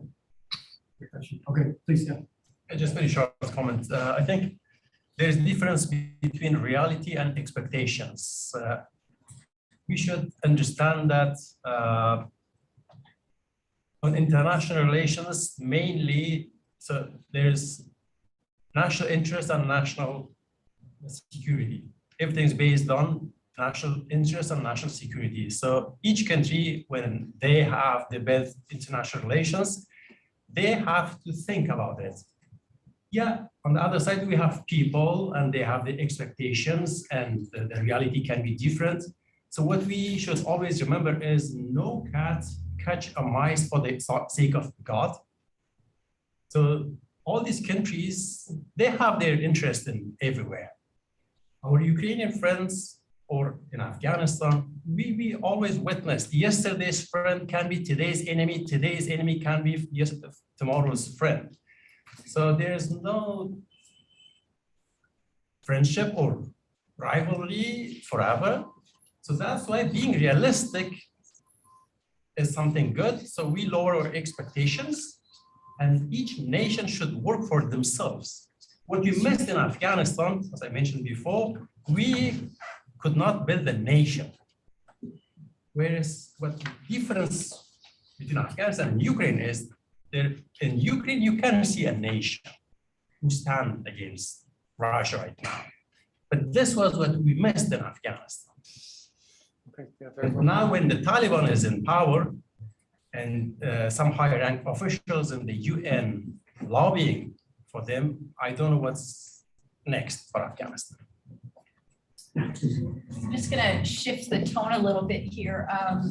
So I don't watch the news often because I just find it so overwhelming. And I don't think ignorance is bliss by any means, but there's just so much going on in the world and I find it overpowered. So I just wanted to give that context because I work in philanthropy and I do not work with governments because I hate bureaucracy and red tape. I work with friends who want to make a difference. So Seema Samar is a very close ally. And with my colleague next to me here, we were, rallying to raise money to educate women in Afghanistan. We're ready to go. And then of course the Taliban. So it's very frustrating and I get so angry. And so I'm giving you that context because my question to you all is, you deal with this every day. You've chosen this as your life path, your life course. How do you do it with such grace? Because there's so much humor up here and I find it absolutely delightful because I get so angry. Because I work on issues in the world that are so upsetting, you don't want to go to bed thinking about this stuff. So please, let me know. Okay, great. Who's gonna accept the compliment? If I could just try to answer a few of those questions. So the gentleman's question on what could have been different. So if it had been done right, if that's even possible, after September 11th and a decision to go in, and let's say the Taliban were kicked out, and let's say you're back at the drawing board. Specifically, the political reconciliation process would look very different. The structure of government, which means that the structure of government would look very different. The national security forces and army would look fundamentally different than how it actually turned out. Both those tracks were designed and decided on with a lot of imposition of US interest on Afghanistan. And the people felt like they had very little to say. That's why nobody's happy. Nobody's happy. Even the people who are ministers and in the cabinet and the president, even they're not happy. You have a situation, and this is not the kind of happy where in negotiation, one metric is if all sides are equally frustrated, that's a good negotiation. No, this is not that kind of happy. It's the bad kind of disgruntled with the outcome, because it compromised the legitimacy of the political reconciliation process as well as the ability to fight this war. That's one. And I think to a point raised earlier in the first panel, which was, okay, how do we project a model which would work in new theaters of war, whether it's Haiti or whether it's Angola or whatever, Sudan or whatever country which there might be a decision for Western intervention.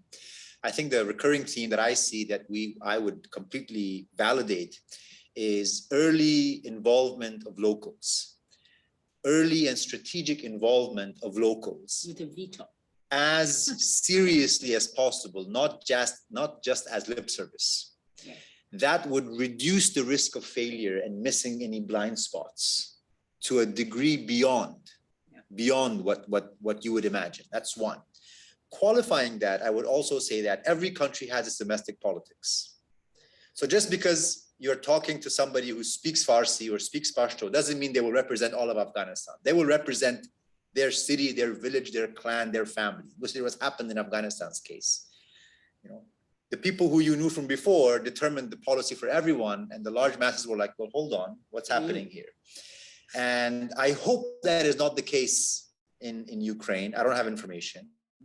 And I think there needs to be a deliberate design component on making sure that there is a broader consultation process. It doesn't have to take 2 years.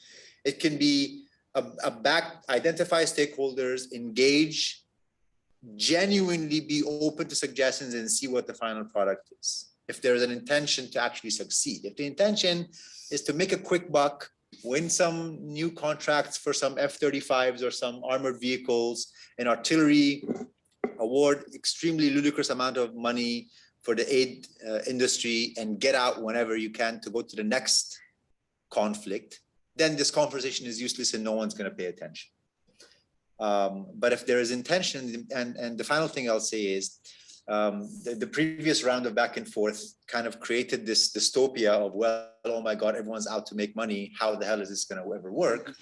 And the way I've seen it work in Afghanistan, I've seen it work is when you have people asking questions, and this is just the person who is your shopkeeper, the grocery store guy. And the media and the journalists actually believe in doing genuine investigative work. And with that creates pressure and kind of nudges the incentive structure in a way where people are more cautious. And I think for whatever reason, money that goes out of the country, whether it's Canada or whether it's US, the money that goes out, apparently people just stop caring, it's out. It's out there doing something. And the only figures people get it's just 0.1% of the national GDP. Well, that's like $300 billion for a rich country, right? That's $300 billion wasted. So there is a way to create the incentive and the political will to start acting properly, to fix some of those cracks. But I think people need to start asking those questions. So you know how I would answer the question, what would work, right? So let's go actually, and I'd be interested, you might hate what I'm gonna say now, okay? Because things happen in Afghanistan on this incredibly accelerated time schedule at the beginning, right? Within 2 months, frankly, structures were stood up, and they were stood up by military. And in many, many cases, they went to the most convenient warlord and empowered that person. And then that was it, frankly. It didn't matter what the rhetoric was for years and years after. There was a really interesting signal moment when, and some of you will remember this, when the United States, along with Germany, convened the Bonn Conference, which was the first big conference in December 2001, which was organized to do two things: to put some Afghan government structures in place, number one, and then to put a structure around the development assistance that was going to flow into the country big time. Taliban asked to be a part of that. And Donald Rumsfeld said, no effing way. I think the whole trajectory would have been different if the Taliban had been a part of that. And if we turn to, there are existing Afghan structures. There are some things called lawyer jirgas. Now, they take time, they're messy, they take forever. Often for an ignorant Westerner, you don't understand actually how the decisions get made, but everybody's at the table. What the Americans missed is Taliban actually spoke for some people. Not the people in Kabul, not the people in the north, but they had a constituency. If you're genuinely trying to build an inclusive society where all Afghan voices really shape what gets done, you slow yourself down, you put every constituency at the table, you allow these people to use practices that are deeply embedded in their society that look nothing like your democracy, but what they choose to do is sustainable. We ruined that in the first 3 months. So, just along these lines about expertise, and I always say, if someone calls them an expert, like run away as fast as you can. And I would put area studies experts in this bag, especially foreign experts. So, I spent years and years in Afghanistan, and I feel like I understand what I see here, what goes on down here, mystery. It's very difficult for me to understand this. I've studied languages of Afghanistan. I feel like I have a different perspective than many people on this issue because of it, but I'm a student.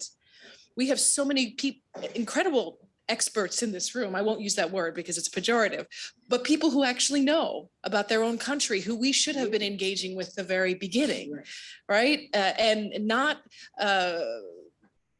think tanks. And that was the sad thing about Afghanistan expertise. I mean, now you do an event in Washington and Afghanistan, like, there's no one there. I mean, 10 years ago, it was rooms full of people. Everyone was an Afghanistan expert. It was amazing. And I mean, everyone was expertise on Afghanistan. It was Where the money was. But the problem is that notion of who does Washington, who does Ottawa go to? Well, the people on the ground, their people on the ground tend to be from either the military, the development assistance communities. It's the people who are going to tell them what they want to hear. And there's such few independent voices alongside of that. And then finally, to the question of, there's lots of bad news. But I would just want to do a little plug for what we're doing at Pittsburgh. And this is how I deal with all of this is we have, through some generous philanthropy and others, we have, I think, the largest assemblage of Afghan scholars outside of Afghanistan at the University of Pittsburgh through something we call the Afghanistan Project. And we just welcomed our 11th scholar to Pitt last week. He got out or 2 weeks ago, he came out of China, which was very, very hard. And I'm very, very proud of the work that this community, and I've students leading this project. It's been very, very difficult, but what we've been trying to do is preserve the intellectual communities of Afghanistan, because I saw, we talk about all the failures, and there have been so many of them we've chronicled today. But when I started visiting in Afghanistan, the early 2004, 2005, higher education was decimated. And I was trying to find researchers to work with, to train, and it was difficult to find anybody who had didn't come from Pakistan, who had spent a lot of time in rural areas, who had research training. And I saw that change dramatically in a very short period of time, because the hunger for education in Afghanistan was very, very real. And then by 2020, by the time of the collapse, Afghanistan had the most sophisticated academic community of any country in the region, because Afghans had a precious thing of freedom, real academic freedom, where they could fight with each other, argue with each other, debate with one another. And that was really precious. And to me, it was tragic that the country lost that. So we're trying our best to preserve it. Anything on this? Okay. No, these are great. These are great interventions. There are a couple of questions that are maybe There's David points. over there. David. Yeah. Dave, please. Sorry, just to back up a little bit about NGOs and whatever, they're beholden to the donors, and try putting in a grant or a request for a project without M&E, without the donors saying you have to be involved in the cluster system and all this coordination nonsense. It's impossible. So they put down what is already as a prerequisite there. But I give you, just to give you an example, and I stressed this in the first session, about the independence of having private funding or whatever, like you do at Pitt and whatever, is when the earthquake happened last year in Paktia, we loaded up 6 trucks. I went down like with Watson equipment, with medicines, with staff, whatever. We loaded up that day because it happened about 4 in the morning. We loaded up that morning. I went downstairs to the safe and I pulled out $60,000. And they were off. And they were on site within 12 hours. So, but like I filled out no form. I did no logical framework. I did none of this nonsense of M&E following, and we responded. Like, to me, that, like the idea that you can just move quickly, try to solve it, and whatever. But that's not the NGO world if you're beholden to donors. I want to circle back to the role of experts or other kinds of people with some degree of expertise. Can you roll with that, Jen? No, okay. Some degree of expertise. Because it did come up in John's comments this morning, and people who know the country, and obviously that's a question of degree, but nonetheless, I think in theory we're all well for it. But there is a crucial question of sort of what's driving it, and you do get, and some maybe this is your space, and I don't know.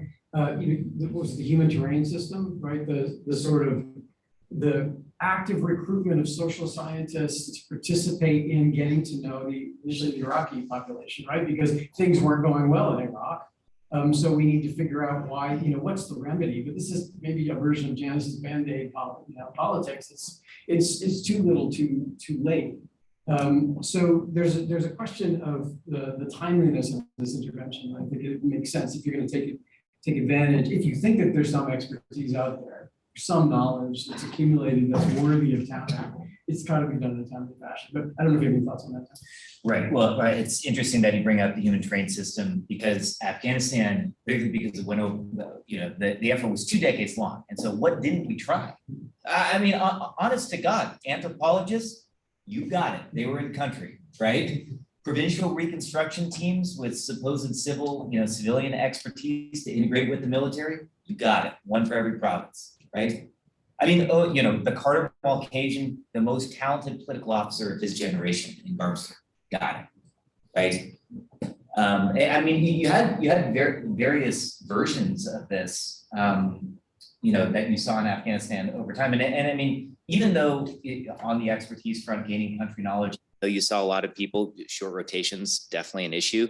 At the top of the effort, less of an issue, right? Because you had ambassadors sticking around for a couple of years. You had, Miller, I think, was there for what, 3 years or something? It felt like a long time to me. And so you had you had instances in which clearly expertise was leveraged. It's not like David Mansfield didn't work on issues related to Afghanistan at all over 20 years and tried to inform the conversation. So, I mean, going back to your question, I mean, it's almost like, I guess there's a few different different cases that you could imagine. You could imagine achieving the exact same outcome, but perhaps with less waste along the way, right? Shoaib, some of the comments that you made about how perhaps some things would have been different if greater expertise would have been applied. But I think that's maybe at least with the Afghanistan case, as best as you can guarantee. I would recommend everybody read sort of the first half of a book called Can Intervention Work by Rory Stewart. He sort of addresses this issue of expertise, and he kind of ends with the note, on the note of the, famous British colonial officers who spoke the languages. They were there for a long period of time, right? Tip of the spear in the British Empire, knew everything, and yet the empire still failed, right? So, I mean, I guess that's what I would end with is even Afghanistan begs the question that even if you did everything right, would you actually have achieved a different outcome? And I think that's a kind of a depressing but important question. Well, I mean, it sort of loops back. I mean, one way to think about expertise is to think that, the people that Shoaib would have liked to see the US and the forces actually consult with, those are the experts. People are their own experts on their own lives, right? And maybe more so, no offense, Jen, more than you are an expert in Afghanistan, it's Afghans themselves, right? But there are also, this is fraught, right? So there has to be any kind of consultation. I think you'll agree. I'll just sort of expand on what I imagine you would go. These consultations have to be real. They can't be performative. They need to be thick and iterated, and they need to be two-way streets that involve active listening. You know what, let me just, there's no perfect answer here. There's no cookie cutter answer. And just knowing that there's no cookie cutter answer is really important. We had some absolutely egregious performance by psychologists and anthropologists in Iraq, right? They were experts. But they designed the interrogation systems, right? They were social scientists, they were experts. That's what they did. Now, does that mean that if there was a different group of experts, they might not have been helpful in a very different way? But I think, again, who's paying them? Who's contracting them for what? Is a really, really important question to answer. So the answer is, okay, no Western experts at the front of the line. You at the front of the line. Right? People who are actually leaders in their communities matter. Well, there's risk with that too, because some of these leaders, as you know, are self-appointed, will make to credible Westerners who know nothing about these societies will be misled into believing that this, as you said earlier, that they speak for everybody when they don't. They speak for their own local community. So there's the belief there's an answer to this question is itself a problem. You try to build in checks. If I could add to what Dennis is saying, I think to address the issue of expertise, to try to give it some structure, I would prioritize it in this sense. I think it's for any intervention to come across as sounding credible. The first layer of expertise has to be local. Yeah. And you have to define local as people with vested financial identity and political interest inside the country, not the diaspora. Would sign up to that. Not the diaspora. We in Afghanistan, unfortunately, have a very mixed experience with the diaspora community. Yeah. So for Ukraine, for Haiti, for Angola, whatever, when Western organizations or governments want to devise a plan, that's the first group of people you go to. Second, you go to regional experts. And that's also something that was completely ignored in Afghanistan. By regional experts, we mean the academic community in the region, be it from Pakistan, be it from India, be it from Iran, be it from Central Asia, who have long-term understanding of Afghanistan. Now, they also, of course, have vested interest, but you have to know what the arguments are. More importantly, you have to generate consensus with them. You have to be able to get them to buy into your plan. Otherwise, the region was a spoiler in the past 20 years. And guess what? The region won. So first layer, local expertise. Second layer, regional expertise. Third layer, you have the diaspora community. People who have an affiliation and a heritage towards that country, but who don't have vested financial interest and don't face the risks. It was very convenient for people who drive their Mercedes-Benz in San Francisco to talk about how you should plant $50 million in Kandahar. And the US government went, well, we talked to an Afghan. I'm sorry, no, you didn't. You talked to a California boy. And he ended up having 10 more houses after all these programs. Surprise, surprise. This is a hypothetical? No. No, Dan knows. This is not a hypothetical. We know I'm also who laughing because I'm from the Bay Area. Well, I'm sorry. I We know- A lot of apologize people for that. driving in fancy cars there. we know who he's talking about. And at the final end of this categorization would be your international experts, your Malkajians, etc. So you cannot operate in a vacuum. These people have to be talking to each other, and you have to try to come up with the most common denominator of what all these people are saying. Then you will have something that resembles a sound plan, if you intend to have a sound plan. You can't say, oh, either or, we tried this. I think you have to approach it from a holistic point of view. That sounds like a reasonable summary of sort of where we landed. I don't know if any of the panelists want to offer some kind of thoughts. Except there, I would just say that's not where all that the three know. There is no sound plan. There's a iteration process, right? You start. It goes into some communities. You're paying attention on the ground. What are you hearing? What's not working for the people who are actually the recipients of the assistance? What don't they like about it? What would they change? And you iterate and you change. And there's a dynamic, this whole notion that there is an it. There isn't an it, okay? It's a constant learning process all the time, with your ear glued to the ground all the time. And that's why nobody in Ottawa should be doing a plan. Nobody in Washington should be doing a plan, right? That should never happen. Start with a plan. Well, you gotta know, you gotta start with a map, No, don't you? I Otherwise you don't know where you're no, going. You start I with a think goal. A goal. You Okay. start with a goal, but That's the different than a plan is plan. made in Kyiv, or the plan Sure. is made in Kabul, and it's always adjusted, and it's always Okay. changing, because they're the ones who know.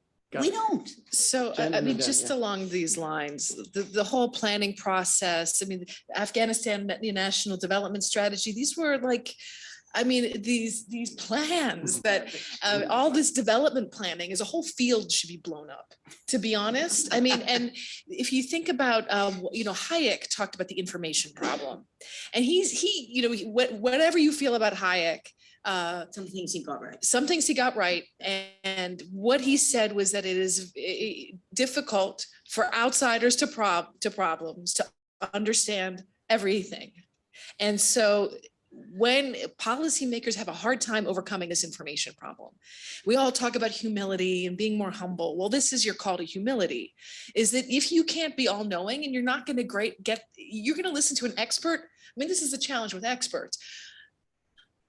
People will call me and say, because I'm going to tell them what they think I'm going to tell them what they want to hear. They're often disappointed. They assume I work in a policy school. I'm going to say something nice about development assistance and so forth. But there's a real danger with these experts. And there's a real danger with people thinking that they can overcome this information problem. And that's true not just of internationals, that's true of local political leaders. That is a real call for humility and sometimes doing less rather than more. And having much more modest goals. I mean, so circling back to the point that John opened with and to what Dan said, go to that State Department website and you have everything on this list. And if everything's important, nothing is. There's no priority. And that was the case in Afghanistan. And that's my big worry about the huge amounts of money. I think there's too much money going into Ukraine. I think it's going to really disturb local equilibria, distort. But what Ukraine, a key difference are local institutions that you can channel money to local governments. They have experience doing this. There's much higher levels of oversight, but yes, there's problems with corruption. So there's differences, there's similarities, but there's real dangers. And so, but doing less can actually give you much more. And this race for money, I think, is pathological. Yeah, last word. Expertise. Jen, I remember the interview that we did for the government collapse report. You mentioned sort of this urban-rural divide.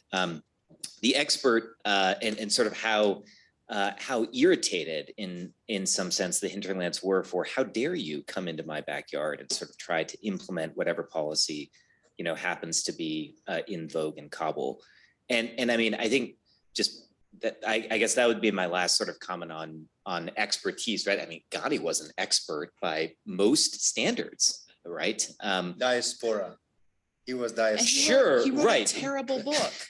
A horrible Right. book. No. So sure. I'm merely commenting on sort of what is typically sort of the kinds of people who are typically defined as experts, right? And I'm really trying to be fairly agnostic about Ghani himself, and we deliberately, made an effort not to blame the collapse solely on him or anything like that. But it's you have the certain class of people who are thought of as experts, and they're not always right. And I guess I just sort of think back to a conversation I had one time with an 11-year-old, and I was trying to explain to him why the United States was still in Afghanistan. And after about a 90-second, 120-second monologue, he still had the question. I still don't understand why we're there. And so I think sometimes, part of what this conversation is getting to is that sometimes the so-called experts miss what's right in front of seemingly everybody else's faces. And I think that's a very interesting phenomenon. And certainly to some degree, Afghanistan plays that out as a case. Well, that's yet another humbling note to end on, but in a good way, because I think that it induces the right, it reminds us to calibrate properly these interventions, to think creatively about what would make them work without being overly rigid or bureaucratizing as we do it. More can be obviously said on this topic. I really just want to thank everybody for the folks online and those in the audience here today. This will be posted as long as our speakers agree that will be posted. We'll put it up on YouTube on our channel. But let's thank our panelists for the second panel.